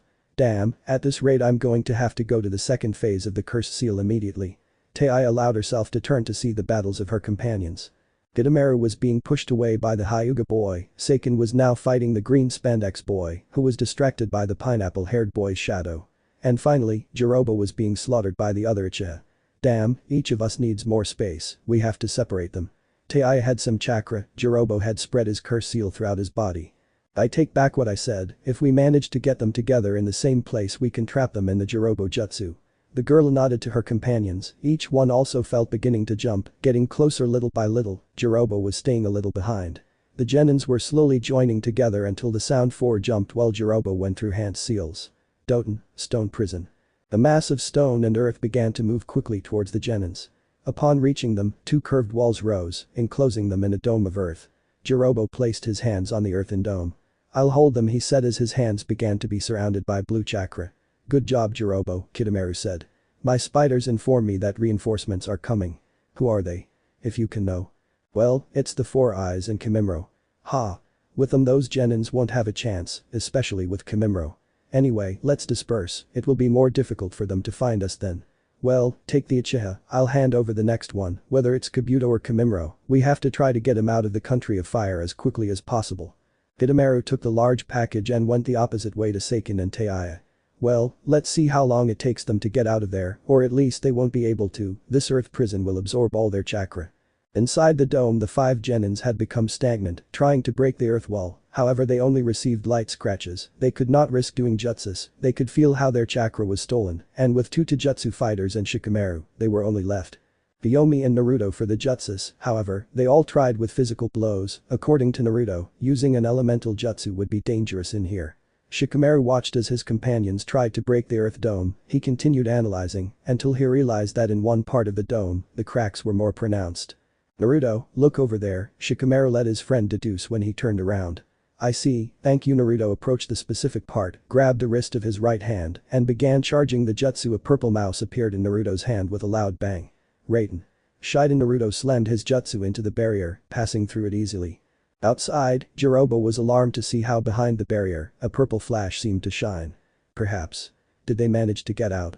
It would be better if you move away a little, Naruto said. Everyone stepped back as the Shiden in Naruto's hand exploded and he shot out like a rocket, breaking the wall in the process. Some purple rays were scattered after the explosion. Let's go quickly. Everyone followed behind Naruto and then watched as the earth dome hit in the ground. Damn, they managed to get out, Jirobo thought. In the distance, a large purple explosion appeared in the distance. What kind of jutsu is that? He broke the wall easily and was still active. Naruto turned around with his Sharingan active, Jirobo's head tilted in on himself, indicating that he was in a Jinjutsu. Okay, let's be clear, every second that passes, those guys walk away with Sasuke and we don't even know who has him now, so we'll do this. I can feel which direction each one of them went. Everyone noticed Naruto's red eyes. They were not a Sharingan, but rather those of a feline, as well as some whisker marks on his cheeks. Each one must take one. I can feel the presences, but not who exactly they are. Then what do we do? Each one must take one of them. We can't let them escape. I know you can handle them, so let's do it. I'll take care of Jirobo, and then each one will go after the others. Okay, each one responded. For more speed, Kiyomi and Lee will go that way. I have a feeling that Orochimaru will send more minions. Shikamaru and Neji will go the other way. Okay, well, we have the plan. Disperse. They all disappeared, jumping between the trees. You and I, we'll end this quickly. Naruto deactivated his Sharingan as Jirobo came out of the illusion. You're not going to get away unscathed after trapping me in a Jinjutsu. Naruto did not respond and stood in a battle pose. I see, so you want to fight, huh? Well, come on, go ahead, it will be fun to play with you, just like with that Uchiha. His grimace of laughter changed to one of pain when he felt Naruto's fist in his stomach. You better not joke about that. I'm not going to allow you to make fun of my friend. How does he move so fast? Jirobo wanted to hit Naruto, but he dodged his attack and finished off Jirobo with a kick that he was able to cover, but his feet dragged on the ground. He raised his elbows, covering his face with his forearms, receiving a blow from the Uchiha's hands. However, he surprisingly received a blow on the back. What's that? A clone? Thought the Odonin it's physical since it can hit me. Naruto grabbed Jirobo's wrist and pulled him towards him. The clone jumped, landing a knee on his face. Taking advantage of his enemy's stun, Naruto used his own hand to perform hand seals. After that he gave a big kick that sent Jirobo back while he jumped to launch his jutsu. Pain. Kikaku no Jutsu. I send the large sphere of fire towards Jirobo, who managed to compose himself and went through hand seals. Doten. Darai Heki. He placed his hands on the ground, while instantly a large stone wall rose, covering him from the jutsu that generated an explosion upon impact. He smiled at being able to block his enemy's jutsu, but turned his gaze when he saw how the clone appeared out of nowhere next to him, glowing slightly. The clone exploded with force, raising a screen of smoke. Naruto kept half a ram seal, indicating that he had made his Daibakuha Bunshin combo with a Shunshin. It was a combination between Itachi's jutsu and his brother's jutsu. When the smoke cleared, a Jirobo could be seen with burns on its body, but that was not the only thing. Black marks spread throughout its skin, covering it completely. It seems that I activated the cursed seal. I can feel its power increasing. Be careful with that, it may be much faster now. Kurama warned. In a blur, Jirobo appeared in front of Naruto with his fist extended. Naruto deflected the blow with his arms and pushed Jirobo's arm back towards him. Naruto sent a strong upward kick, but Jirobo stopped it with his palm, pushing back at the Uchiha's foot. The other nin began to send a rapid sequence of strong blows towards the Uchiha, who dodged them seemingly without problems. Naruto began to counterattack with a palm blow to Jirobo's shoulder, then he sent a punch to his chest. He lowered his head avoiding a hook, and with his left hand, he brought another palm blow to the ninja's face. Jirobo covered himself with his two arms, making X in front of his face, but with another palm strike. Naruto opened his defense and immediately struck with his left fist. He has great strength. Jirobo compassed himself and sent a left blow. Naruto used his forearm to deflect the attack. From Jirobo's perspective, his arm and Naruto's covered the Uchiha's face, and when he completely deflected the blow, he activated his Sharingan. Jirobo closed his eyes trying not to fall into a Jinjutsu, but despite that he lowered his guard. Naruto charged the blow with chakra and attacked Jirobo who, thanks to the blow, flew towards some trees, destroying them upon impact. Fu. Yes, you gave him a beating. Kurama said. And there's more, Naruto answered. Jirobo pushed a log that was on him. Damn, he is much stronger than the other, he is faster, and his blows hurt too much, not to mention his ninjutsu, Jinjutsu and Shunshin, he surpasses me too much in speed. Jirobo opened his eyes as he saw Naruto materialize in front of him with a few crows. That's all. Be quiet. Jirobo tried to hit, but the moment he touched Naruto he dissolved into crows that flew in all directions, but then they began to return. It's a Jinjutsu. Jirobo realized and deactivated the Jinjutsu. The crows that were heading towards him turned into shurikens. He barely managed to pull out a kunai, however he couldn't block them all due to the shock. Some of the projectiles managed to impact, cutting her skin. From the bushes, a gust of wind hit his foot, causing a deep cut to appear on his foot. Jirobo screamed in pain. Futen. Kazakiri no Jutsu, Naruto thought, hidden in the bushes. Damned. Come and fight as it should be. Jirobo shouted on his knees. It's obvious that you don't know what you're doing, and you say that we are the ones who play ninjas. We must be hidden and attacked by surprise. Don't give your enemy any chance. TSK. Jirobo got angry. With all his strength he tried to hit Naruto, but he stopped his blow. Naruto's palm glowed a little. At the moment of separating, Jirobo fell to the ground holding his hand. It was too heavy. He sharpened his sight, seeing how he had a kind of seal on his fist. What's that? It's a weight seal, obviously, you won't understand it. Jirobo held his shoulder trying to lift his hand, but he barely managed to move it a little. I have no choice. Cursed seal, level 2. The Jirobo mark spread even further than before as they glowed orange, covering his body. His hair grew exponentially, and his skin turned red, while the sclera of his eyes turned completely black. Now if you're going to pay for that. The seal on Jirobo's hand was now interrupted by the influence of the cursed mark, making the Odo unable to move his arm. Great, Naruto thought, somewhat annoyed. Jirobo launched himself with great speed towards Naruto. The Uchiha dodged the Odo's blow by bowing his head and deflecting his arm with his own. Now it's much faster, but it's still not imperceptible. Naruto attacked with a high kick, but Jirobo's arm stopped her dead. The sound ninja sent another blow with his other arm, but Naruto stopped him too. The two of them got into a taijutsu battle quite strong, both of them had great physical powers, and small shock waves were beginning to come out of the collision of their limbs. Naruto grabbed Jirobo's knee with both hands. He attempted another blow towards Naruto, taking advantage of the fact that he had his hands full, but Naruto crouched down and tried to sweep Jirobo's legs. He jumped back as Naruto went through hand seals. Kaiten. Hasenketsu Nabeni. Naruto took out some shurikens, and when he threw them he combined them with a small burst of fire that came out of his mouth. Doten, Darai Heki. Jirobo raised a wall of earth that protected him from the projectiles. Shunshin. Naruto appeared next to Jirobo, delivering a good blow to his face. However, Jirobo compassed himself almost instantly and counterattacked with a good punch. Naruto covered himself with his arms in an X shape. The blow sent him skidding on the ground. With great speed, Jirobo appeared in front of him with a front kick. Naruto moved his body and quickly grabbed Jirobo's leg. He placed a big elbow on his knee, making Jirobo scream in pain. Jirobo broke away from Naruto and grabbed his leg in pain. Naruto crouched down and placed chakra into his foot. He sent a big kick with his soul on the chin of Jirobo, who was hunched over. The Odonai was shot into the air. Naruto disappeared in a blur and appeared behind Jirobo in the air. Dancing Leaf Shadow. Yes, I copied this movement from Rock Lee. Naruto grabbed Jirobo by the waist and the two began to fall at high speed. After falling for about 2 seconds, the Jirobo head crashed into the ground, creating a large crater. Before it hit, Naruto jumped away from the fall and watched Jirobo almost buried in the ground. Naruto took out his Shakudo, ready to finish, with a single movement. Jirobo stood up with a large bleed from his head. His body ached and he felt the pain in all the points where Naruto had hit him. He was beginning to feel marinated and his mouth was gushing blood. Damn, this can't be happening. Jirobo looked desperately at Naruto, who had his Shakudo in a holster. I will give you a chance to live. I will take you to Konoha and you will tell us what you know about Orochimaru, his hiding places and what he does. If you tell us without resisting, we can consider keeping you alive and a better life than the others in prison. No way. I will never be a big mouth and you are going to die here with me. Naruto sighed. The bad thing about people like you is that they are stubborn towards the decisions that best favored them. Now, I will only finish you off. Come and try it. You won't be able to beat me.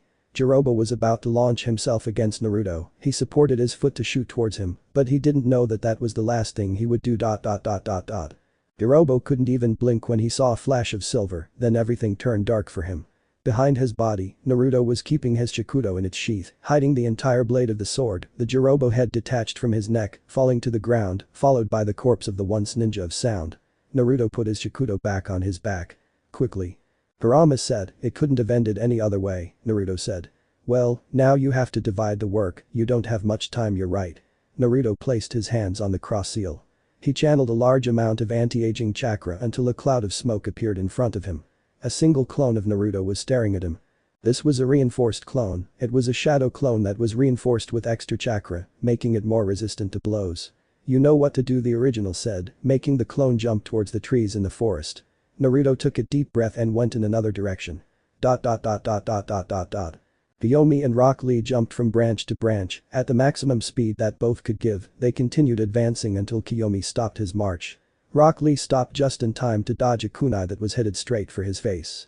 It seems we caught up with them. In front of them were Taiya and Kitamaru. So you managed to get out of the Jirobo dome, congratulations on that, but how did you get past the Jirobo himself? One of our comrades stayed with him, Lee responded. Hahaha, idiots, Jirobo will tear him to pieces, Taiya mocked. Who knows, maybe your friend is the one who is cut into pieces right now. Kiyomi said with his Sharingan active. Kitamaru took out a bow made of a rather strange material. Quickly, an arrow made of the same material came out of his mouth. Without thinking twice, he aimed and shot towards Rock Lee, who jumped back doing a backflip, barely managing to avoid the arrow. She's fast. Lee took out some kunai from her bag on her leg. He threw them towards the two ninjas who soon dodged them. As she fell, Taiya had to dodge Kiyomi's attack. This bastard, doesn't she ever get tired? Kiyomi sent an uppercut dodge by the retreat. The girl tried to get away, but the Uchiha wouldn't let her go more than 4 meters away. Kiyomi, with great speed, hit Taiya in her stomach. I sent several blows to different parts of the girl's body. The Uchiha sent a direct kick causing Taiya to go backwards, but Kiyomi took her hand, pulled her towards her and placed an elbow, while with her hand and the girl she performed the horse seal. Taiya realized that. And tried a backhand blow. Kiyomi crouched down and quickly hit her with her other hand, right in the girl's face, making her stunned, performing the tiger seal. He let go of her hand and turned, sending a spinning kick that Taiya barely managed to block with both of her arms, while black marks began to run across her body. With great speed Kiyomi turned in the opposite direction, and with the same leg, he sent a strong kick to the Odo Nin's already injured stomach, causing her to skid on the ground. The chakra was already built up and he just had to release it. Kaiten. Kakakyu no Jutsu. Kiyomi spat the large fireball towards Taiya, who was alarmed by the heat, so she acted quickly. From the Uchiha's perspective, the fireball had hit, however, as the smoke cleared, she could simply see a tree trunk almost completely black and with some parts falling apart. Taiya appeared behind some bushes with some burns, black marks now covering her entire body. That unfortunate woman is going to find out. He took out his precious flute from a seal and began to play a melody.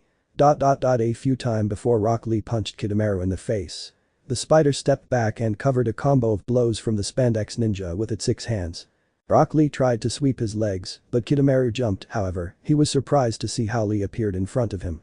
Curse Lee kicked Kitamaru, knocking him to the ground. The Odo Nin had to roll, avoiding being finished off by Lee's axe kick. Kitamaru pushed himself up with his hands and regained his feet. He took out several kunai and shuriken and started throwing them towards Rock Lee. Lee jumped doing acrobatics, dodging the projectiles. He took out a kunai and began to deflect them.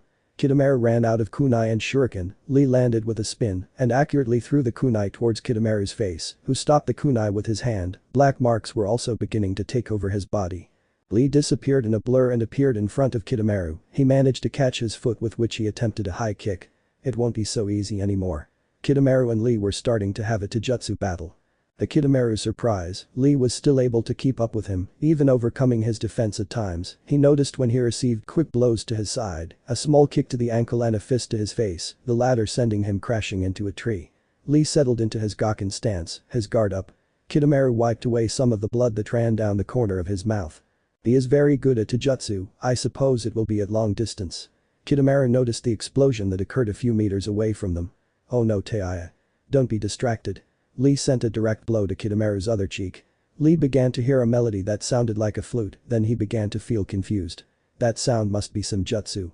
Even in his state, he managed to raise his arms to cover himself from Kitamaru's kick.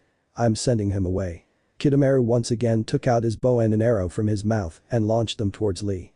Rock Lee moved on pure instinct, managing to avoid the blurry thing that was heading towards him. That sound is very annoying, I'm tired of jutsus of that style. He. Kiyomi began to search for the girl with her gaze. So now you're hiding, you should already know that your Jinjutsu won't work because of my Sharingan. I know, but what do you think of this? Taiya thought, still in her hiding place, beginning to change her melody to a more rhythmic one. One of Taiya's dokas appeared trying to hit Kiyomi with his mallet. The Uchiha jumped